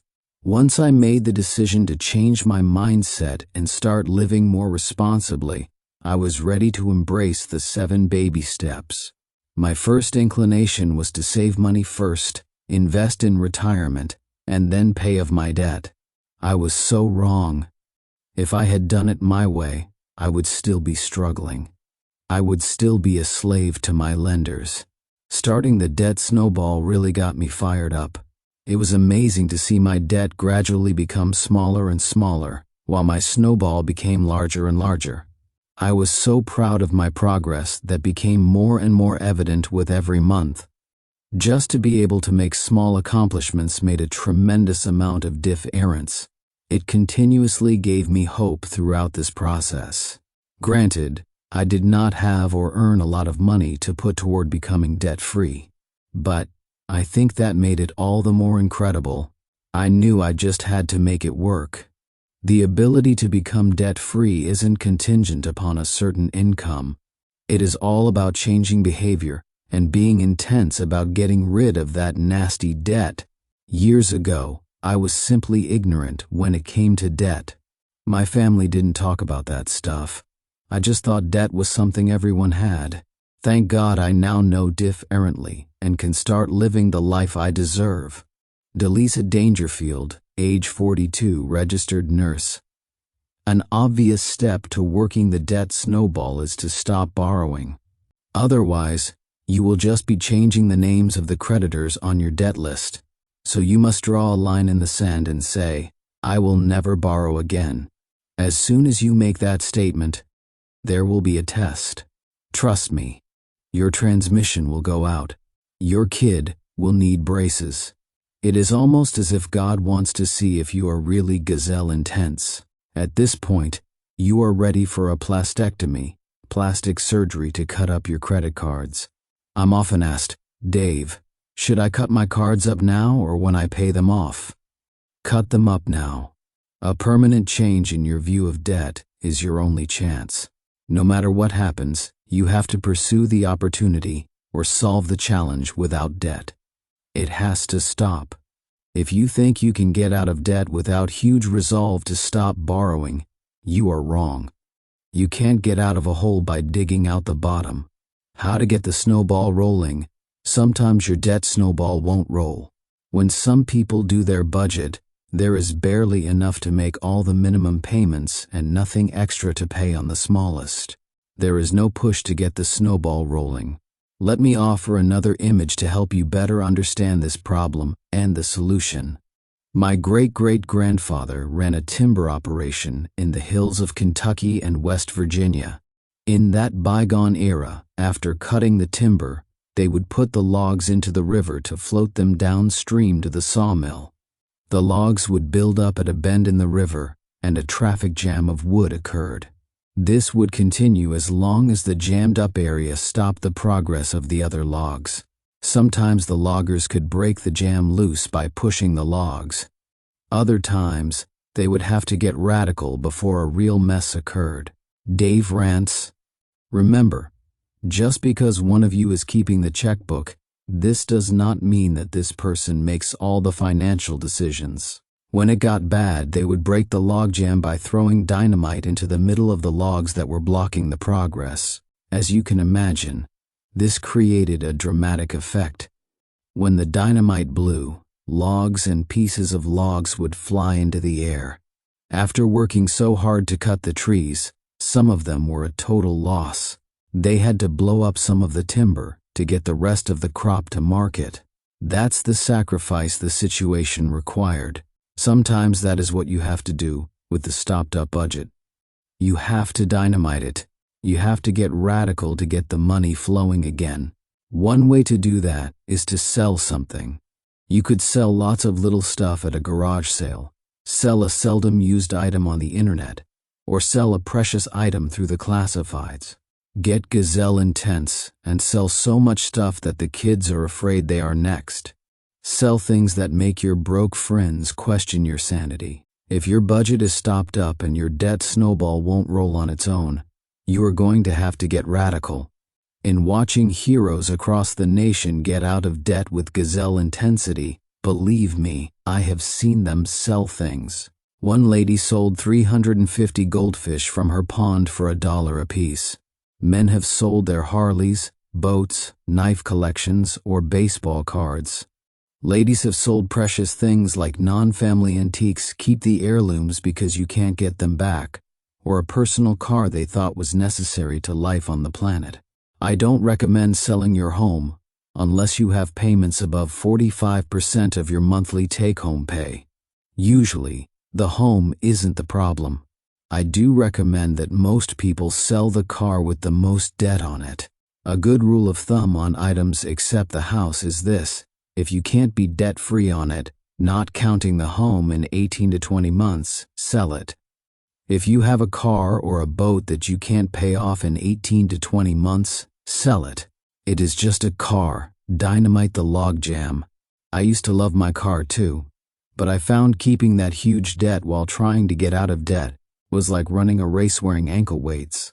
Get a total money makeover so later you can drive anything you want and pay cash for it. When it comes to that debt-ridden item, you may have to make the decision to live like no one else. But remember, later you will be living or driving like no one else. It is just a car. Dynamite the logjam. My wife and I considered credit cards to be just a way of life. It seemed normal to simply throw down the cards for everyday items. Vacation rentals, gas, clothes, food, you name it.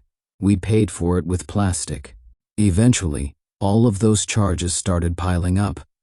It was a gradual and steady accumulation of debt that just kept growing and growing. It was like a snowball that was chasing us instead of us pushing it. All this time I had left my wife to handle the money and didn't give it a second thought, which wasn't fair to her. The next thing we knew, we were $30,000 in debt and in need of a total money makeover.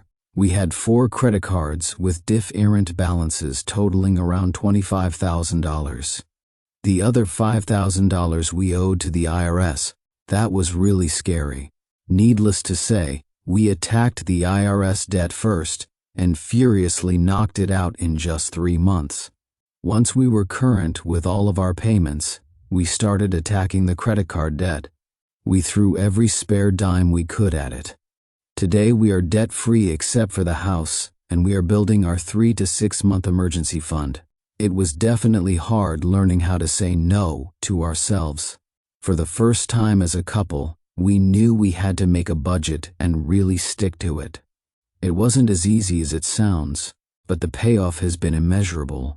Once we got used to this lifestyle, everything just seemed to be less stressful.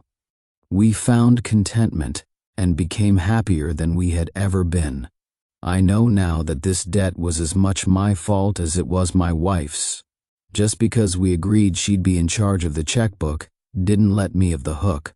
I realize now that it was wrong to leave her to handle all the financial responsibilities. If a spouse has been keeping financial secrets, it's definitely for the best to get them out in the open. It's the only way these problems can get solved. There may be some anger at first and even some feelings of betrayal. Nevertheless, a marriage can only improve with unobstructed communication. The key is to hang on to each other and enjoy the ride out of the mess that you both created. Jeff, age 41, and Teresa, age 41, Eller, owner of a dump truck company, medical manager. The number of people I talk to about this who will not throw dynamite into their logjam to get the money flowing makes me sad.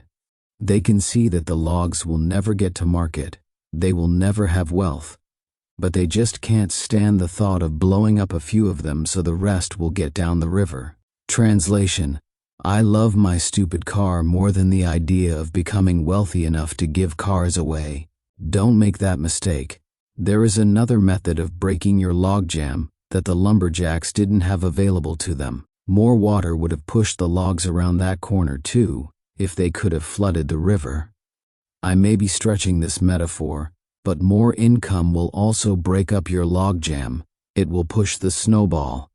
If your budget is too tight to get the debt snowball rolling, you need to do something to increase income. Selling debt-ridden items lowers the outgo, and selling other items temporarily increases your income. Likewise, working extra hours can increase income in order to increase the speed of debt repayment. Shocking stats. 60% of Americans don't pay off their credit cards every month. I don't like the idea of working 100 hours per week, but sometimes extreme situations require extreme solutions. Temporarily, just for a manageable period of time, the extra job or overtime may be your solution. I met Randy while doing a book signing in a major city. Randy was 2 months from being debt-free. He is 26 years old and has paid off $78,000 in debt in 21 months. He sold a car and works 10 hours a day, 7 days a week. Randy is not a doctor or a lawyer. He is a plumber. Some lawyers would argue that plumbers make more than they do, and in some cases they might be right. Randy's one-man plumbing company has prospered. He had already worked that morning before coming with his wife and little girl to the bookstore. His wife smiled as she looked at her husband with deep respect and told me she hadn't seen him much this last year, but it was going to be worth it soon. Can you imagine the pressure that young marriage must have been under? With $78,000 in debt, now they are almost free. Randy got radical. He used income to bust the logjam. He promised me he was going to slow down as soon as the debt was paid, so he could spend time with his wife and little girl. Now they will be able to go places as a family and do things their debt would never have allowed them to do. I picked up a pizza one night, and as the guy behind the counter started walking toward his car with a stack of pizzas to be delivered, he saw me and stopped. Smiling, he said, "Hey Dave, I'm here because of you. Only 3 more months, and I'm debt-free." This was not some 17-year-old teenager. This was a dad, a 35-year-old guy who wants to be free. There is a young single guy who works on my team. He is gazelle intense about becoming debt-free. He works here until 5:30 every day, and he smiles as he leaves to work for UPS for another 4 or 5 hours, virtually every night. Myths versus truth myth. I'll just file bankruptcy and start over. It seems so easy. Truth. Bankruptcy is a gut-wrenching, life-changing event that causes lifelong damage. Why are these guys all smiling? They work hard and unbelievable extra hours, so why would they smile? They smile because they have caught the vision of living like no one else so later they can live like no one else. What about saving for retirement while the snowball's rolling? Matt asked me on the radio show about another subject people have trouble with on Baby Step 2. Matt wanted to know if he should stop his 401k contributions to get his debt snowball moving. He really didn't want to stop contributing, especially the first 3%, because his company matches that 100%. I am a math nerd, and I know the 100% match is sweet, but I have seen something more powerful: focused intensity. If you are going to be gazelle intense and do everything in your power to become debt-free very quickly, then stop your retirement plan contributions, even if your company matches them. The power of focus and quick wins is more important in the long term to your total money makeover than is the match. This is only for people who have already pulled out all the stops and are ready for anything goes to become debt-free quickly. If you are radically gazelle intense, the speed of your debt freedom will enable you to return to that 401k with the match in just a matter of months. Imagine how much you'll be able to contribute without payments. The average person who throws the dynamite and is gazelle intense will be debt-free except for his or her home in 18 months. Some take longer and others less, depending on debt, income, and savings at the time they start their total money makeover. If for some reason you are stuck in an extremely deep hole, you may want to continue doing some retirement saving. An extremely deep hole is not defined by your unwillingness to apply yourself. An extremely deep hole is not Phil's situation.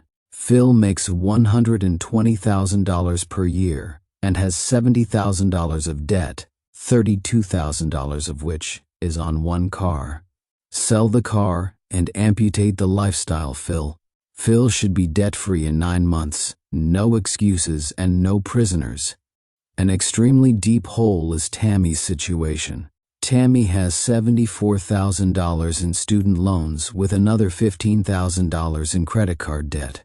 Tammy is a single mom with 3 children and has an income of $24,000 per year. It is going to take Tammy a few years to work her debt snowball. She will figure a way through it, but her situation is one of the very rare exceptions. She should keep contributing to the 401k with the match. When you have to dip into the emergency fund. Penny's air conditioner went out in the dead of summer. The repairs were $650, which she took from her emergency fund. Thank goodness that $1,000 was there, she said with a sigh. Now what does she do? The debt snowball, or stop and go back to baby step 1, save $1,000. Penny needs to put the debt snowball temporarily on hold. She will continue to make minimum payments and go back to the first step until she gets back up to $1,000 in her emergency fund. If she doesn't, soon she will have nothing in savings, and when the alternator on the car goes out, she will reopen some credit card account. The same applies to you. If you use the emergency fund, return to baby step 1 until you have refunded your beginner emergency fund, then move right back to your debt snowball, baby step 2. Second mortgages, business debt, and rental property mortgages. Because of debt consolidation loans and other mistakes, Many people have a home equity loan or some kind of large second mortgage. What should be done with this loan? Is it put in the debt snowball or just called a mortgage and not dealt with at this step? It will be paid off. It is just a matter of at which step.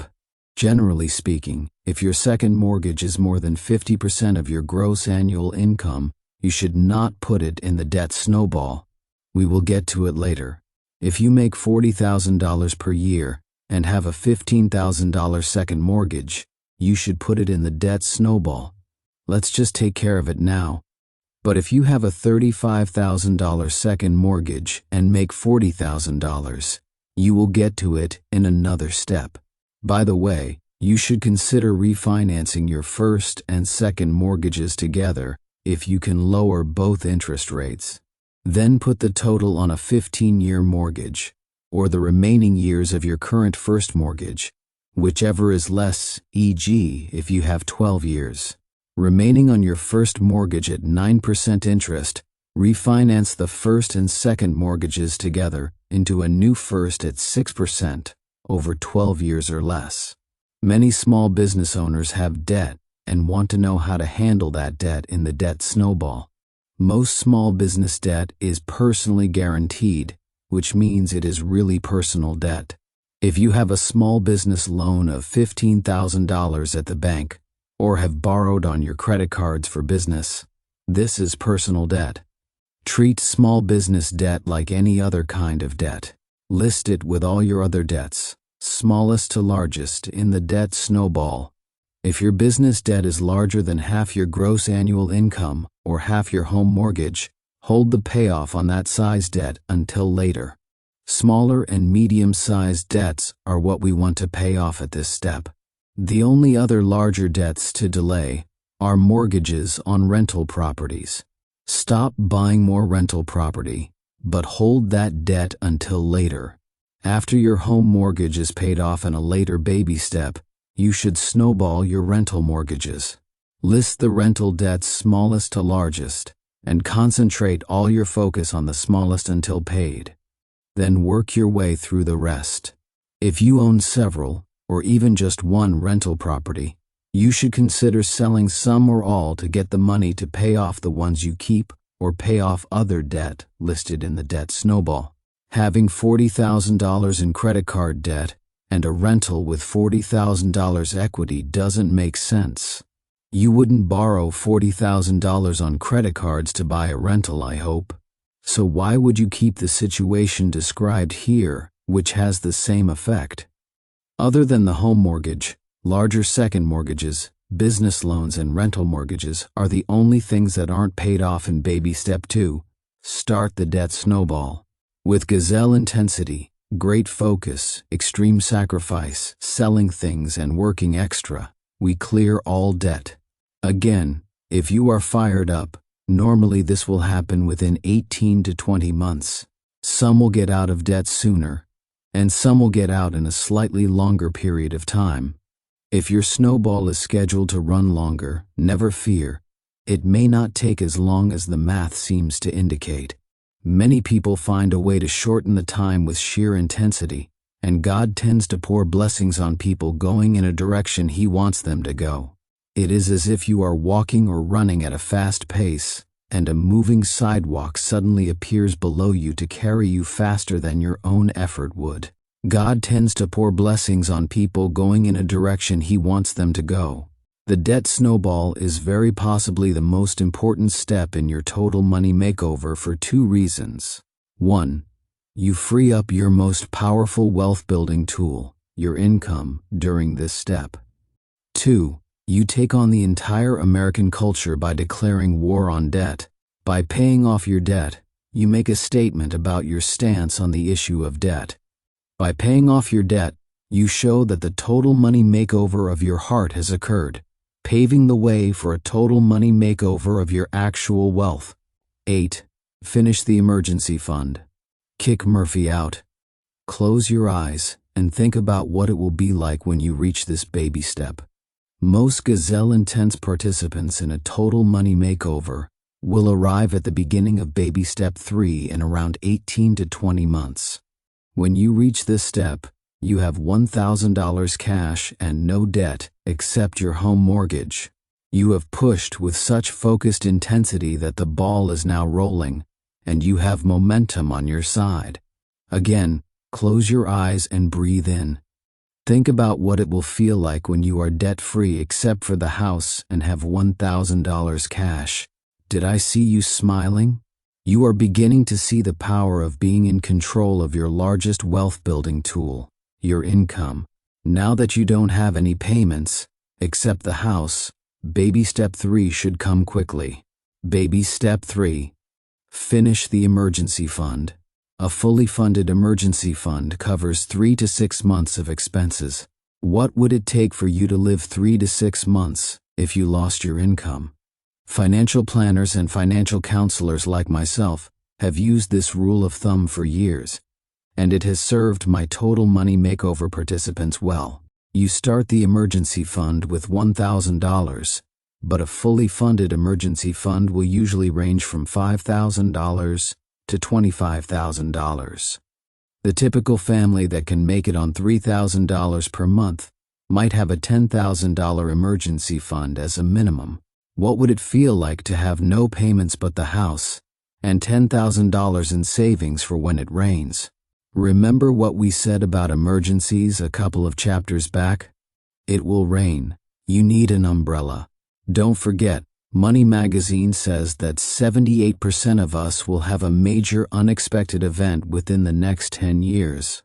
When the big stuff happens, like the job layoff or the blown car engine, you can't depend on credit cards.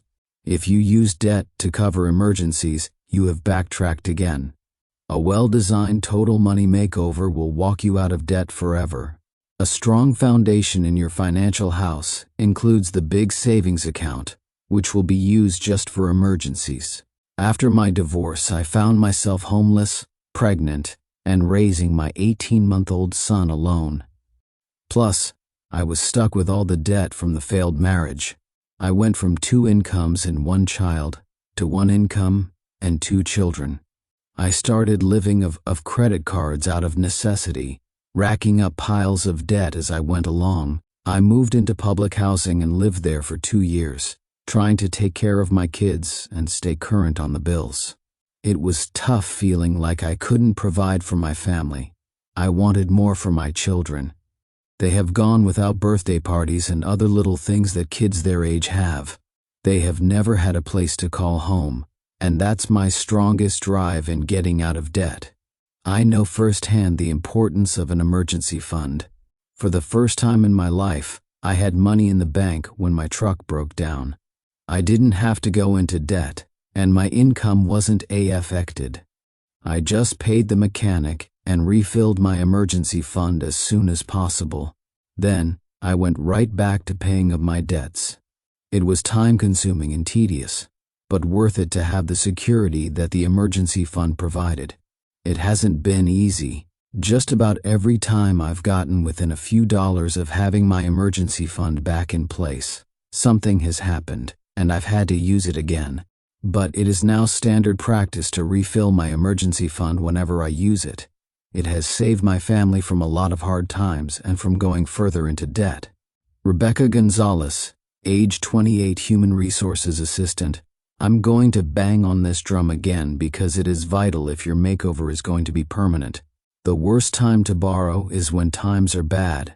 If there is a recession and you lose your job, read no income, you don't want to have a bunch of debt.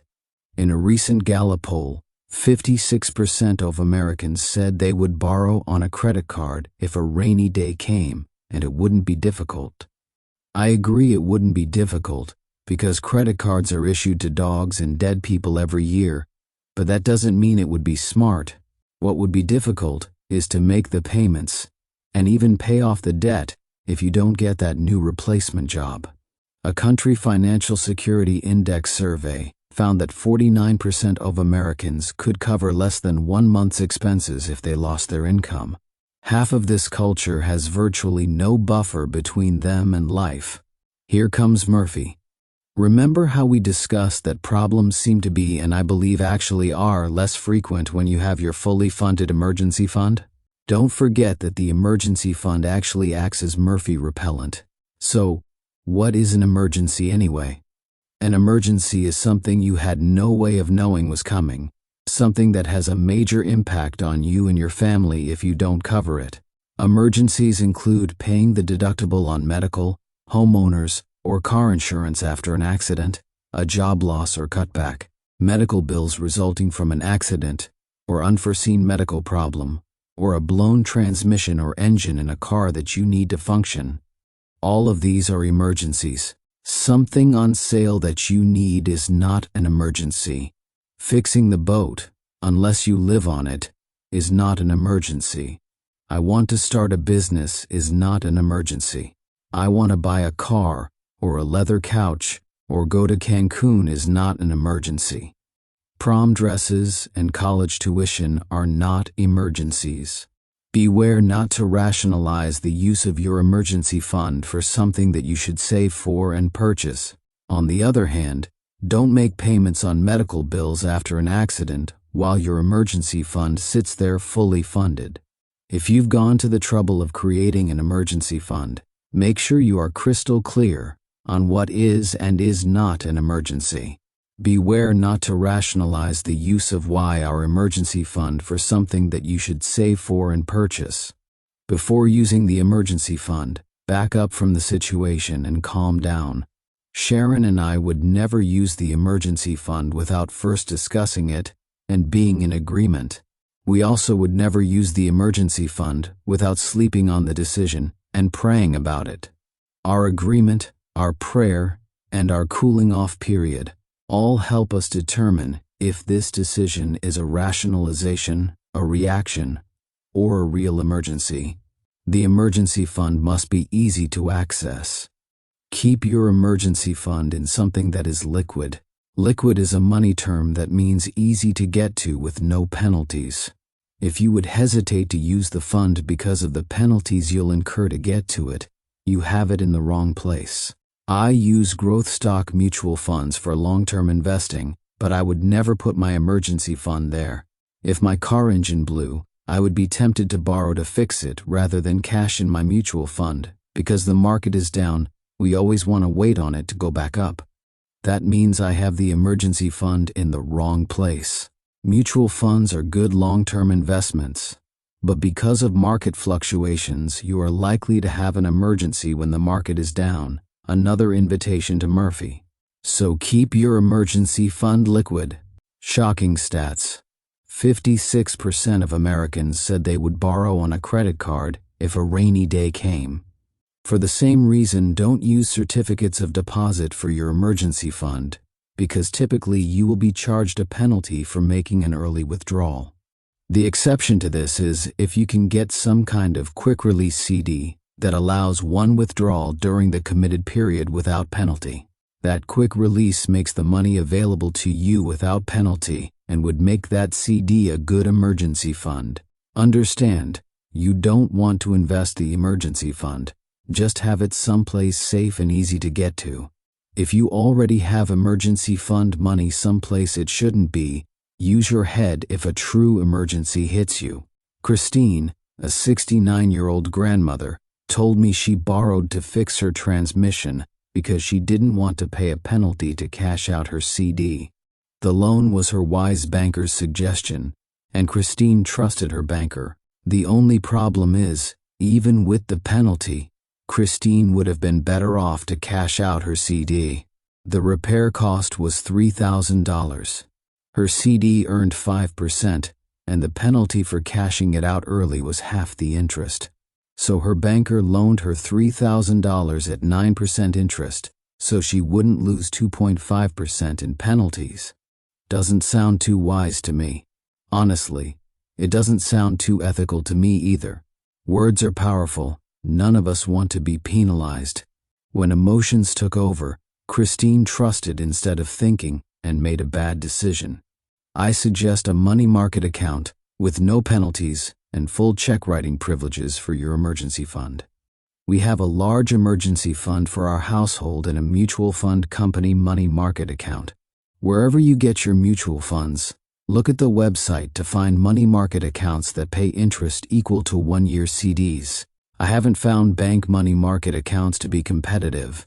The FDIC does not insure the mutual fund money market accounts, but I keep mine there anyway, because I've never known one to fail.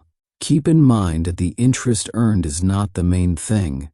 The main thing is that the money is available to cover emergencies. Your wealth building is not going to happen in this account. That will come later, in other places. This account is more like insurance against rainy days than investing. Dumb math and stupid tax. Shocking numbers on winning the lottery. Of people making less than $35,000 per year, 40% said the best way for them to have $500,000 at retirement age is to win the lottery. Your chances of winning the lottery are about 1 in 120 million. You're 400 times more likely to be struck by lightning. Sometimes, even after I've explained all this, people still ask about savings bonds, or other low-risk investments. They are missing the point. Again, this emergency fund is not for wealth building. You will get other kinds of return on investment from this account, but the purpose of this money is not to make you rich. The mission statement for the emergency fund is to protect you against storms, give you peace of mind, and keep the next problem from becoming debt. How big? So, how much money should be in your emergency fund? We said it should be enough to cover 3 to 6 months of expenses. But should you go with 3 months or 6 months? If you think about the purpose of this fund, it will help you determine what is right for you. The purpose of the fund is to absorb risk, so the more risky your situation, the greater the emergency fund you should have. For example, if you earn straight commission or are self-employed, you should use the 6 months rule. If you are single or you are a one-income married household, you should use the 6 months rule because a job loss in your situation is a 100% cut in household income.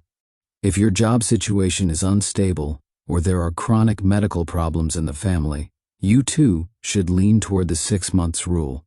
I grew up in government-assisted housing, the projects, and for a long time thought that's how the remainder of my life was supposed to be lived. However, when I was 24 years old, the Lord provided me with a job that challenged me intellectually and continually pushed me to think outside the box. I began to listen to the news and political discussions on the radio, and one day I happened to stumble across a funny white guy named Dave. After listening to Dave, it took a few years for my wife and me to get on board. When we finally did decide to have a total money makeover, the hardest part was getting mad enough to eliminate all our debt at once. We continued to make purchases on our credit card and would find ourselves back at square one. But reality set in once I was laid off from my job. We couldn't afford to make ends meet.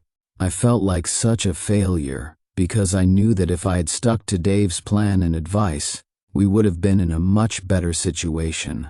After that initial layoff, we struggled for a while until I finally landed a new job. Yet, we have become debt-free because we all work together and do our part to assure the financial success of our present and future. The level of accountability that is required is tremendous. We fought a lot at the beginning, but as we've worked through things, our communication has become smooth and hassle-free. We have been patient and diligent in our budgeting and are now reaping the benefits. Our family is still realizing the full impact of being debt-free. The month after we paid off the debt, I was laid off again. But this time we were in a completely different place than before. The financial worries and strains were non-existent. There is a sense of peace that surpasses all understanding, and until you have experienced it for yourself, you can't even imagine its amazing power. James, age 32, and Tabitha, age 31. Atwood, train conductor, merchandising coordinator. If you have a steady, secure job, where you have been with that company or government agency for 15 years and everyone is healthy, you could lean toward the 3-month rule. A real estate agent should have a 6-month fund, and a healthy postal worker who has been in her job for years and plans to stay might keep a 3-month fund. Customize your emergency fund to your situation and to how your spouse deals with the feeling of risk. Many times men and ladies deal with this subject differently. This fund is for actual protection and for peace of mind, so the spouse who wants this fund to be higher wins. We use 3 to 6 months of expenses instead of 3 to 6 months of income because the fund is to cover expenses, not replace income. If you become ill or lose a job, you need to keep the lights on and food on the table until things turn around, but you might stop investing, and you'll definitely stop spending budgeted blow money until the rain clears. Of course, when you are just starting your total money makeover, your expenses might equal your income. Later, when you are debt-free, you have all the right insurance in place, and you have large investments, you can survive on much less than your income. Use all available cash. In baby step 2, I instructed you to use all non-retirement savings and investments to pay down your debt. Clean everything out and become debt-free, except for the house. Use all savings and investments that don't have a penalty for withdrawal like retirement plans. If you used savings that you had in baby step 2, start the debt snowball. You cleaned out even the emergency fund down to baby step 1, save $1,000. Now is the time to rebuild your emergency fund by replacing any money you may have used to pay debt. Many times I've met someone who, for example, had $6,000 in savings at the bank making 2% interest and $11,000 in credit card debt. The very thought of using $5,000 of that savings to pay the credit cards partially off is very hard. That $6,000 emergency fund is your security blanket. And fear rises up deep inside when someone like me mentions that you should use that money to snowball your debt. You are right to feel that fear and to question whether you should spend the $5,000 to pay down the debt. You should use that money only if you and your whole family are into a total money makeover. Gazelle intensity, budgeting, selling ankle-weight cars, and overall total commitment to the plan are the only way using that savings makes sense. You need all parties completely on board. Sherry called our radio show saying that her husband wanted to use $9,000 of their $10,000 emergency fund on baby step 2, but he wanted to keep his $21,000 truck debt with a household income of $43,000. Sherry was mad at me for suggesting something so absurd. Of course, I didn't make that suggestion. I think it would be a bad move for them to use $9,000 in this situation. The reason I'm against using the savings as suggested is that hubby isn't on board. He wants to do part of the plan and keep his stupid truck. There are 2 reasons not to use the emergency fund in Sherry's case. First, hubby has not had a total money makeover in his heart, and they will never make it out of debt under any strategy until he does. Second, do the math. On a $43,000 income, they will be in debt and have only a super small emergency fund for years if they keep the truck. This would be like my wife saying she wants me to lose weight and then baking homemade chocolate chip cookies every night. She would be saying one thing and doing another. Dave rants, to make more money, you have to plan to make more money. Some people's problem is income, not spending. I don't suggest you clean out your savings if everyone isn't having a total money makeover. I also don't suggest you clean out your savings if you are planning to be in baby step 2, start the debt snowball for 5 years. However, few of you will be in step 2 very long if you go gazelle intense and follow this plan to the letter. If your family is exposed to the elements, with only $1,000 standing between you and life for 18 to 20 months, that is fine. In that case, you should use your savings to become debt-free or accelerate the snowball.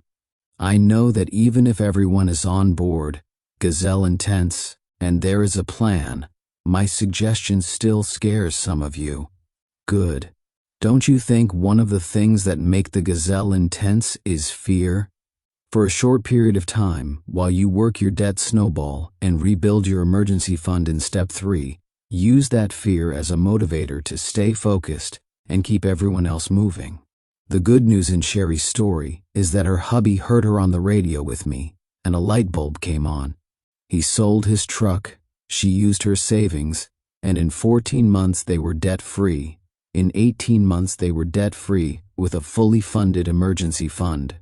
Sherry sent an email to me about an amusing part of their journey. She said after they were debt-free and rebuilding her precious emergency fund with the same gazelle intensity they used to pay the debt, one of their teens asked them to buy a computer. Before Sherry could say no, her hubby grabbed the teen in a loving headlock and started yelling, in jest, that there would be no purchases in that house until the emergency fund was done.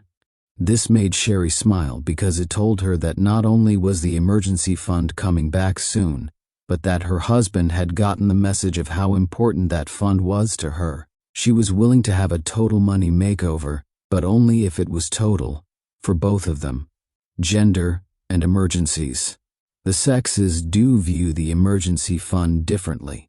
In general, men are more task-oriented, and ladies are more security-based. Guys like to know what you do, so some of us don't understand the idea of money just sitting there causing security. Most ladies I meet smile when we start talking about having $10,000 between them and the rain. Many of them say the emergency fund and life insurance are the best parts of their family's total money makeover. Guys, let's talk. God wired ladies better on this subject than He did us. Their nature causes them to gravitate toward the emergency fund. Somewhere down inside the typical lady is a security gland, and when financial stress enters the scene, that gland will spasm. This spasmodic gland will affect your wife in ways you can't always predict. A spasmodic security gland can affect her emotions, her concentration, and even her love life. Apparently, the security gland is attached to her face. Can you see the financial stress on her face?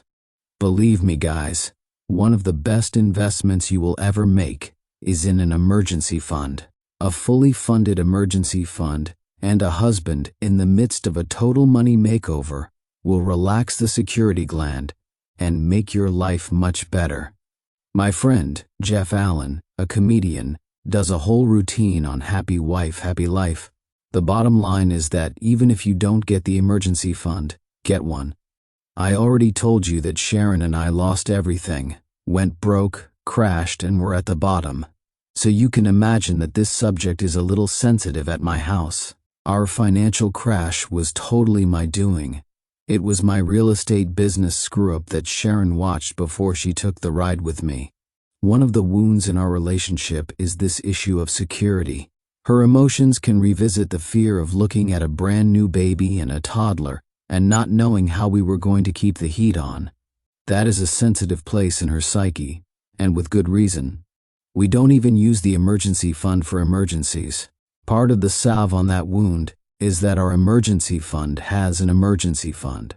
If I even walk near the drawer where the emergency fund money market checkbook is kept, Sharon's security gland can tighten up. Being the highly trained investment mogul that I am, I could certainly find places to put that money where it would earn more. Or would it? Remember, personal finance is personal. I have come to realize that Sharon's peace of mind bought with the oversized emergency fund is a great return on investment. Guys, this can be a wonderful gift to your wife. An emergency fund can turn crises into inconveniences. As you budget over the years, and your total money makeover completely changes your money habits, you will use the emergency fund less and less. We haven't touched our emergency fund in over 15 years. When we first started, everything was an emergency. But as you crawl off the bottom, and the total money makeover begins to take effect, you have fewer things you can't cover in your monthly budget. At the start, though, you'll be like we were. Everything will be an emergency. To show you what I mean, consider two different stories of people at two different places in the baby steps. Kim was 23, single, on her own, and at a job making $27,000 per year. She recently started her Total Money Makeover. She was behind on credit cards, not on a budget, and barely making her rent because her spending was out of control. She let her car insurance drop because she couldn't afford it. She did her first budget and 2 days later was in a car wreck. Since it wasn't bad, the damage to the other guy's car was only about $550. As Kim looked at me through panicked tears, that $550 might as well have been $55,000. She hadn't even started baby step 1. She was trying to get current, and now she had one more hurdle to clear before she even started. This was a huge emergency. 7 years ago, George and Sally were in the same place. They were broke with new babies, and George's career was sputtering. George and Sally fought and scraped through a total money makeover. Today, they are debt-free, even their $85,000 home. They have a $12,000 emergency fund, retirement and Roth IRAs, and even the kids' college is funded. George has grown personally, his career has blossomed, and he now makes $75,000 per year while Sally stays home with the kids. One day, a piece of trash flew out of the back of George's pickup and hit a car behind him on the interstate. The damage was about $550.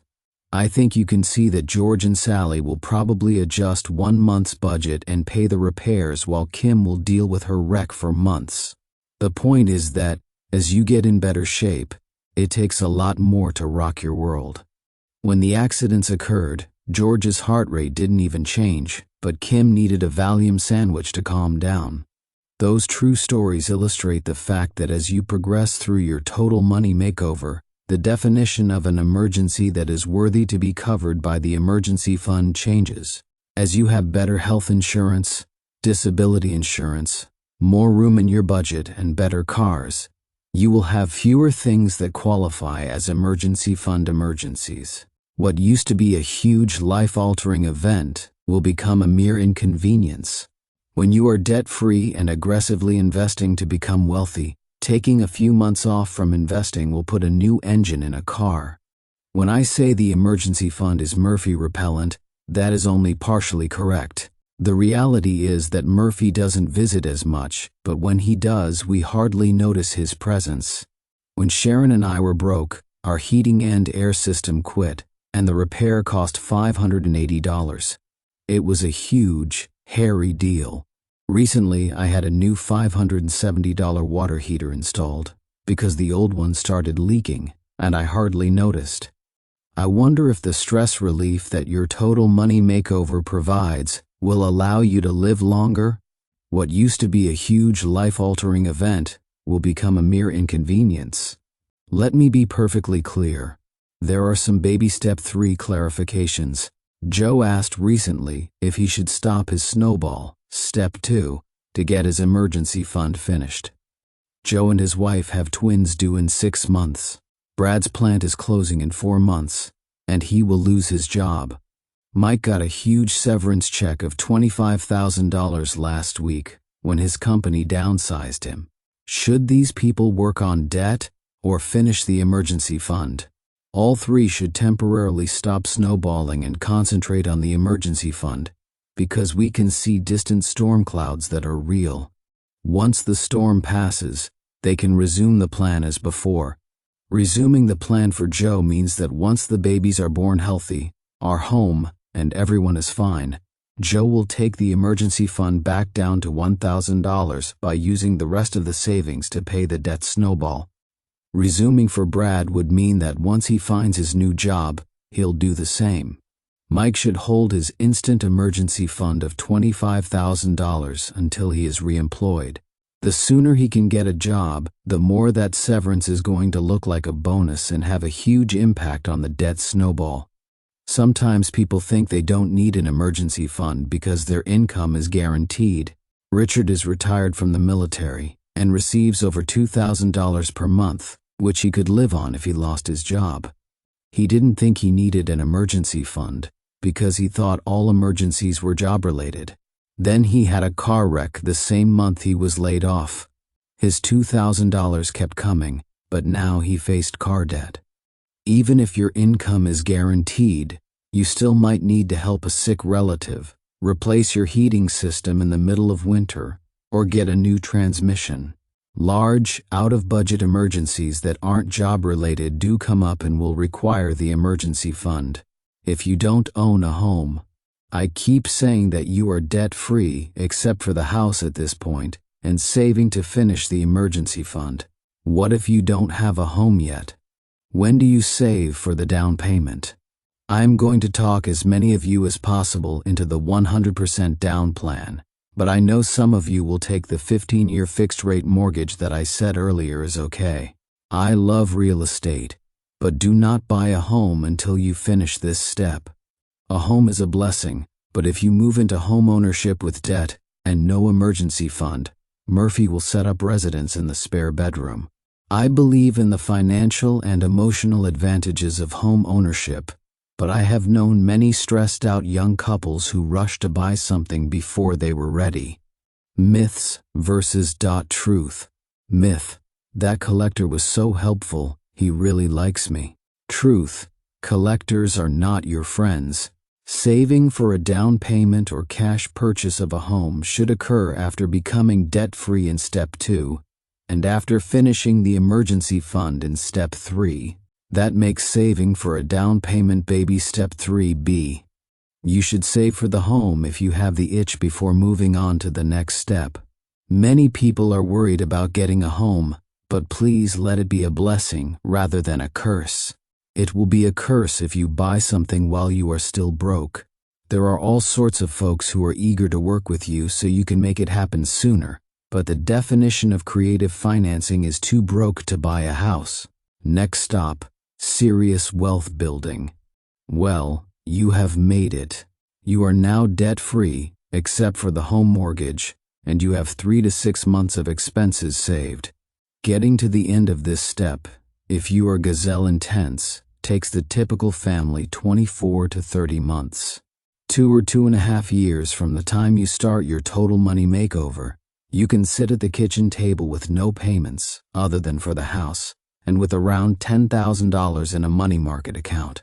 Close your eyes one more time and let your emotions and your spirit visit that place. Wow, I know I see you smiling now. I'm a single mom of 2 kids, I own my own company, and I have everything paid off but the house. But it didn't start out that way. When I was 20, I became pregnant with my first child and thought my life was over. I had completed 2 years of college, but I didn't know how I was going to finish my degree and raise a baby, so I left school. Then the next year, I went through a horrible divorce. I didn't know what I was going to do. I was living off of $400 a month and using credit cards for everything. I went back to school and worked like crazy to graduate a 1.5 years later. Even though I had a degree in advertising, I couldn't find a job I was excited about. So I decided to start my own cleaning business at age 23. Word spread and my business grew. At my lowest, I was $100,000 in debt. Over the past 6 years, though, I've steadily worked my way into becoming debt-free. I worked long, hard hours in order to pay off all the debt that I owed, but it was completely worth it. Now I have no car payments and have $2 million in term life insurance and disability insurance. I am happy, I'm debt-free, my kids go to a private school, and my retirement plan is set up. Each month, I put away $3,000 for my children's education, the emergency fund, and investments. My house is currently on the market because I want to rent and save up for a huge down payment on my next home. My goal is to be completely debt-free, including the house, by age 35. Autumn Key, age 29, owner of Southern Comfort Cleaning. I am very demanding and very passionate about following these principles and steps precisely because I have seen people, like the ones throughout this book, win doing the total money makeover. I have heard every excuse, every whining reason, and every rationalization as to why you are different and you have a better way. But trust me, you don't. The good thing about principles is that they make life easy. I have heard it said that when someone bases his life on principle, 99% of his decisions are already made. Once we have covered these basic steps and laid a foundation, the time has come to build some wealth. Remember, that is why we started a Total Money Makeover. We wanted not just to be out of debt, but to become wealthy enough to give, retire with dignity, leave an inheritance, and have some expensive fun. Stay tuned for some big fun. The good thing about principles is that they make life easy. 9. Maximize retirement investing. Be financially healthy for life. I have a friend in his 40s who has a bodybuilder physique. He is lean with well-defined muscle groups, but he is not some wild health nut. He watches what he eats and works out a couple of times a week. I have another friend in his 30s who diets fanatically, runs every day, lifts weights 3 times a week, but is still 40 pounds overweight.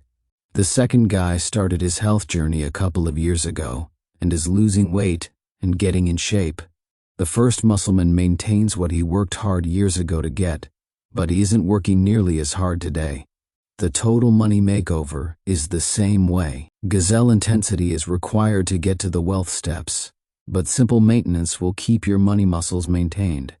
Keep in mind that my muscleman friend never eats 3 plates of food at a sitting. He is still aware he can lose his fitness, but he can look good and feel good with a lot less effort, assuming he remembers the principles that got him his great body in the first place. Simple maintenance will keep your money muscles maintained. Gazelle intensity has allowed you to lose 100 pounds of debt and get your cardio emergency fund ready. That foundation will allow you to become financially fit by toning your muscles. You have attacked your debt, it is gone. With the extra money after eliminating your debt, you attacked your emergency fund, it is funded. You are now at a crucial time. What do you do with the extra money that you poured into the emergency fund and debt payoffs? This is not the time to give yourself a raise. You have a plan, and you are winning. Keep it up. You are 2 quarters into a 4-quarter game. It is time to begin with the end in mind. It is time to invest. What retirement isn't. Investing for retirement in the context of a total money makeover doesn't necessarily mean investing to quit your job. If you hate your career path, change it. You should do something with your life that lights your fire and lets you use your gifts. Retirement in America has come to mean save enough money so I can quit the job I hate. That is a bad life plan. Harold Fisher was 100 years old. He worked 5 days a week at the architectural firm he founded. Mr. Fisher didn't work because he needed money, not by a long shot. He worked because he found joy in what he did. He was a designer of churches. His favorite saying was, "People who retire early, die early." If I retired, what would I do? He asked. Harold Fisher was financially secure and able to do what he wanted, and that defines retirement the total money makeover way. If you hate our career path, change it. When I speak of retirement, I think of security. Security means choices. That's why I think retirement means that work is an option. You can choose to write a book, to design churches, or to spend time with your grandkids. You need to reach the point where your money works harder than you do. A total money makeover retirement plan means investing with the goal of security. You already possess the ability to quit your job, and if you don't like your work, you should consider doing that. If not today, develop a 5-year game plan for transitioning into what God designed you to do. However, don't wait till you're 65 to do what you love. That said, the money part does matter. You want to reach your golden years with financial dignity. That will happen only with a plan.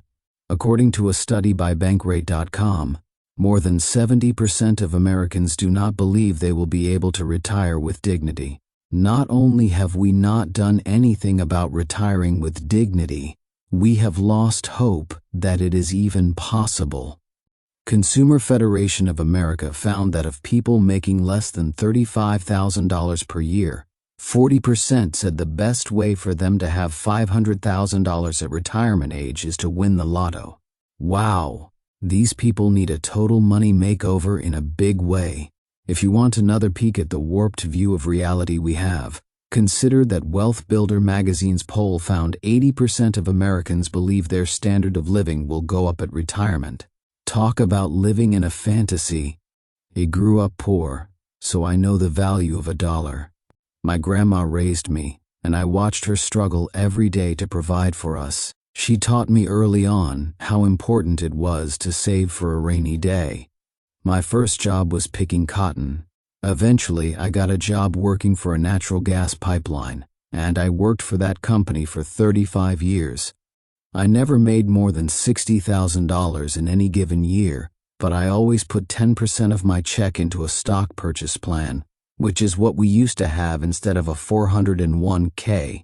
At first, I didn't think I could afford to put that much of my paycheck into a retirement plan, but then I figured that, in the long run, I couldn't afford not to. After 35 years on the job, I was able to retire at age 58, 7 years early, with about $1 million in my retirement accounts. Since retiring, I built myself a workshop and spend a lot of time tinkering in it, just having fun. My wife and I even took a month-long vacation out west, just because it's something we've always wanted to do, and we had the money to do it.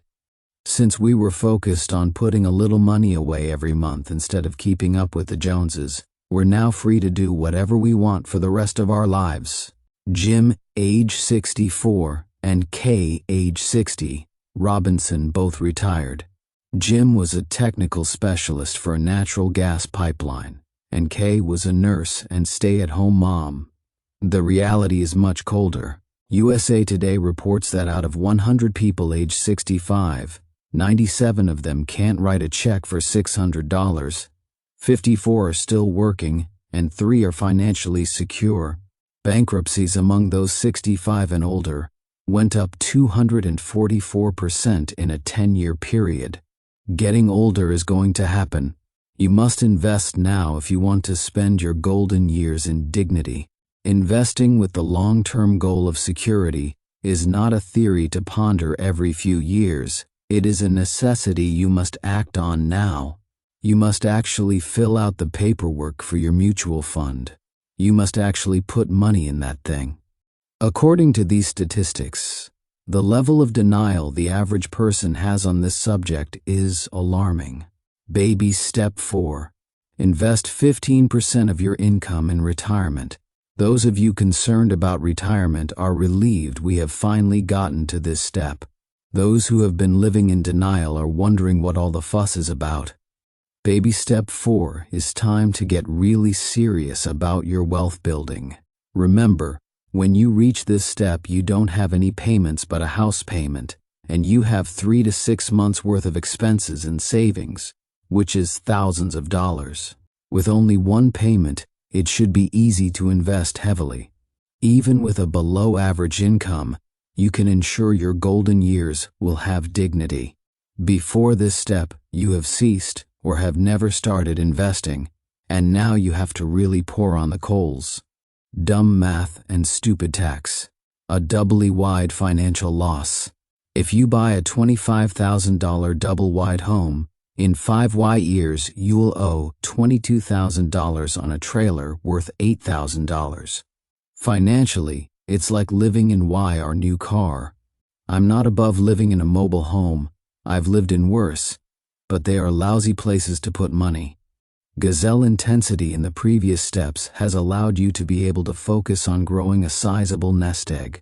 The tens of thousands of people we have met have helped me develop the 15% rule. The rule is simple.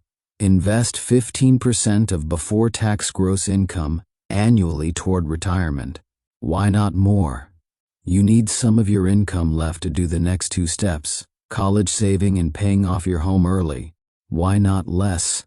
Some people want to invest less or none. so they can get a child through school or pay off the home super fast.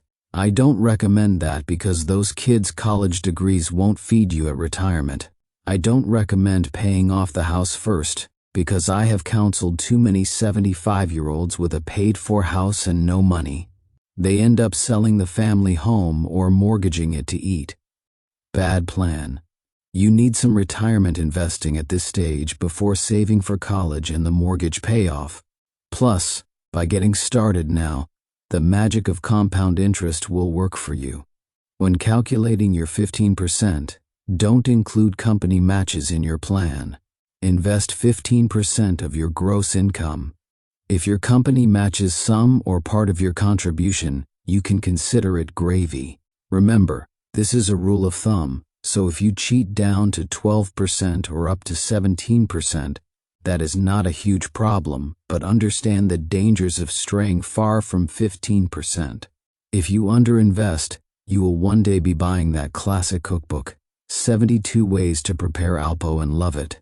If you overinvest, you will keep your home mortgage too long, which will hold back the wealth-building power of your total money makeover. By the same token, do not use your potential Social Security benefits in your calculations. I don't count on an inept government for my dignity at retirement, and you shouldn't either. A recent survey said more people under age 30 believe in flying saucers than believe they will receive a dime from social insecurity. I tend to agree. I'm not taking a political position, although I'm not above it, but the mathematics of that system spell doom. I'm not Chicken Little predicting the sky is falling. Entire books have been written on the Social Security mess. Understand, it is your job to take care of you and yours, so part of your total money makeover is to invest now to make that happen. If Social Security isn't there when you retire, you'll be glad you listened to my advice. If by some miracle Social Security is there when you retire, that will mean I was wrong. In that case, you'll have some extra money to give away. I'm sure you'll forgive me for that. It is why our job to take care of you and why ours. Your tool is mutual funds. Now that you have reached this step, you need to learn about mutual funds. The stock market has averaged just below a 12% return on investment throughout its history. Growth stock mutual funds are what I recommend investing in for the long term. Growth stock mutual funds are lousy short-term investments because they go up and down in value, but they are excellent long-term investments when leaving the money longer than 5 years. Ibbotson research says that 97% of the 5-year periods and 100% of the 15-year periods in the stock market's history have made money. The Total Money Makeover is not an investment textbook, so if you need more detailed information, check out our class, Financial Peace University, or my first book, Financial Peace. My personal retirement funds and my kids' college funds are invested the way I teach in the Total Money Makeover. Here's a Reader's Digest version of my approach. I select mutual funds that have had a good track record of winning for more than 5 years, preferably for more than 10 years. I don't look at their 1-year or 3-year track records because I think long-term. I spread my retirement, investing evenly across 4 types of funds. Growth and income funds get 25% of my investment. They are sometimes called large cap or blue chip funds. Growth funds get 25% of my investment. They are sometimes called mid cap or equity funds. An S&P index fund would also qualify. International funds get 25% of my investment. They are sometimes called foreign or overseas funds. Aggressive growth funds get the last 25% of my investment. They are sometimes called small cap or emerging market funds. For a full discussion of what mutual funds are and why I use this mix, go to daveramsey.com and visit mytotalmoneymakeover.com. Dave rants, the reason you are afraid of investing is because you do not know what you are getting into. Learn about investments. The invested 15% of your income should take advantage of all the matching and tax advantages available to you. Again, our purpose here is not to teach the detailed differences in every retirement plan out there. See my other materials for that. But let me give you some guidelines on where to invest first. Always start where you have a match. When your company will give you free money, take it. If your 401k matches the first 3%, the 3% you put in will be the first 3% of your 15% invested. If you don't have a match, or after you've invested through the match, you should next fund Roth IRAs. The Roth IRA will allow you to invest up to $5,000 per year, per person. There are some limitations as to income and situation, but most people can invest in a Roth IRA. The Roth grows tax-free. If you invest $3,000 per year from age 35 to age 65, and your mutual funds average 12%, you will have $873,000 tax-free at age 65. You have invested only $90,000, 30 years x 3,000. The rest is growth, and you pay no taxes. The Roth IRA is a very important tool in virtually anyone's total money makeover. Start with any match you can get, and then fully fund Roth IRAs. Be sure the total you are putting in is 15% of your total household gross income. If not, go back to 401ks, 403 Bs, 457 seconds or SEPs for the self-employed, and invest enough so that the total invested is 15% of your gross annual pay. Example: household income $81,000, husband $45,000, wife $36,000. Husband's 401k matches first 3%. 3% of $45,000, $1,350 goes into the 401k. 2 Roth IRAs are next, totaling $10,000. The goal is 15% of $81,000, which is $12,150. You have $11,350 going in. So you bump the husband's 401k to 5%, making the total invested $12,250. What it will take to retire. How much do you need to retire with dignity and security? How long will it take you to get there? See the following pages for worksheets to help you calculate some of these actual numbers. You are secure and will leave a nice inheritance when you can live off of 8% of your nest egg per year. If you make 12% on your money average and inflation steals 4%, 8% is a dream number. If you make 12% and only pull out 8%, you grow your nest egg by 4% per year. That 4% keeps your nest egg, and therefore your income, ahead of inflation, till death do you part. You get a cost of living raise from your nest egg every year. If you can live with dignity on $40,000, you need a nest egg of only $500,000. I would recommend that you have the largest nest egg possible, because there are some really cool non-greedy things to do with it later, like giving it away. If, when you run the calculations on the worksheet, you are afraid you won't make your goal of saving 15%, keep in mind that this is just baby step 4. Later steps will allow you to accelerate your investing while still having a life. Would you dream with me for a moment? Dream that a 27-year-old couple with average to below average income commit to a total money makeover. They get gazelle intense, and in 3 years, by age 30, they are at step 4. They invest 15% of their income in 4 types of growth stock mutual funds with 5 to 10-year track records. The average household income in America is $50,233 per year, according to the Census Bureau. Joe and Susie average would invest $7,500, 15% per year, or $625 per month. If you make $50,000 per year and have no payments except the house mortgage and live on a budget, can you invest $625 per month? Follow me here. If Joe and Susie invest $625 per month with no match into Roth IRAs from age 30 to Age 70, they will have $7,588,545 tax-free. That is almost $8 million. What if I'm half wrong? What if you end up with only $4 million? What if I'm 6 times wrong? Sure beats the 97 out of 165-year-olds who can't write a check for $600. Monthly retirement planning. In order to retire with some security, you must aim at something. Too many people use the ready, fire, aim approach to retirement planning. Your assignment is to determine how much per month you should be saving at 12% interest in order to retire at 65 years old with what you need. If you are saving at 12% and inflation is at 4%, then you are moving ahead of inflation at a net of 8% per year. If you invest your nest egg at retirement at 12% and want to break even with 4% inflation, you will be living on 8% income.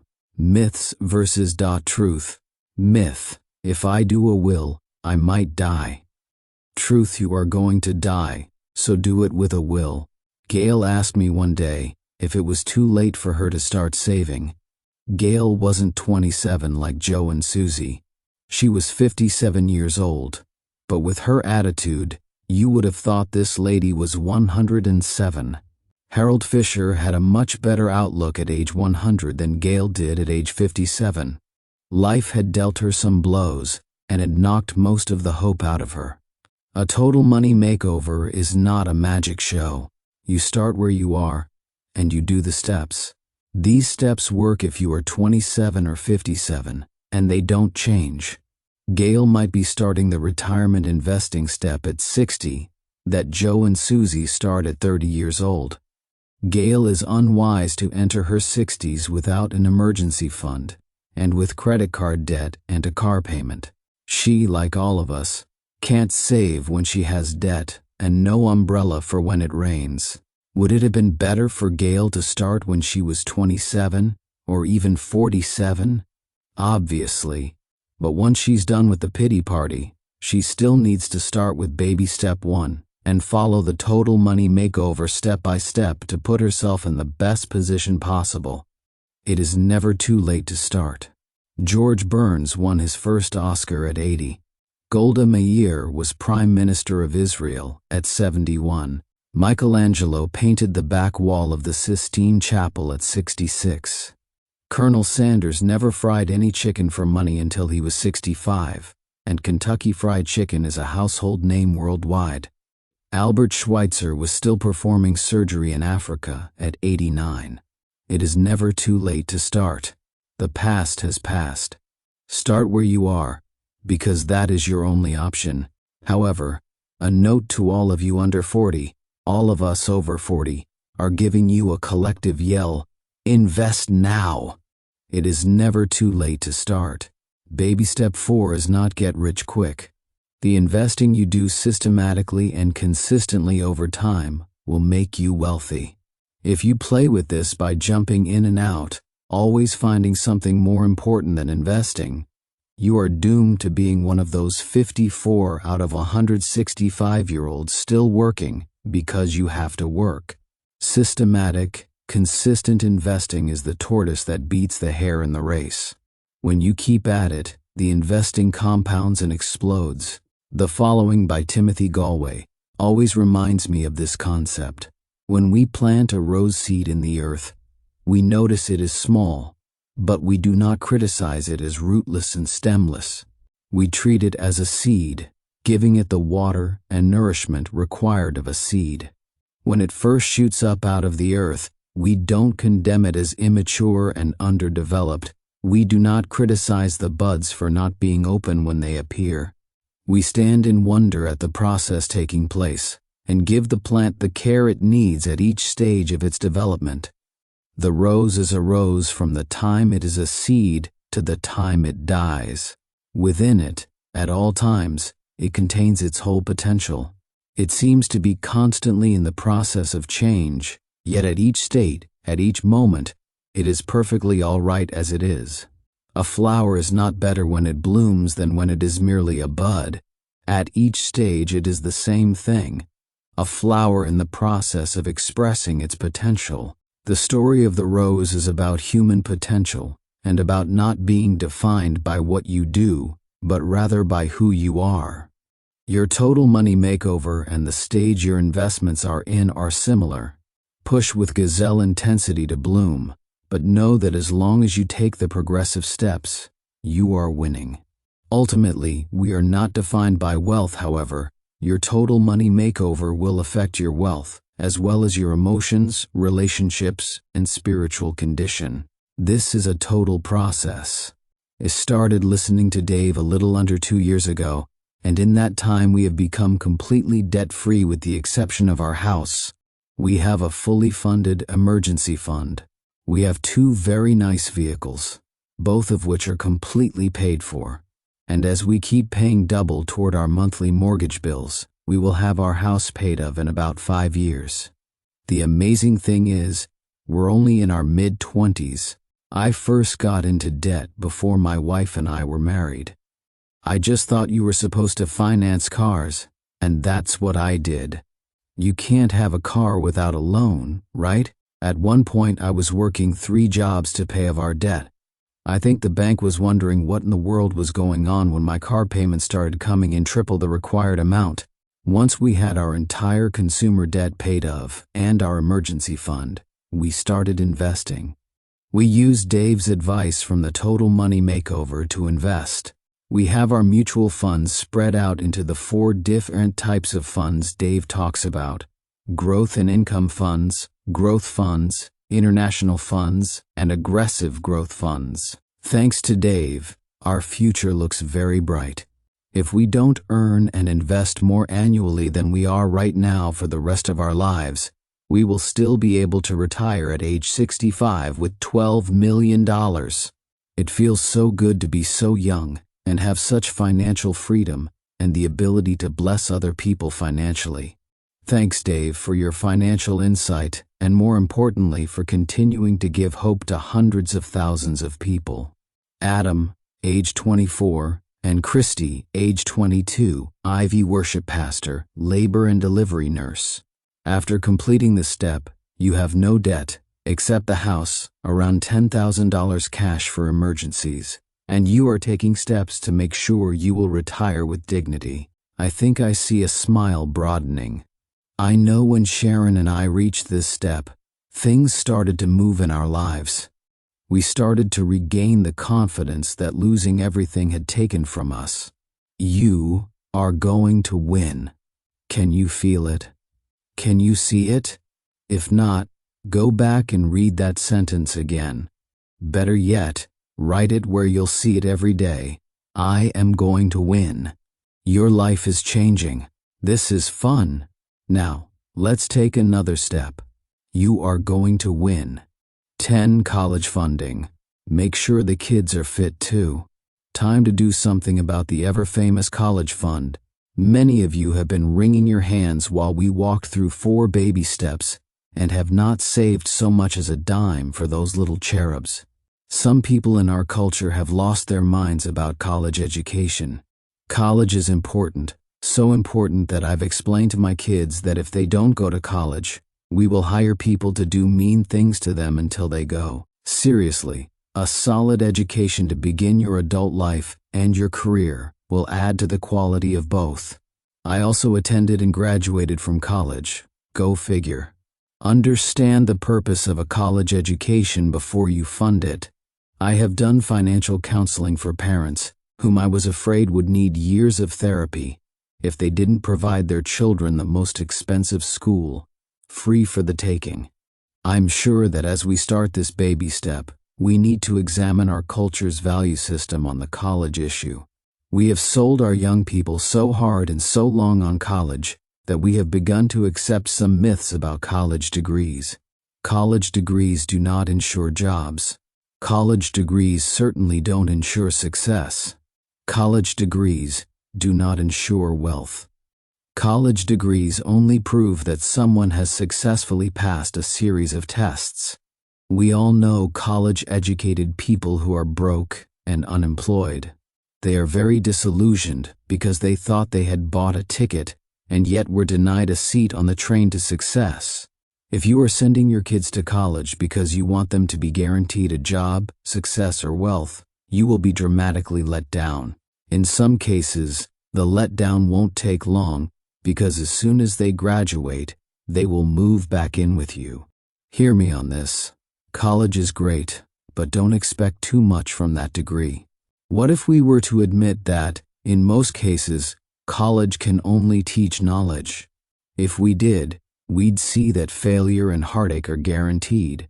If we expect a college degree by itself to deliver life's treasures. Only if you mix knowledge with attitude, character, perseverance, vision, diligence, and extreme levels of work will your college degree produce for you. We have placed a dangerous responsibility on that thin little sheepskin. We have asked that it do things it cannot do. College degrees do not ensure wealth. Because we have turned a college degree into some kind of genie in a bottle formula to help us magically win at life, we go to amazingly stupid extremes to get one.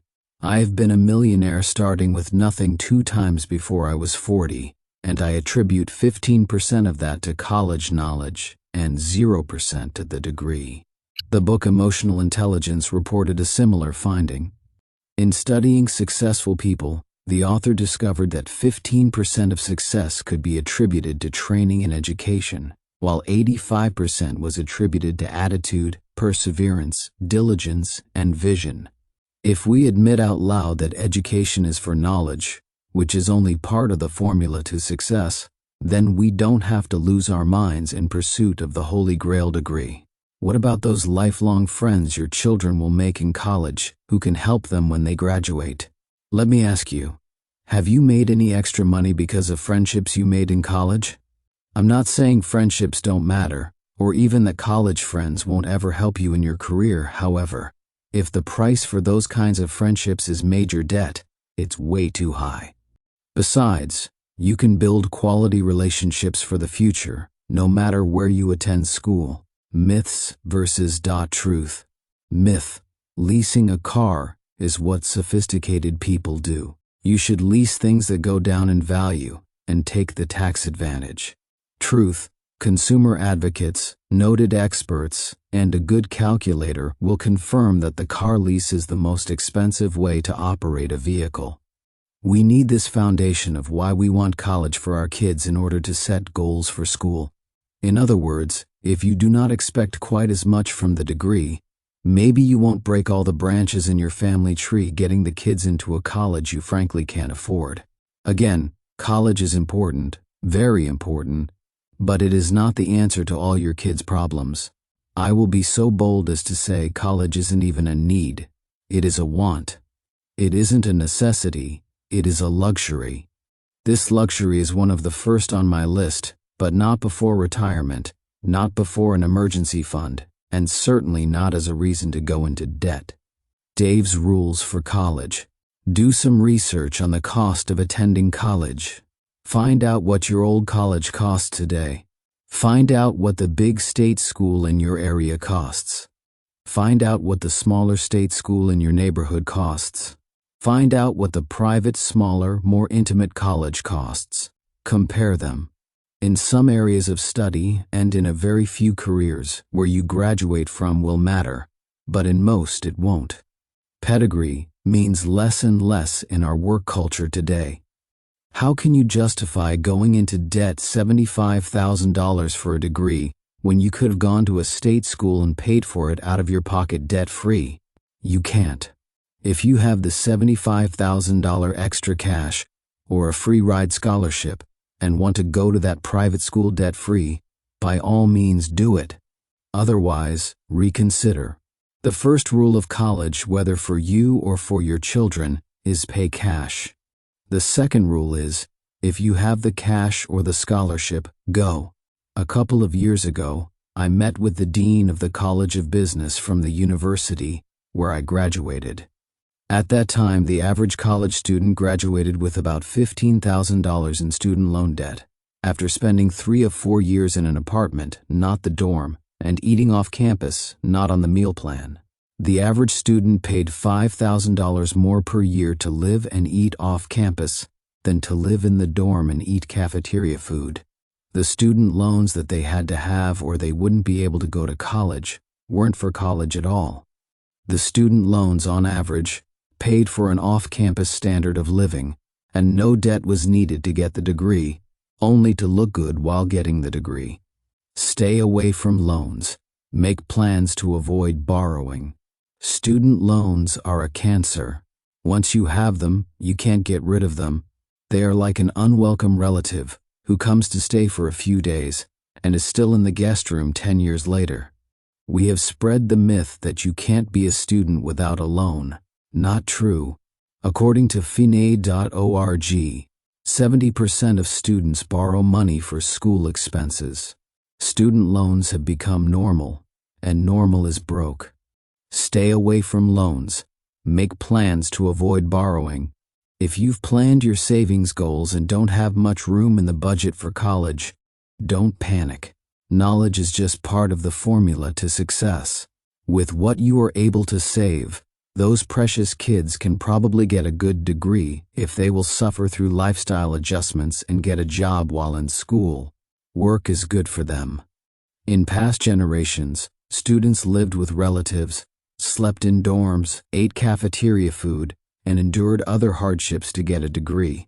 They even went to schools without pedigrees to get the knowledge, which is what they were after. They also were under no illusions of the degree giving them guaranteed jobs or success. Now, after spending pages harping on mindset, we can set some reasonable, attainable goals for saving for college. Baby step 5. Save for college. Virtually everyone thinks that saving for college is important. However, hardly anyone saves money for their kids' college education. Money Magazine and CBS Market Watch both quote the alarming statistic that 39% of Americans with kids don't save a dime toward college. According to a 2008 study by Sallie Mae and Gallup, only 9% of families use college savings funds like ESAs and 529 plans. That means 91% have saved nothing or close to nothing. Why are we doing so badly? Because we are in debt, have no emergency savings, no budget, and so on. We have to baby step our way here in our Total Money Makeover before we have the money to save for college. If you save for college and don't have an emergency fund, you will raid the college fund to keep the home out of foreclosure when you get laid off. If you try to save for college while making payments on everything under the sun, you won't have any money to save. On the other hand, by the time you get here in the baby steps, you'll have a strong foundation and money to save. If you don't have children, or your kids are grown and gone, you will simply skip this step. For everyone else, a college fund is a necessity. And, if you do what I say, when you do start a college fund, you won't end up raiding it. Dumb math and stupid tax. Very interesting. If your mortgage payment is $900 and the interest portion is $830, you will pay that year around $10,000 in interest. What a great tax deduction, right? Otherwise, you'd pay $3,000 in taxes on that $10,000. But who in their right mind would choose to trade $10,000 for $3,000? When we first started looking at college options for our daughter, we got really worried. We always lived within our means, but we never saved for the future. We've heard of students racking up tens of thousands of dollars in debt for college, but we didn't want our daughter to have that burden when she finished her education. We didn't think it was possible to pay cash for college. At first, we just thought we would help her as much as possible with what we had, and then we'd go into debt to cover the rest of the expenses. With a little research, we found that our daughter could get most of her classes done at a community college, and for a lot less. She drove 20 miles each way for 2 years and was able to live at home. Best of all, she won 3 diff errant scholarships, which paid for half of her tuition. After 2 years, she graduated with an associate's degree in art and transferred to a 4-year college. She worked hard and received even more scholarships, which lowered her tuition bill. We helped by paying her apartment rent and tuition, and she worked part-time to pay for books, food, and living expenses. This was an exercise in teamwork, and we all stayed focused on the goal, graduating with no debt. We discovered that with a little creativity and a lot of hard work, we really could pay cash for our daughter's education, and it worked. Our daughter will graduate in a few months with no student loans. Craig, age 55, Karen, age 52, Seymour Optician, Police Department records. ESAs, and 529 seconds. College tuition goes up faster than regular inflation. Inflation of goods and services averages about 4% per year, while tuition inflation averages about 8% per year. When you save for college, you have to make at least 8% per year to keep up with the increases. Baby life insurance, like Gerber or other whole life for babies to save for college, is a joke, averaging less than a 2% return. Savings bonds won't work either. Sorry, Grandma, because they average about 5%. Most states now offer prepaid college tuition. We discussed that in Chapter 4 on money myths. But remember that when you prepay anything, you simply break even with inflation on that item. If tuition goes up 8% a year and you prepay it, you make 8% on your money. That is not too bad. But keep in mind that a decent growth stock mutual fund will average over 12% when invested long term. Of course, there are worse things than prepaid tuition. USA Today reports that 37% of the few who actually save for college do so in a simple savings account yielding less than 3%. That won't get it done. I know, something's better than nothing. But I like another adage better in this case. If something's worth doing, it's worth doing right. Let's do baby step 5 the right way. I suggest funding college, or at least the first step of college, with an educational savings account, ESA, funded in a growth stock mutual fund. The educational savings account, nicknamed the Education IRA, grows tax-free when used for higher education. If you invest $2,000 a year from birth to age 18 in prepaid tuition, that would purchase about $72,000 in tuition, but through an ESA and mutual funds averaging 12%, you would have $126,000 tax-free. The ESA currently allows you to invest $2,000 per year per child if your household income is under $220,000 per year.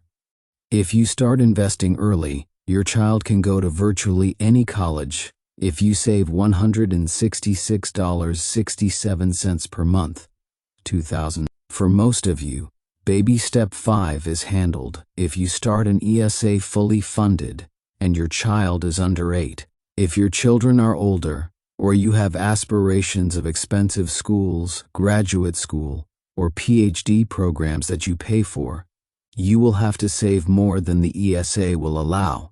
I would still start with the ESA if the income limits don't keep you out. Start with the ESA because you can invest it anywhere, in any fund or any mix of funds, and change it at will. It is the most flexible, and you have the most control.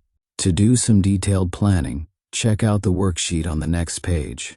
This will help you calculate how much you need to save to hit your college goal.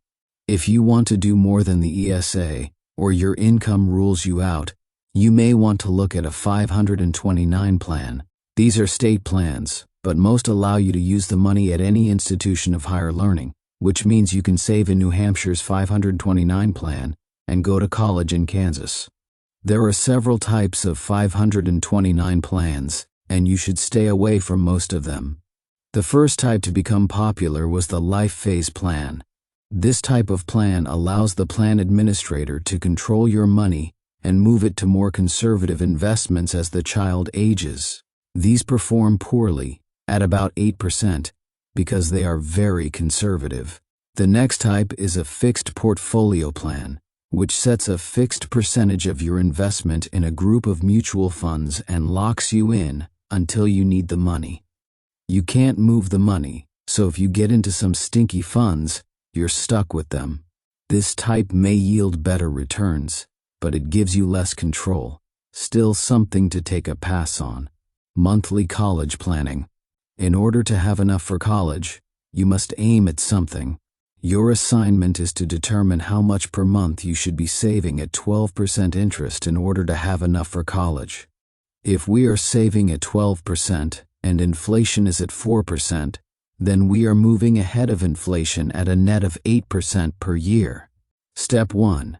In today's dollars, how much per year the college of your choice?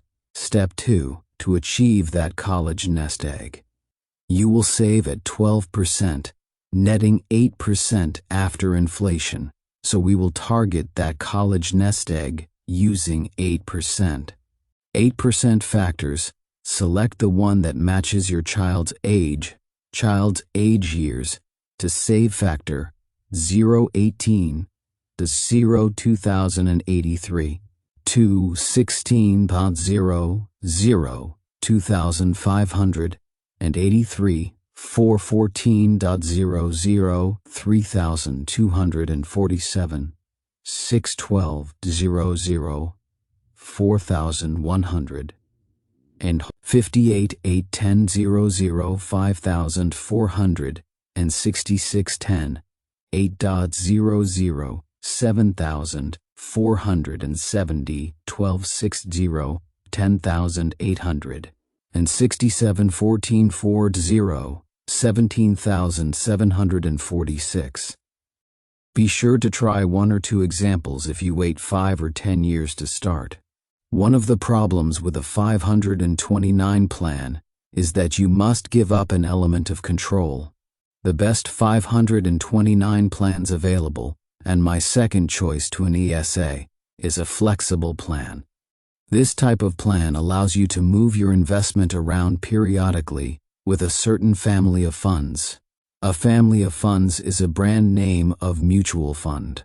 You could pick from virtually any mutual fund in the American Funds Group, or Vanguard, or Fidelity. You are stuck in one brand, but you can choose the type of fund, the amount in each, and move it around if you want. This is the only type of 529 I recommend. Regardless of how you save for college, do it. Saving for college ensures that a legacy of debt is not passed down your family tree. Sadly, most people graduating from college right now are deeply in debt before they start their careers. If you start early or save aggressively, your child will not be one of them. After being tired and frustrated of compiling debt over several years, I was ready to free myself and start planning for a better future. My not yet husband, Jared, was a great encourager, but it made all the difference when my sister told me about Dave. Jared and I read the Total Money Makeover, attended a live event, and decided it was time to attack our debt with gazelle intensity before we got married. Each of us paid of our cars. Jared finally was able to get rid of his $36,000 in student loans, and together we were able to save $9,000 for our wedding. It was nice being newlyweds with a budget and a financial plan. Once we didn't have credit cards to tempt us to make silly purchases, sticking to the budget and saving money became so much easier. Also, we each allotted ourselves a certain amount of money that we could use however we wanted. We chose to save most of it, which curbed buying things impulsively too. Since we were making about $42,000 a year, we had to be smart with our purchases, and we decided to buy used furniture and trade in my SUV for a more economical car. Not living paycheck to paycheck is a great feeling. Jared and I are on the same page financially, and we are very excited about our future. It's a great feeling to be planning for what's ahead of you, instead of having to pay of your past. We are currently building up our emergency fund and saving up for a down payment on a house. When we finally decide where we want to settle down, it will be nice to have the money to make the change. Vanessa, age 30, and Jared, age 28, Smith server. Chef, getting creative when you don't have much time. What? If you have only a couple of years and will not be able to save much because you started your Total Money Makeover later in life? First, Revisit the concepts at the beginning of the chapter. Plan on your child attending somewhere that is cheaper, living on campus, and eating the cafeteria food. Knowledge is what you are after, not a pedigree. Student loans are off limits. You must get creative and resourceful. Have your children think of companies that might be looking to hire someone with the degree they want. Have them ask the company to pay their way through school while they work for them. Many companies pay tuition for their adult employees. Just reverse it on them. Will they all say yes? Absolutely not. In fact, most will say no, but it only takes one yes, so ask often. Look into companies that have work-study programs. Many companies offer to pay for school and have struck tuition deals with local colleges to attract a labor force. UPS, for instance, has a program in many cities where you can work 20 hours per week sorting boxes at night, and they will pay your tuition for school during the day. Plus, they tend to pay you very well for part-time work. That is just one example of many. This type of program is for someone who wants the knowledge, not to go to school just for the college experience, which translates into, they want to party. If you want to go into debt to teach your kids to drink beer or for them to get a pedigree, you need more than a simple total money makeover. Shocking stats. 91% of families have saved nothing, or close to nothing, toward their child's college education. Look into what the military has to offer. The military isn't for everyone, but a young man who used to work for me got a free college education by serving 4 years in the Army. Honestly, he hated the Army, but it was his ticket to school. He grew up in subsidized housing and was told all his life that college was not in his future. He just wouldn't be denied. He was at the end of my rope, robbing Peter to pay Paul. I had maxed out 2 credit cards and had no more wiggle room. I knew that I couldn't keep it up much longer. I was looking at $35,000 worth of debt, and I only made $35,000 a year in income. When my car broke down and the mechanic gave me a $1,500 estimate on repairs, something had to give. First, I shopped around and found a good mechanic to do the work for just $300. Then, I took a second job to pay for it. Soon after, I finally decided to attack my debt once and for all. I wanted to do it fast, so I got extra jobs. I spent 10 hours a day on Saturdays and Sundays cleaning rooms at a fancy resort. I remember driving from my second job and crying because I didn't want to scrub toilets or make beds anymore, but I knew it would be worth it in the end. It was tough, but I did it. I paid off all $35,000 in debt. I got rid of all my credit cards and stopped buying useless stuff. Plus, I have an emergency fund and a new car fund. Having a plan for my money changed my life. People made fun of me when I was working 2 or 3 jobs at a time, but now I'm debt-free and ahead of the game. Shelley Hogenhout, age 31, business process improvement analyst. If full-time military service isn't for you, check out the National Guard.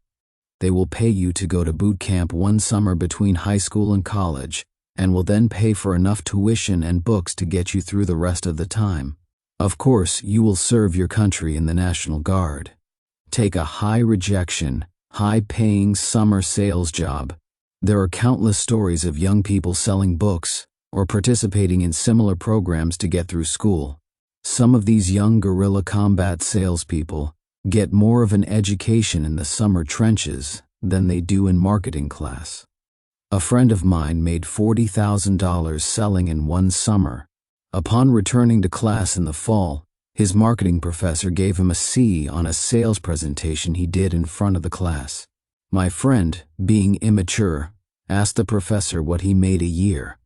After some goading, the professor admitted to an income of $35,000 per year. My friend walked out, and sadly, he quit school. He will be okay though. His income last year was over $1,200,000.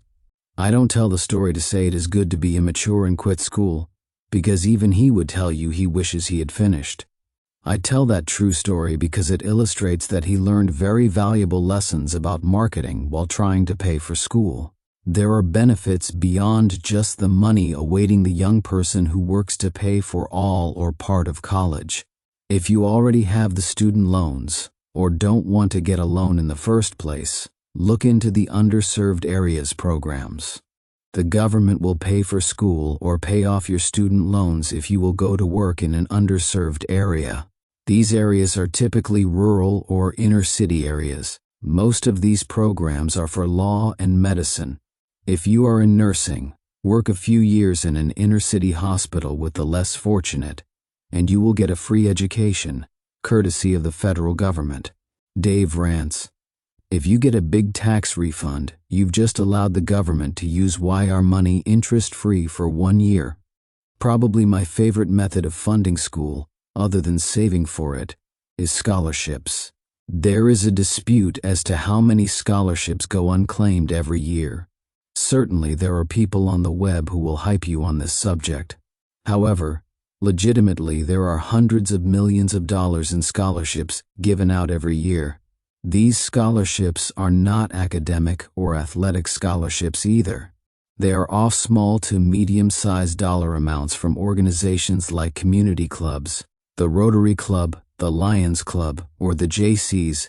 Many times have $250 or $500 per year they award to some good young citizen. Some of these scholarships are based on race or sex or religion. For instance, they might be designed to help someone with Native American heritage get an education. The lists of these scholarships can be bought online, and there are even a few software programs you can purchase. Denise, a listener to my show, took my advice, bought one of the software programs, and worked the system. That particular software covered more than 300,000 available scholarships. She widened the database search until she had 1,000 scholarships to apply for. She spent the whole summer filling out applications and writing essays. She literally applied for 1,000 scholarships. Denise was turned down by 970, but she got 30, and those 30 scholarships paid her $38,000. She went to school for free, while her next-door neighbor sat and whined that no money was available for school, and eventually got a student loan. If you walk your way up these baby steps, you can send your kids to school without debt. Even if you start late, perseverance and resourcefulness can get them through school. If you want to go to college badly enough in America today, you can. The good news is that those of you who have a Total Money Makeover will likely not only pay for your child's education, but also, by teaching your children to handle money and by becoming wealthy, your grandchildren can go to school debt-free. 11. Pay off the home mortgage. Be ultra fit. I have a good friend who runs a lot of marathons. I sit and listen in awe to the stories of all the marathons he has run. I am amazed by the dedication, training, and pain marathoners embrace. I have personally run one full marathon, and I enjoy doing several half marathons a year, but these folks who do multiple marathons every year are some of the fittest people in the world. As you reach baby step 6, you reach marathoner status in the wealth-building world. You have run the good race, but you aren't done. Bruce, my marathon friend, told me, and I experienced it too, that at about the 18-mile mark, out of 26.2, runners begin to lock up. Some really nasty things start to happen to your muscles and your mind at that point. You're almost through the race, and nothing wants you to finish. The highly trained and conditioned body starts talking to you about stopping. Big black clouds of doubt enter the mentally tough and trained competitive mind. You begin to think things like, 18 miles is pretty good. Few others could accomplish that. If you aren't really careful, the good enough can become the enemy of the best. Bad is seldom the enemy of the best, but mediocrity with a dose of doubt can keep you from excellence. Finishing well can be more important than starting well. If you aren't really careful, the good enough can become the enemy of the best. Reach for the gold ring. At this point in your Total Money Makeover, You are debt-free except for the house, and you have 3 to 6 months of expenses, $10,000 plus, saved for emergencies. At this point in your total money makeover, you are putting 15% of your income into retirement savings, and you are investing for your kids' college education with firm goals in sight on both. You are now one of the top 5 to 10% of Americans because you have some wealth, have a plan, and are under control. At this point in your total money makeover, you are in grave danger. You are in danger of settling for the good enough.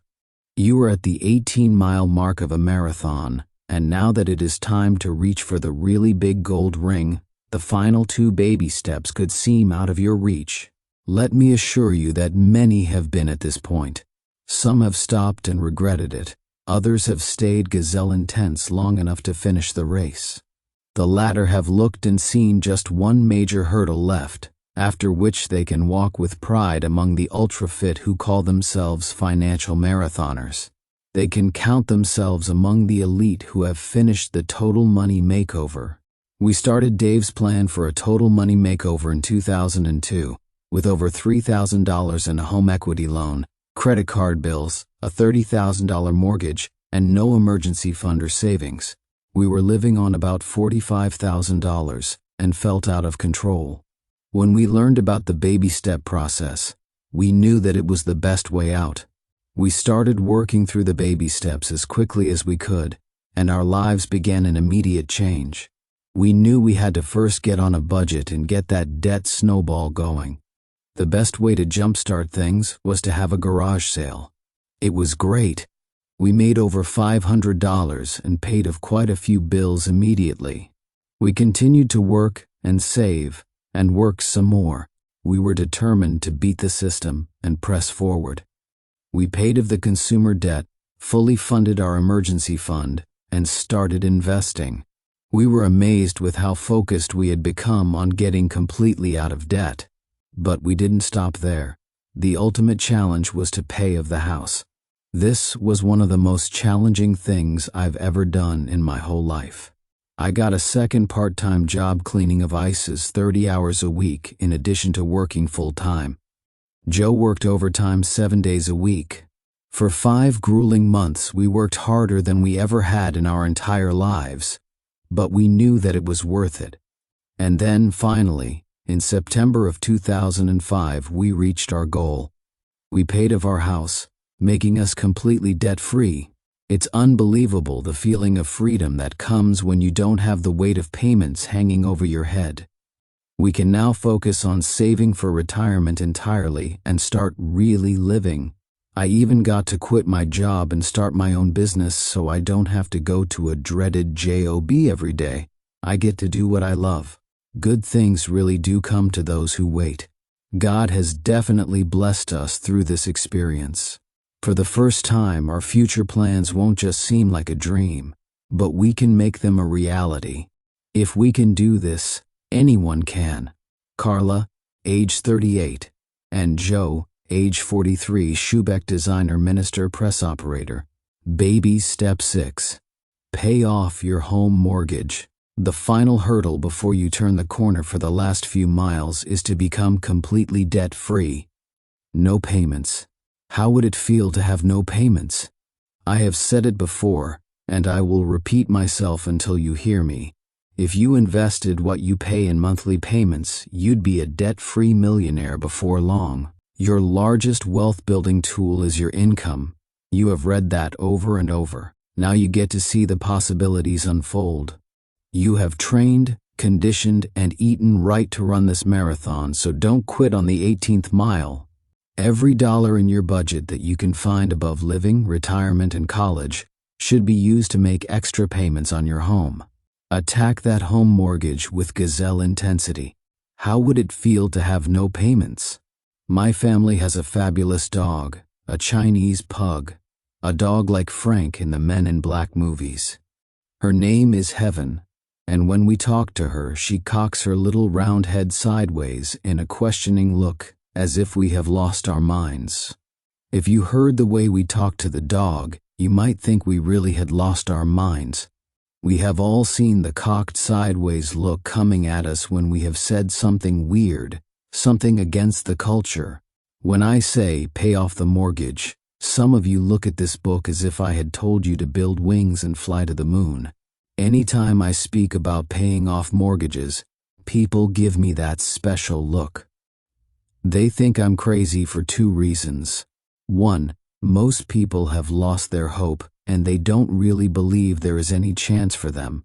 Two, most people believe all the mortgage myths that have been spread. Yes, we must dispel a few more myths. There are two really big reasons that keep seemingly intelligent people, like me for years, from paying off mortgages, so we will start with those. Remember, beware of the myths. Big reason number one. Myth: it is wise to keep my home mortgage to get the tax deduction.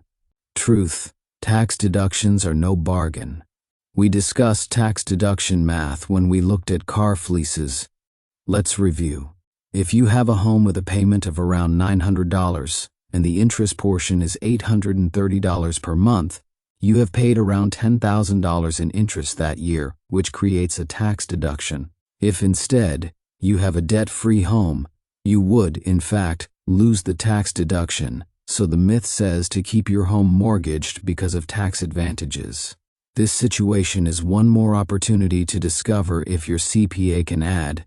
If you do not have a $10,000 tax deduction and you are in a 30% bracket, you will have to pay $3,000 in taxes on that $10,000.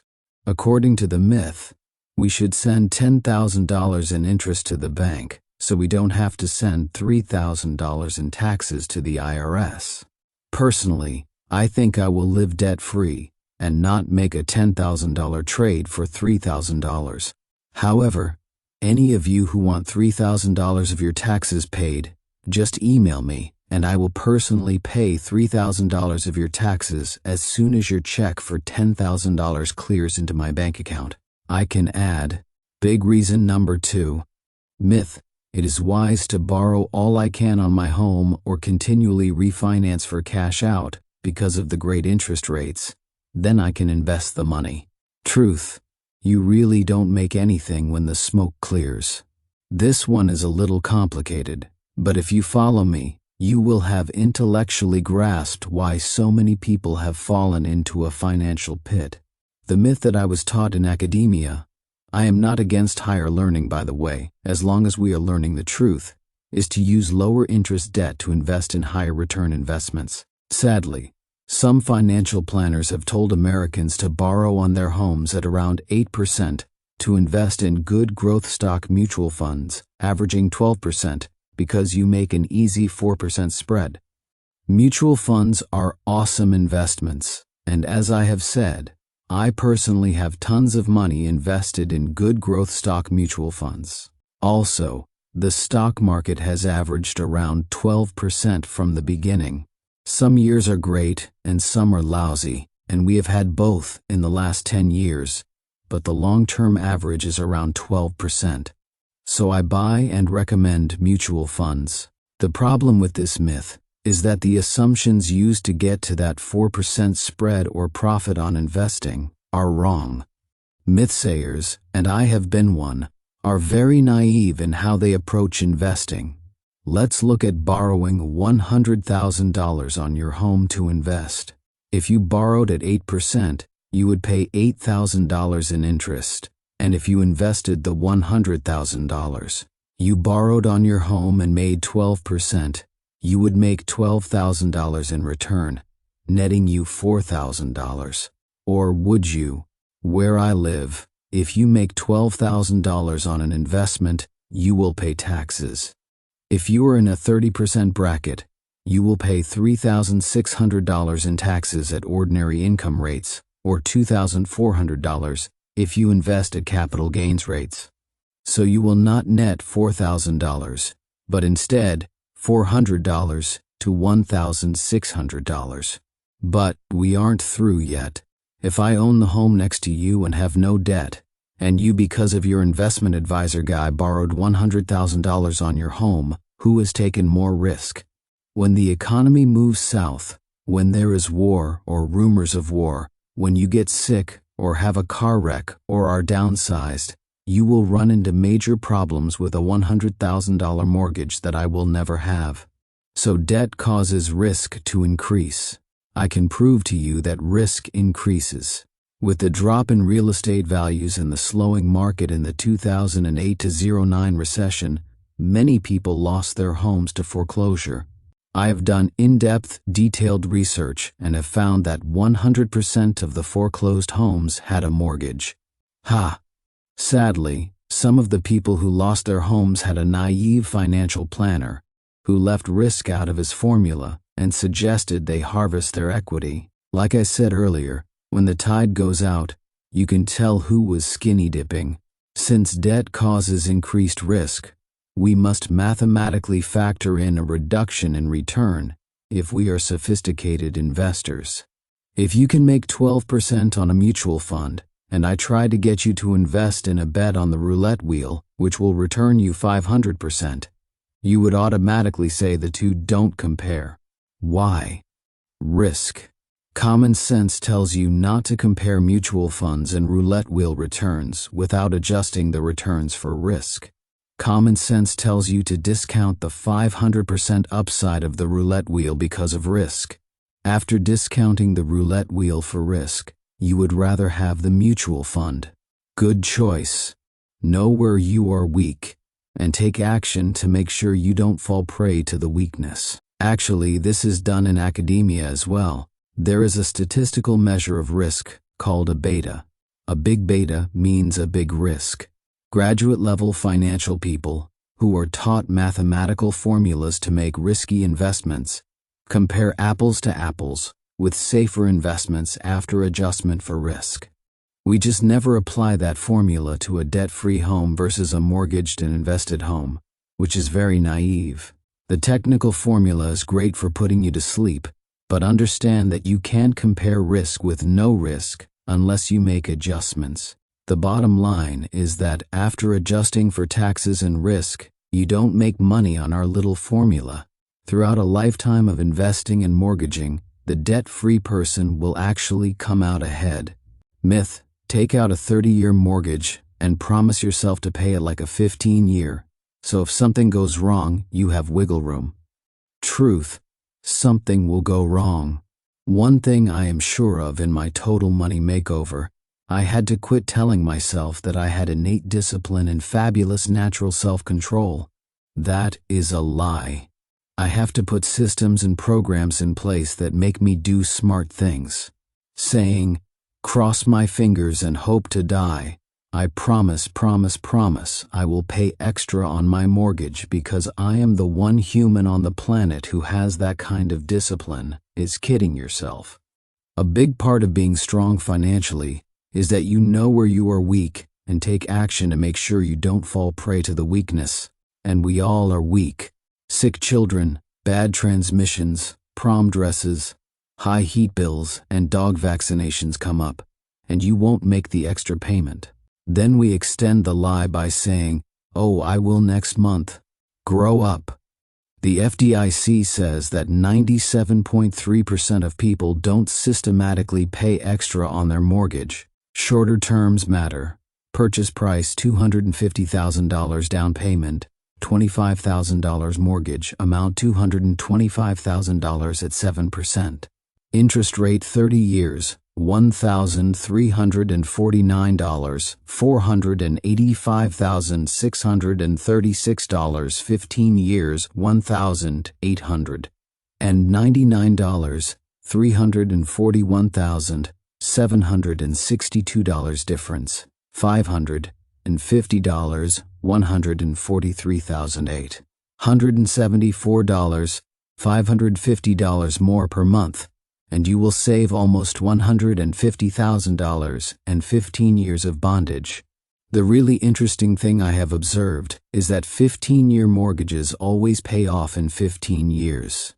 Again, part of a total money makeover is putting in place systems that automate smart moves, which is what a 15-year mortgage is. 30-year mortgages are for people who enjoy slavery so much they want to extend it for 15 more years and pay thousands of dollars more for the privilege. If you must take out a mortgage, pretend only 15-year mortgages exist. If you have a great interest rate, it is not necessary to refinance to pay a mortgage off in 15 years or earlier. Simply make payments as if you have a 15-year mortgage, and your mortgage will pay off in 15 years. If you want to pay any mortgage off in 12 years, or any number you want, visit my website or get a calculator and calculate the proper payment at your interest rate on your balance for a 12-year mortgage or the number you want.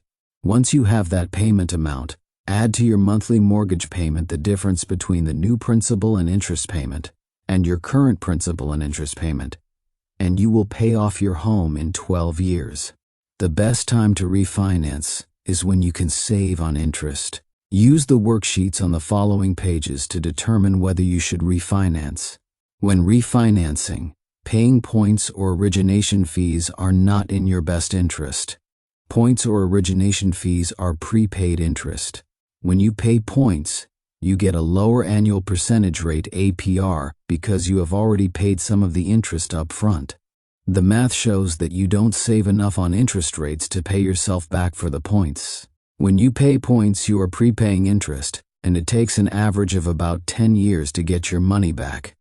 The Mortgage Bankers Association says the average life of a mortgage is only about 3 to 5 years. So on average, you don't save enough to get your money back before you pay the loan off by moving or refinancing. When refinancing, ask for a par quote, which means 0 points and 0 origination fee.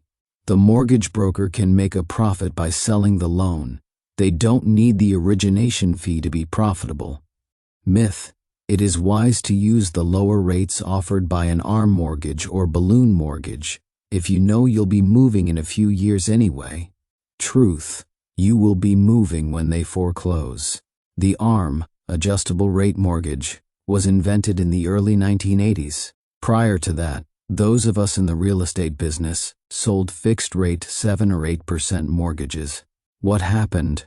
I was there in the middle of that disaster of an economy, when fixed-rate mortgages went as high as 17% and the real estate world froze. Lenders paid out 12% on CDs, but had money loaned out at 7% on hundreds of millions of dollars in mortgages. They were losing money, and lenders don't like to lose money. So the adjustable rate mortgage was born, in which your interest rate goes up when the prevailing market interest rates go up. The ARM was born to transfer the risk of higher interest rates to you, the consumer. In the last several years, home mortgage rates have been at a 30-year low. It is not wise to get something that adjusts when you are at the bottom of rates. The myth-sayers always seem to want to add risk to your home, the one place you should want to make sure has stability. Balloon mortgages are even worse. Balloons pop, and it is always strange to me that the popping sound is so startling. Why don't we expect it? It is in the very nature of balloons to pop. Wise financial people always move away from risk, and the balloon mortgage creates risk nightmares. When your entire mortgage is due in 36 or 60 months, you send out engraved invitations for Murphy, remember him? If it can go wrong, it will, to live in your spare bedroom. I have seen hundreds of clients and callers over the years, like Jill. Addendum 3. How to figure the change in your ARM. Your adjustable rate mortgage adjusts based on the movement of an index. You can find your index in your original note or mortgage. The most commonly used index is the Treasury bill. The 1-year ARM uses the 1-year T-bill, and the 3-year ARM uses the 3-year T-bill, and so on. Other commonly used indexes are the LIBOR and the 11th District Cost of Funds. First, find out what index you use and when it is adjusted. Next, find out, also from your paperwork, what margin was assigned to your loan, usually 2.59. Basically, your ARM moves as the index moves. The index is usually published daily in the Wall Street Journal. So if you have a 1-year ARM that adjusts with the 1-year T-bill and a margin of 2.59, which is typical, Then at the 1-year anniversary of your closing, you would look up the 1-year T-bill in the Wall Street Journal. Add the T-bill to your margin, and you have your new rate if it is not capped. Example, T-bill, 4.41 plus margin 2.59 equal to 7% new interest rate. Warning, almost all ARMs start below margin the first year, guaranteeing a payment increase at anniversary unless rates drop.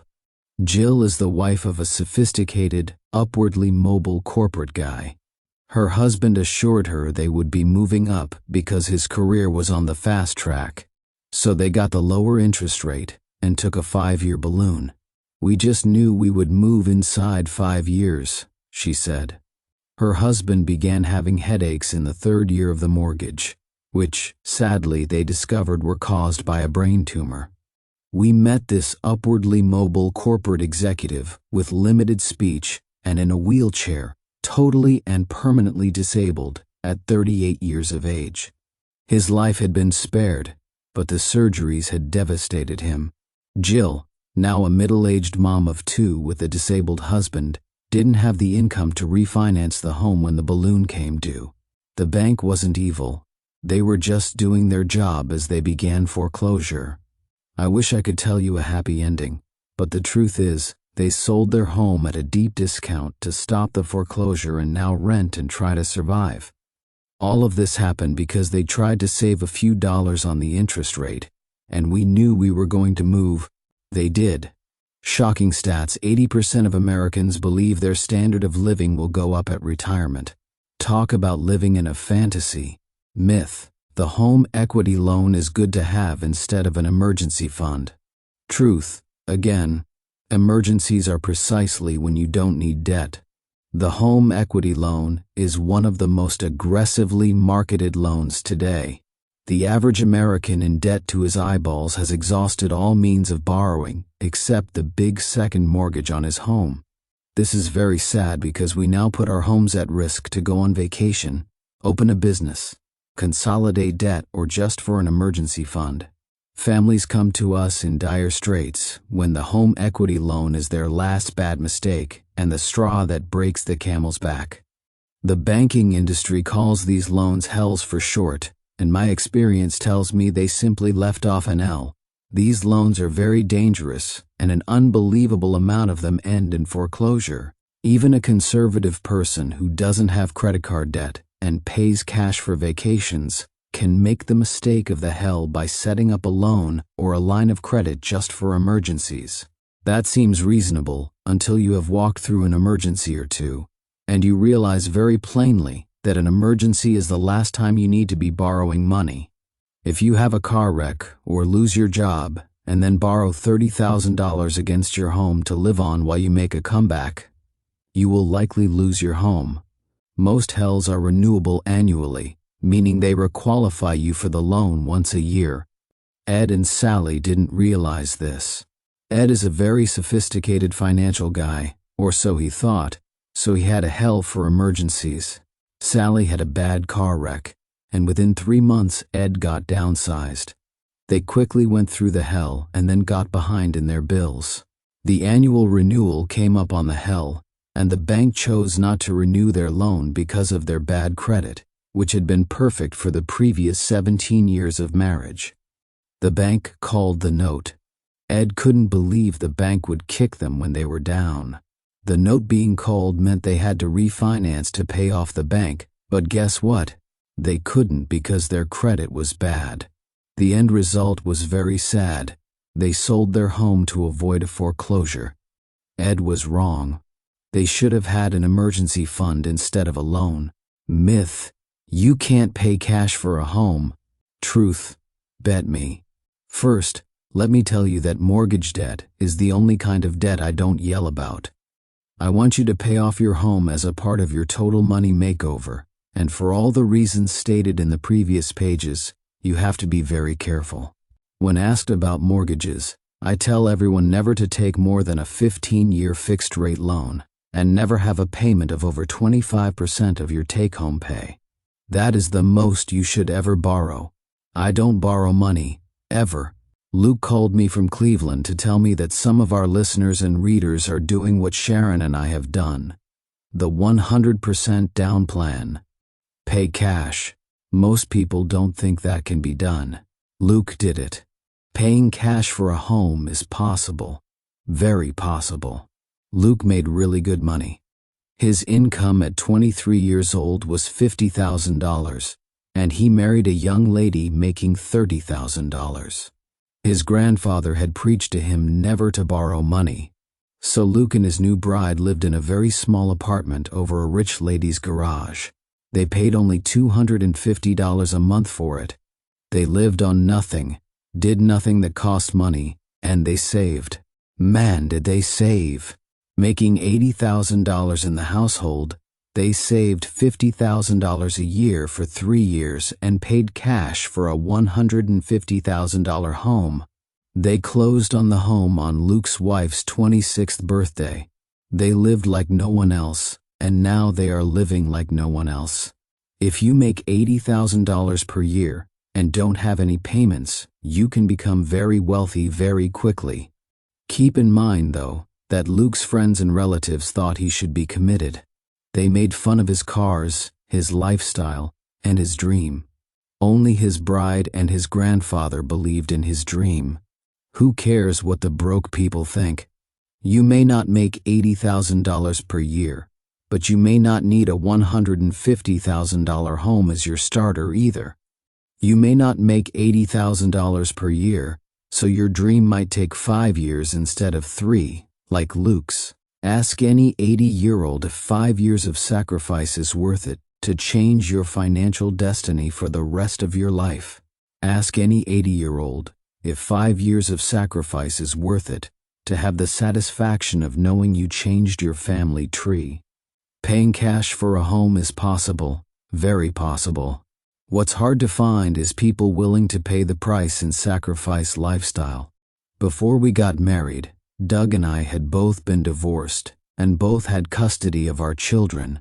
As single parents, it was a struggle to afford house payments and all the other bills associated with everyday life. Every time the mortgage or rent was due, the checkbook got tighter and tighter. I was trying to finish college, and he had a lot of unpaid debt from his previous marriage. I had one credit card that I found myself using for emergencies, car repairs, etc. I didn't believe in carrying a balance on it, but our debt was fairly substantial when we got married. Shortly into our marriage, we began our Total Money Makeover. Doug listened to the radio show every day during his 30-minute commute to work and was convinced of the financial peace we could have in our future by simply following the baby steps. I decided to get on board with him because we really had nothing left to lose at this point. After we stopped using our credit cards, we spent a lot less, and establishing a budget highlighted the areas in which we had been blindly wasting our money. We realized a lot of our expenses were due to eating out and various luxury items that we could live without. We decided to take every extra dollar we had and pay of our credit card. Next, we paid of my car. Then, we set up our emergency fund and began working on our mortgage. Thankfully, we paid of the house a year and a half ahead of schedule. While so many people don't even realize the importance and sense of fulfillment that come from owning your home, we found this to be the last and biggest step in finding true financial peace. Since we've become debt-free, we have greatly enjoyed taking more family vacations and spending time together. There is so much less stress on the entire family. It's amazing how much easier it was to bring the family closer together once we eliminated all the money concerns we used to have.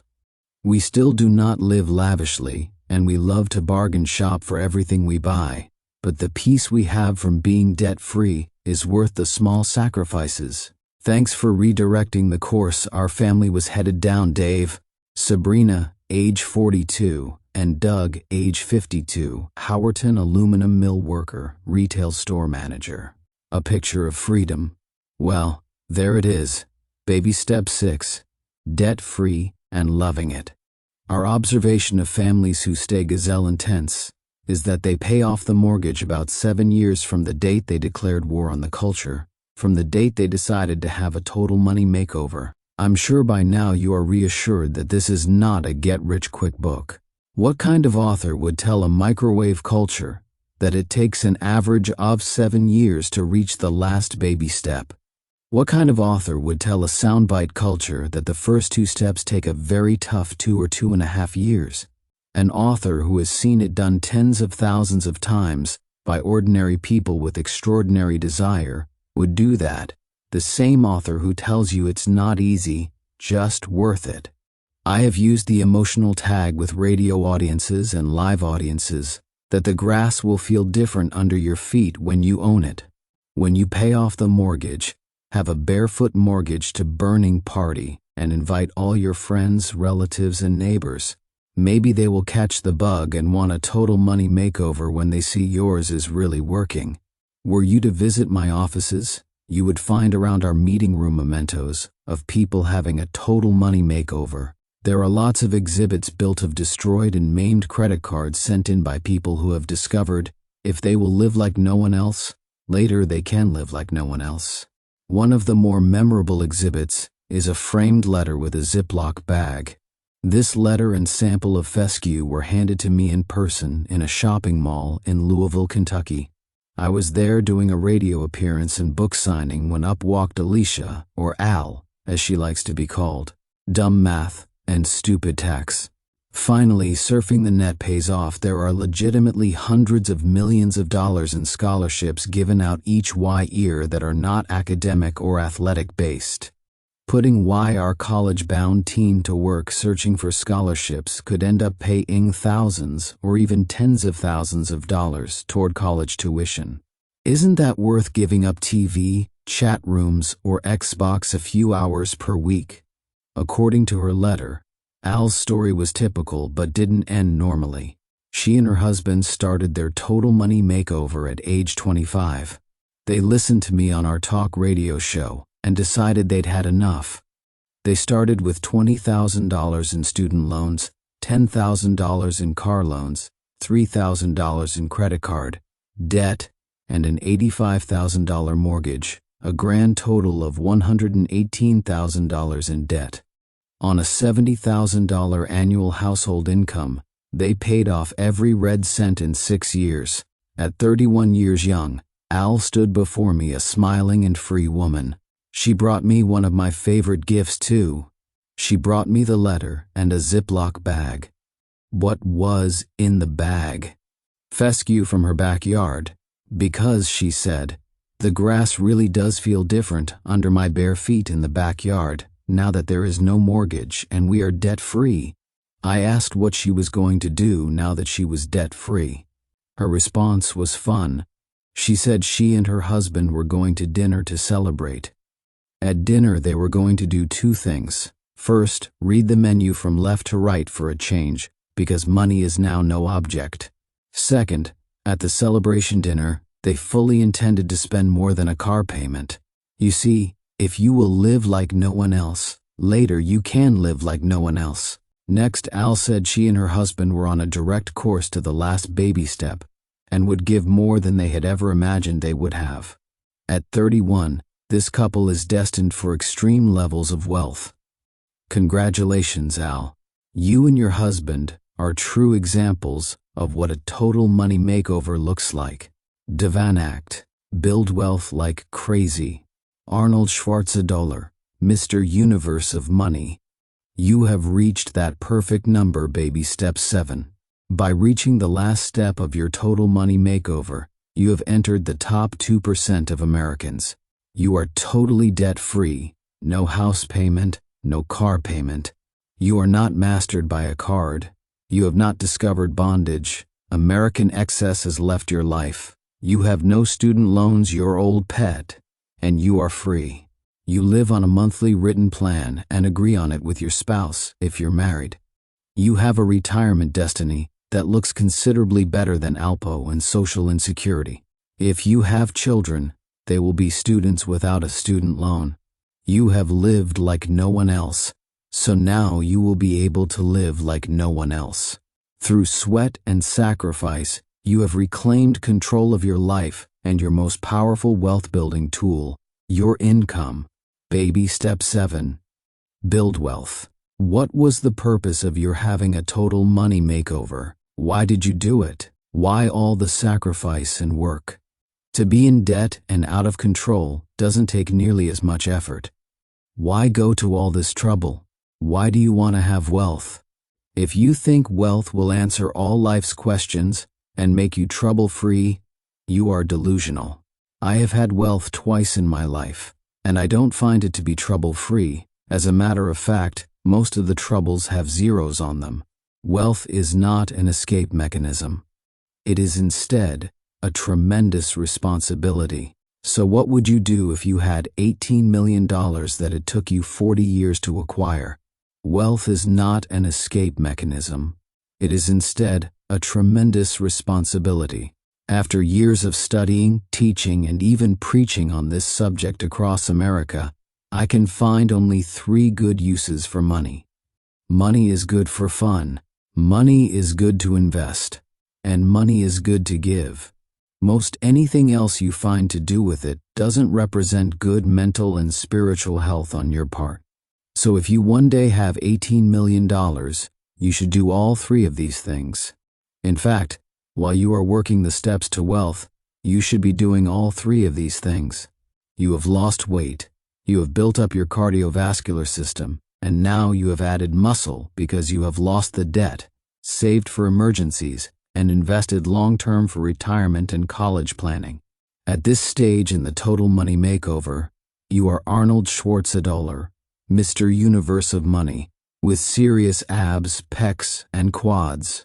You have all this financial muscle, so now you should do something intentional with it. It is not just to look at. We built this financial superbody for a reason: to have fun, invest, and give. Yes, we get to have fun. The kid in us likes the fun part of this equation.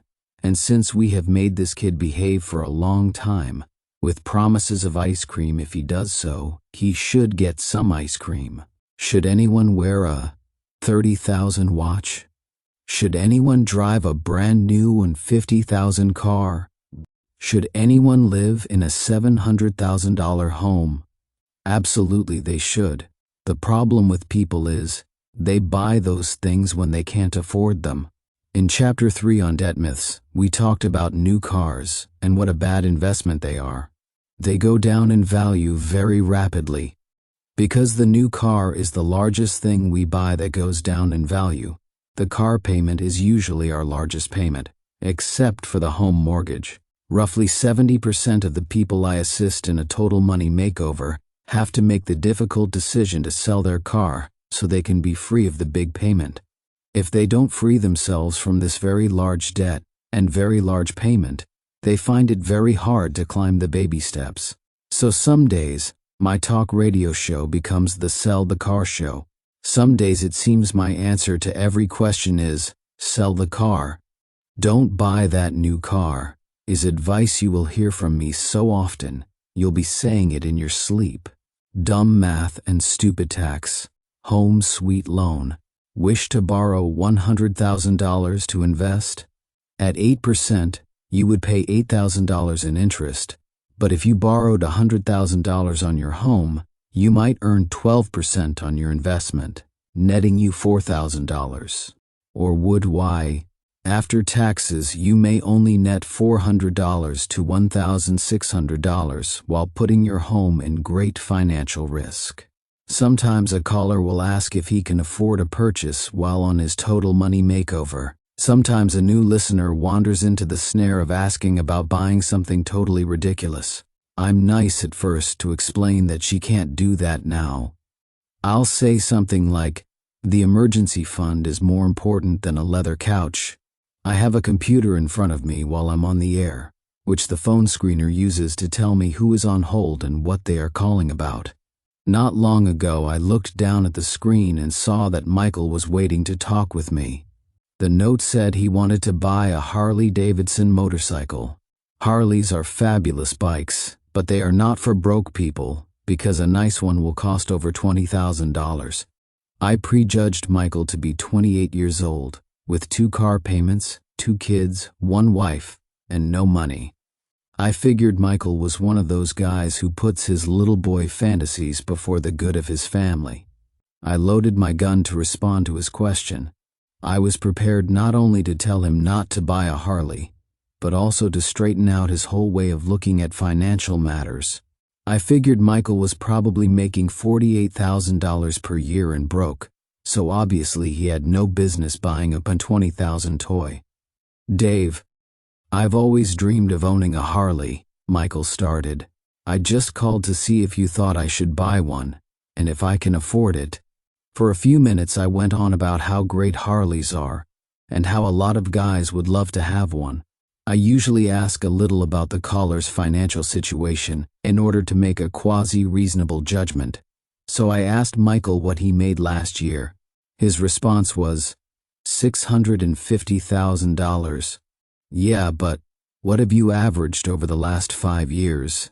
I asked, thinking he maybe hit the lotto. "About $550,000 per year," was his answer. Now he had me on the ropes. "So how much do you have in investments?" I queried further. "About $20 million, came his final blow. "Buy the Harley, dude," was my advice. Can Michael afford a $20,000 toy?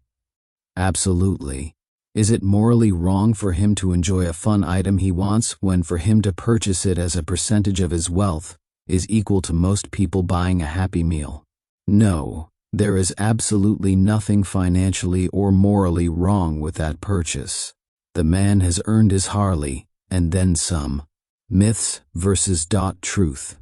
Myth: I can't use cash because it is dangerous, I might get robbed. Truth: you are being robbed every day by not using the power of cash. I told you Michael's story to make sure you understand that one reason to have a total money makeover is to build wealth that allows you to have fun. So have some fun. Taking your family, even the extended ones, on a 7-day cruise, buying large diamonds, or even buying a new car are things you can afford to do when you have millions of dollars. You can afford to do these things because when you do them, your money position is hardly even affected. If you like travel, travel. If you like clothes, buy some. I am releasing you to have some fun with your money, because money is to be enjoyed. That guilt-free enjoyment is one of the 3 reasons to have a total money makeover. Have some fun. Investing is how we keep on winning. The grown-up inside us likes the investing of money because that is part of what makes you wealthy. Also, the growing dollars are a way of keeping score in our total money makeover game.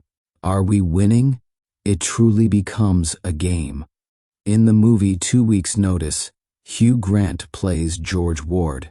The character of George is a very wealthy and spoiled corporate figurehead.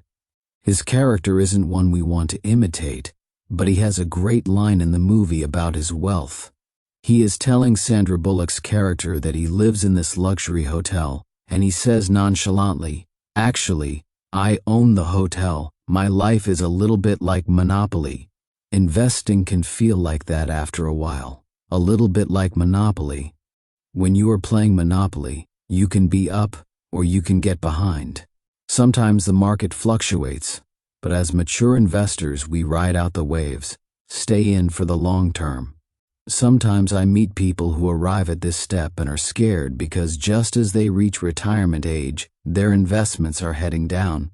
Never fear. If you have quality investments with long-term track records, they will come back. Besides, you don't need all the nest egg at once to retire on, you just need some of the income from it. So, since you don't need it all right then, it would be silly to cash everything out while the market is at the bottom. Buy high, sell low is not the formula to wealth. Be patient with the market while living off the income the nest egg produces. Shocking stats. 19% of the people who filed for bankruptcy in 2002 were college students. You can choose to be a little more sophisticated, but until you have over $10 million, I would keep your investing very simple. You can clutter your life with a bunch of unnecessary stress by getting into extremely complex investments. I use simple mutual funds and debt-free real estate as my investment mix. Very clean, simple investments with some basic tax advantages. As you arrive at this baby step, if you want to own some paid-for real estate, it can be fun. Always manage our own money. Always manage your own money. You should surround yourself with a team of people smarter than you, but you make the decisions. You can tell if they are smarter than you, if they can explain complex issues in ways you can understand. If a member of your team wants you to do something because I say so, get a new team member. You are not hiring a daddy. You are gathering counsel. God did not give them the responsibility over this money. He gave that to you. Celebrities and pro athletes often lose their entire fortunes because they give up the responsibility of managing their own money. The money manager who loses your hard-earned investments won't live with the regret and pain that you will. The Bible states, "In the multitude of counselors, there is safety." Prov. 11:14 NKJV. A good estate planning attorney, a CPA or tax expert, an insurance pro, an investment pro, and a good realtor are a few of the essential team members you should gather around you.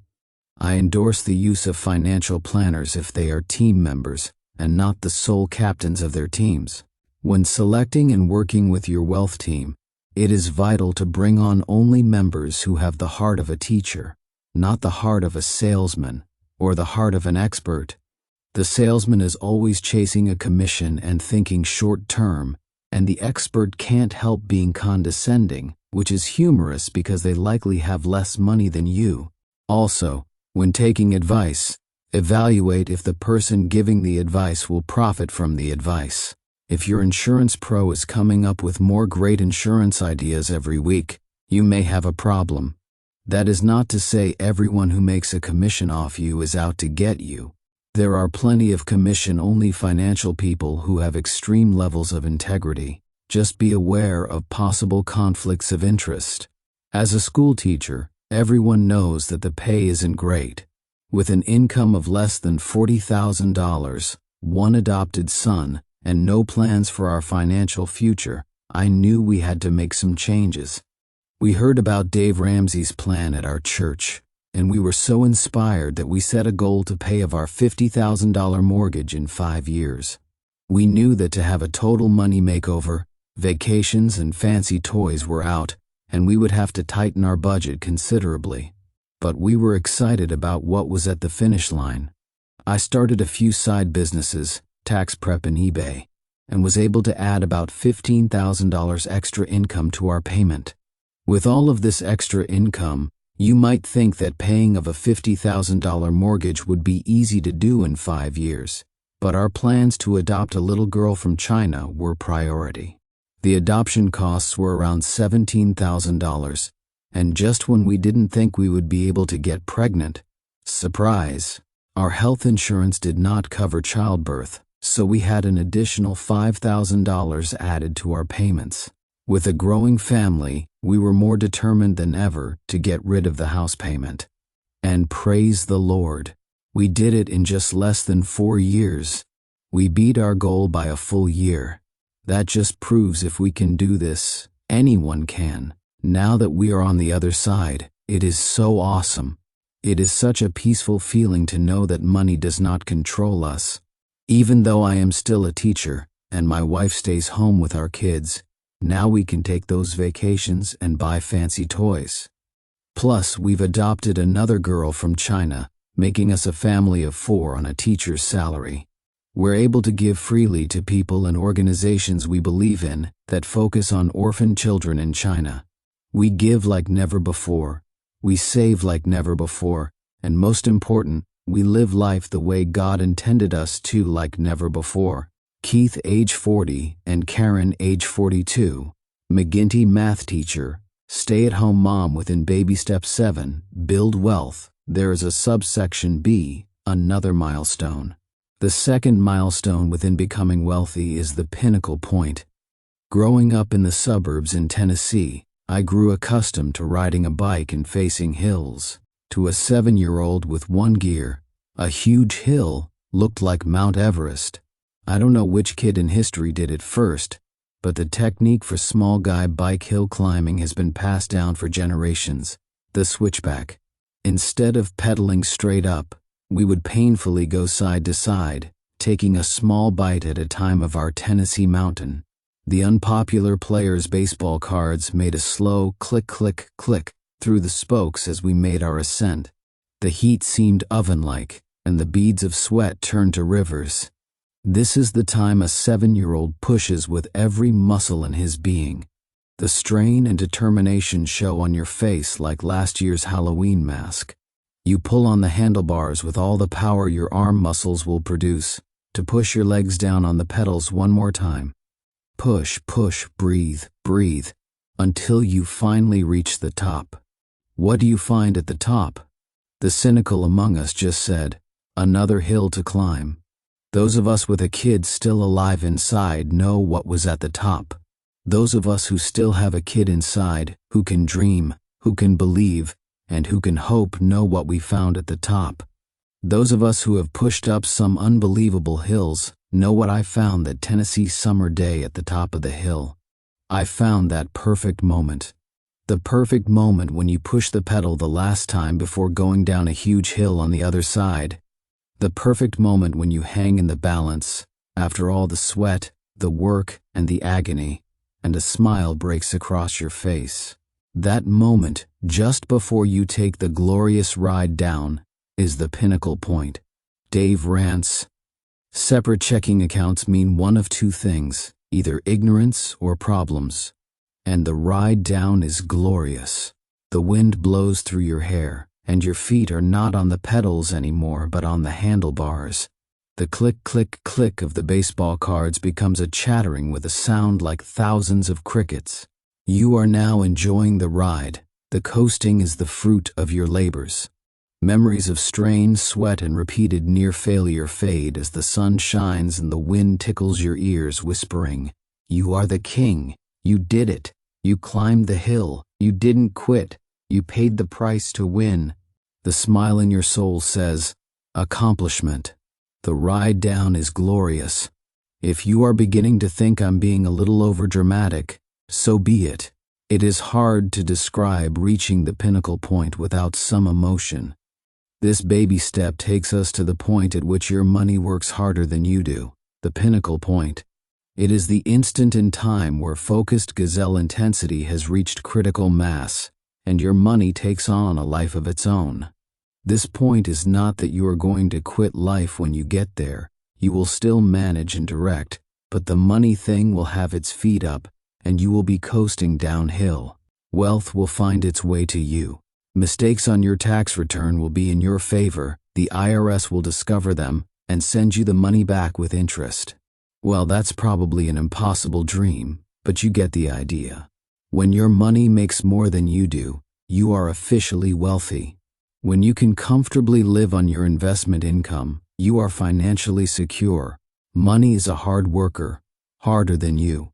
Money never gets sick, never gets pregnant, and is never disabled. Money works 24 hours a day, 7 days a week. Money gets its job done, and it asks for only directions and a firm master. When your money makes more than you do, you are officially wealthy. You have reached the pinnacle point when you can live off 8% of your nest egg. Go ahead. Multiply your nest egg by 0.8. And if you can live on that number, or that number is more than you make, you are coasting downhill. Congratulations. Your money makes more than you do. By doing this calculation, you will discover how close you are to hitting this major financial security milestone.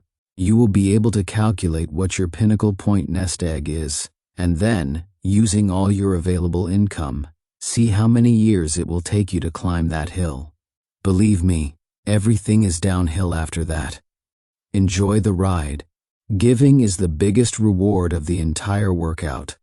The most mature part of who you are will meet the kid inside as you learn to involve yourself in the last use of money, which is to give it away. Giving is possibly the most fun you will ever have with money. Fun is good, but you will tire of golf and travel, and if you eat enough, lobster starts tasting like soap. Investing is good, but going around and around that monopoly board eventually loses its appeal, especially after you reach the pinnacle point. Every mentally and spiritually healthy person I've met has been turned on by giving, as long as it didn't mean his own lights got cut off. I can promise you from meeting with literally thousands of millionaires that the thing the healthy ones share in common is a love of giving. Only the strong can help the weak, and that is true of money too. A toddler is not allowed to carry a newborn. Only adults who have the muscular strength to ensure safety should carry babies. If you want to help someone, many times you can't do so without money. The Bible states that pure religion is actually helping the poor, not theorizing over why they are poor. See James 1:27. Margaret Thatcher said, "No one would remember the Good Samaritan if he'd only had good intentions. He had money as well." The Good Samaritan had a good heart and a heavy enough purse to pay an innkeeper to help take care of the injured man. Money was involved. Money was at its best that day. Money gives power to good intentions. That's why I'm unashamedly in favor of building wealth. My father died when I was 5 years old, so it was just me, my 2 sisters, and my mom for most of my life. She did the best she could, but I never really had anyone to talk to about financial issues.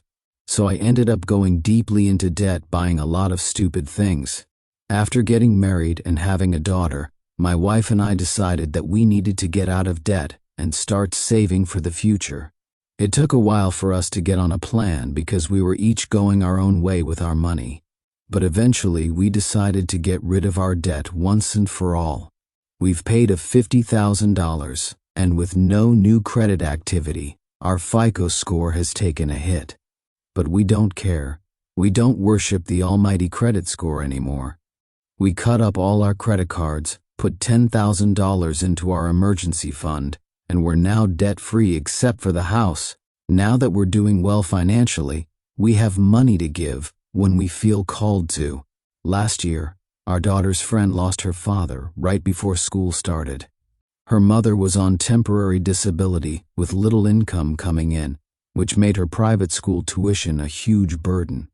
Because I knew the pain of losing a parent, I didn't want our daughter's friend to deal with the loss of her father and the trauma of changing schools. So my wife and I decided to step up and help by paying the girl's school tuition for the year. She was able to stay with her friends during that hard time in her life, and we were blessed to be able to help. Buying things may feel good, but giving always feels right.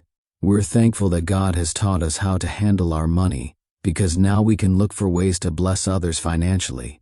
All the stuff in the world can't compare to the feeling of helping others in need. Ron, age 44, and Teresa, age 46. Brewer, sales, staff children's clinic, let go. Sadly, I meet people who try to avoid this third use of money, mistakenly thinking they will end up with more. Eric Butterworth tells of an interesting system used to capture monkeys in the jungle. The captors use heavy glass bottles with long necks. Into each bottle they deposit some sweet-smelling nuts. The aroma of the nuts attracts a monkey to the bottle. When the monkey puts its hand into the bottle to get the nuts, the neck of the bottle is too small for its fist to come back out. The monkey can't take his hand out of the bottle without dropping the nuts, which he is unwilling to do.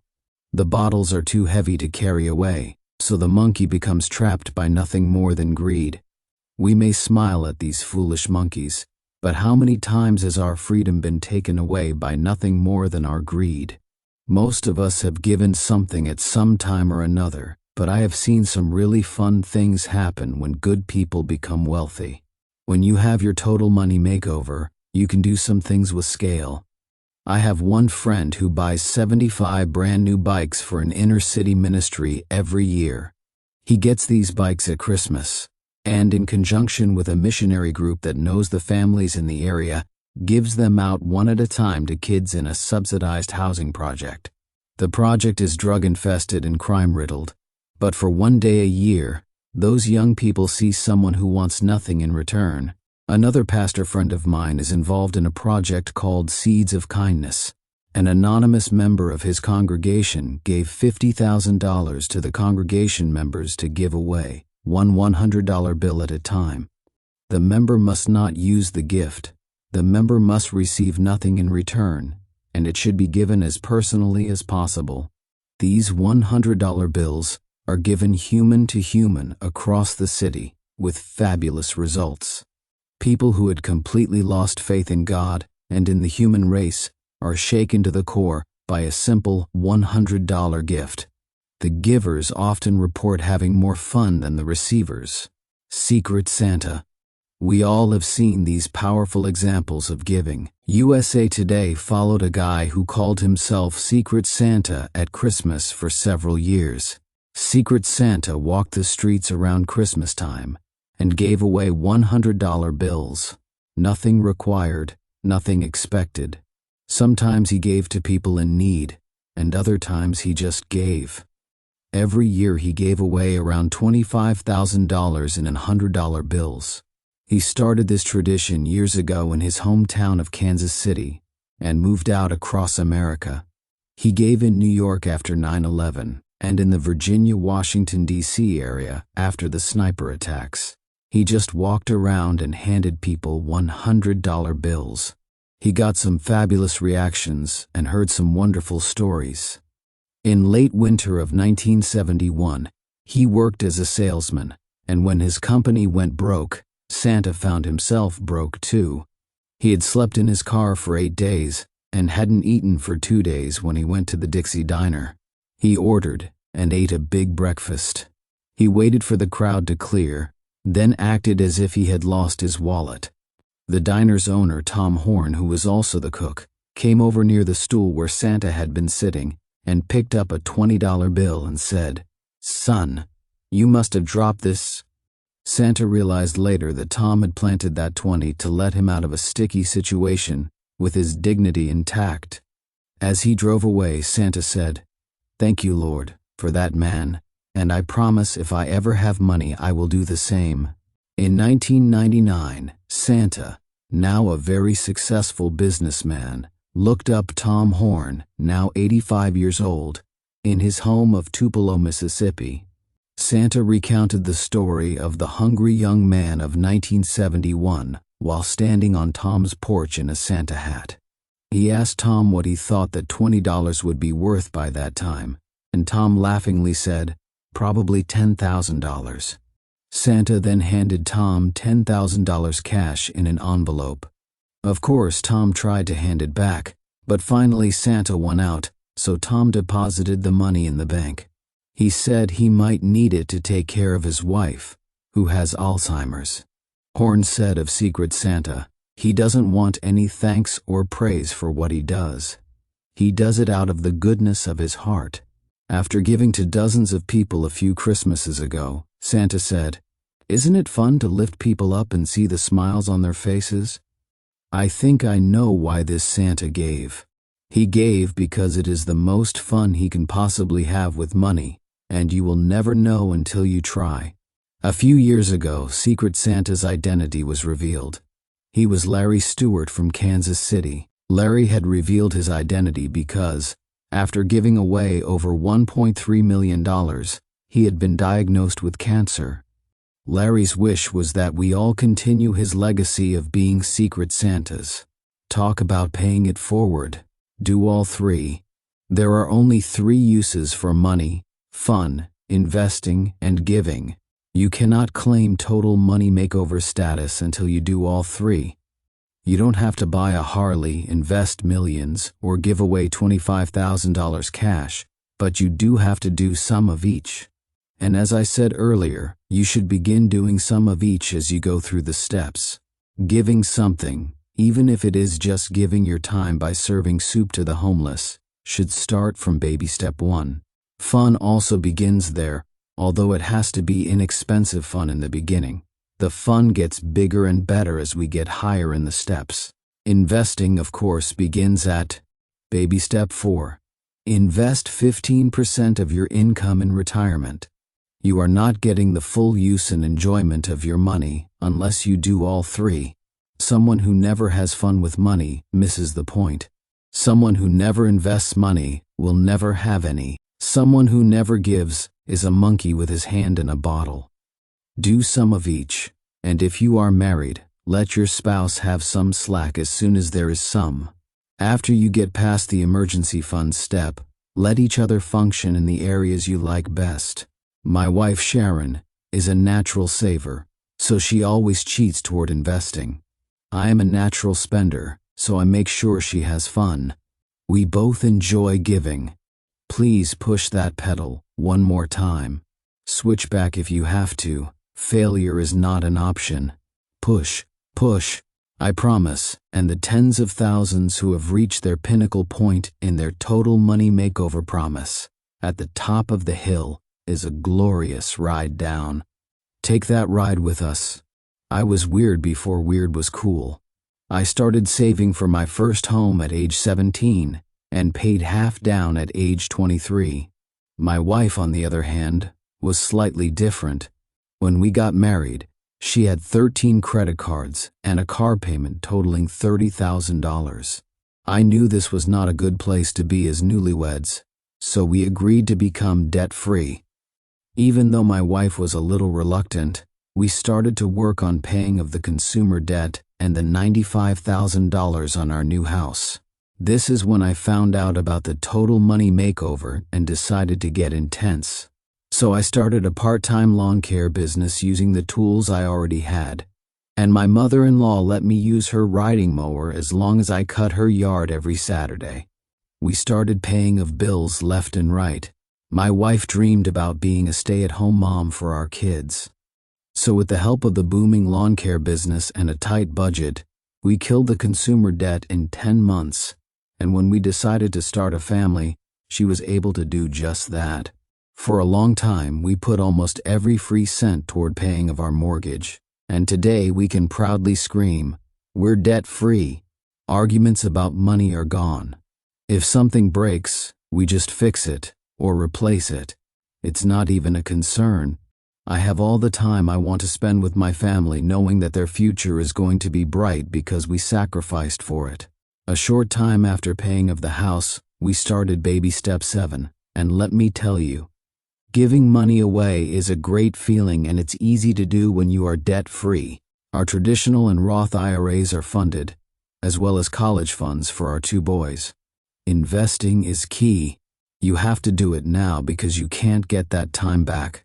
Later in life, you will be so happy you did. Now we can retire the way we want to and when we want to. Today we have over $100,000 in retirement funds, $90,000 in savings. Our house is now worth $450,000, and we've paid cash for 2 newer cars. So my status symbol of choice is the paid-of-home mortgage and the BMW in the driveway. Luke, age 36, and Laura, age 34, Logitech, senior programmer analyst, homemaker, live like no one else. You started this book financially flabby, overweight with debt, out of shape in savings, and in desperate need of a personal trainer. In these pages, you have reviewed how tens of thousands of ordinary people have gotten into great financial shape. This is a book about getting out of debt and into wealth. However, there is a problem with following the Total Money Makeover plan. The problem is simply that it's a proven plan because it works. If you follow this system, it will work. It will work so well that you are going to become wealthy over the next 20 to 40 years. The problem with becoming wealthy is that you stand a chance of becoming enamored with wealth. We can easily start to worship money, especially after we have some false sense of security. According to Proverbs 10:15, a rich man's wealth can become his walled city. In Bible times, the wall around the city was the city's protection from the enemy. If all you get from your wealth is the wrong view of it, wealth will destroy your peace. If you get from your wealth the idea that you are some big deal because you gathered some money, you miss the essence of a total money makeover. The wealthy person who is ruled by his stuff is no more free than the debt-ridden consumer we have picked on throughout the book. Antoine Rivaroli said, "There are men who gain from their wealth only the fear of losing it."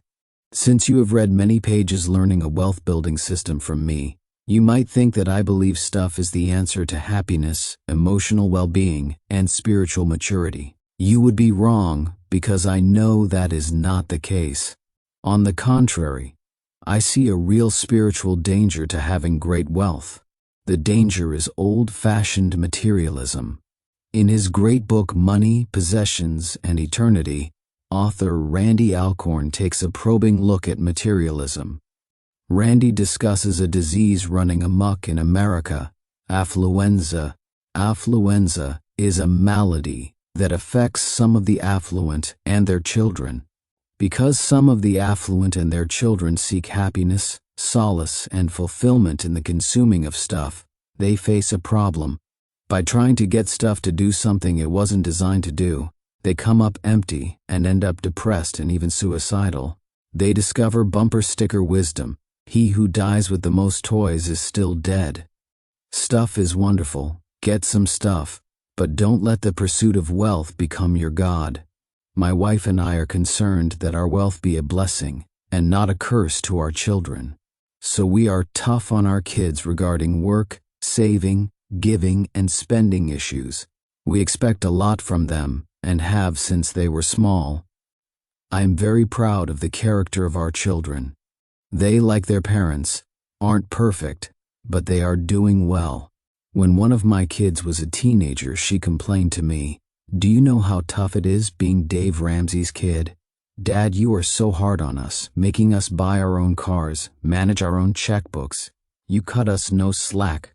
I replied that we are tough on them because one day they will inherit our wealth, and that wealth will either ruin their lives or become a tool for great good. My kids, you and I can have good things happen as a result of our Total Money Makeover, only if we have the spiritual character to recognize that wealth is not the answer to life's questions. We further must recognize that while wealth is very fun, it comes with great responsibility. Another paradox is that wealth will make you more of what you are. Let that one soak in for a minute. If you are a jerk and you become wealthy, you will be king of the jerks. If you are generous and you become wealthy, you will be most generous. If you are kind, wealth will allow you to show kindness in immeasurable ways. If you feel guilty, wealth will ensure that you feel guilty for the rest of your life. Wealth is not the answer to life's questions. The love of money, not money, is the root of all evil. As a Christian, I am amazed how certain political and religious groups have decided that wealth is evil. Many of the heroes of biblical faith, of world history, and of our nation were very wealthy, including King David, Solomon, Job, and most of our founding fathers. There is a negative mindset justifying money mediocrity that is maddening. Wealth is not evil, and people who possess it aren't evil by virtue of the wealth. There are rich jerks and poor jerks.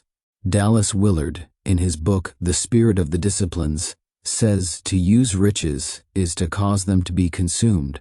To trust in riches is to count upon them for things they cannot provide, but to possess riches is to have the right to say how they will or will not be used. To possess riches is to have the right to say how they will or will not be used. If you are a good person, it is your spiritual duty to possess riches for the good of mankind. If you are a Christian like me, it is your spiritual duty to possess riches so that you can do with them things that bring glory to God. The bottom line is, if you take the stand that managing wealth is evil or carnal, then by default you leave all the wealth to the evil carnal people. If wealth is spiritually bad, then good people can't have it, so all the bad people get it. It is the duty of the good people to get wealth to keep it from the bad people, because the good people will do good with it.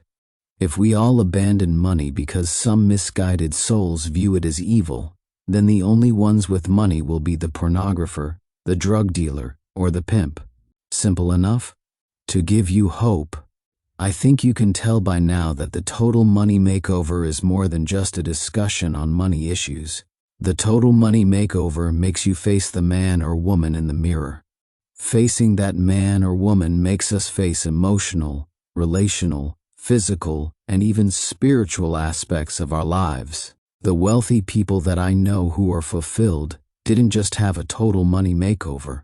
They had a life makeover, because personal finance is 80% behavior and 20% knowledge. You will either make your life over in this process, or you will end up miserable.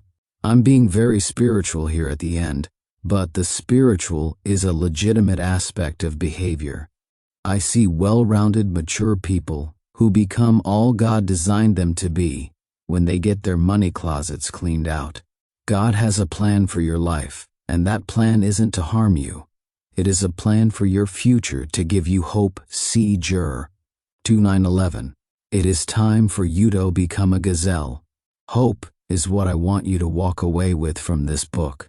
Hope that you can be like the people whose stories I told in this book.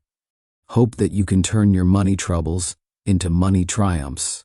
Hope that you can retire with dignity. Hope that you can change your family tree, because by building wealth, you leave an inheritance. Hope that you can give money in a way you have never given before. It is time for you to become a gazelle. It is time for you to leave the reading and the classroom behind and apply these principles. They are age-old principles, and they work. Tens of thousands of ordinary people just like you and me have become debt-free and even wealthy using this plan. It isn't magic. It is common sense. The exciting thing is, anyone can do this. Anyone. Are you next? I hope so.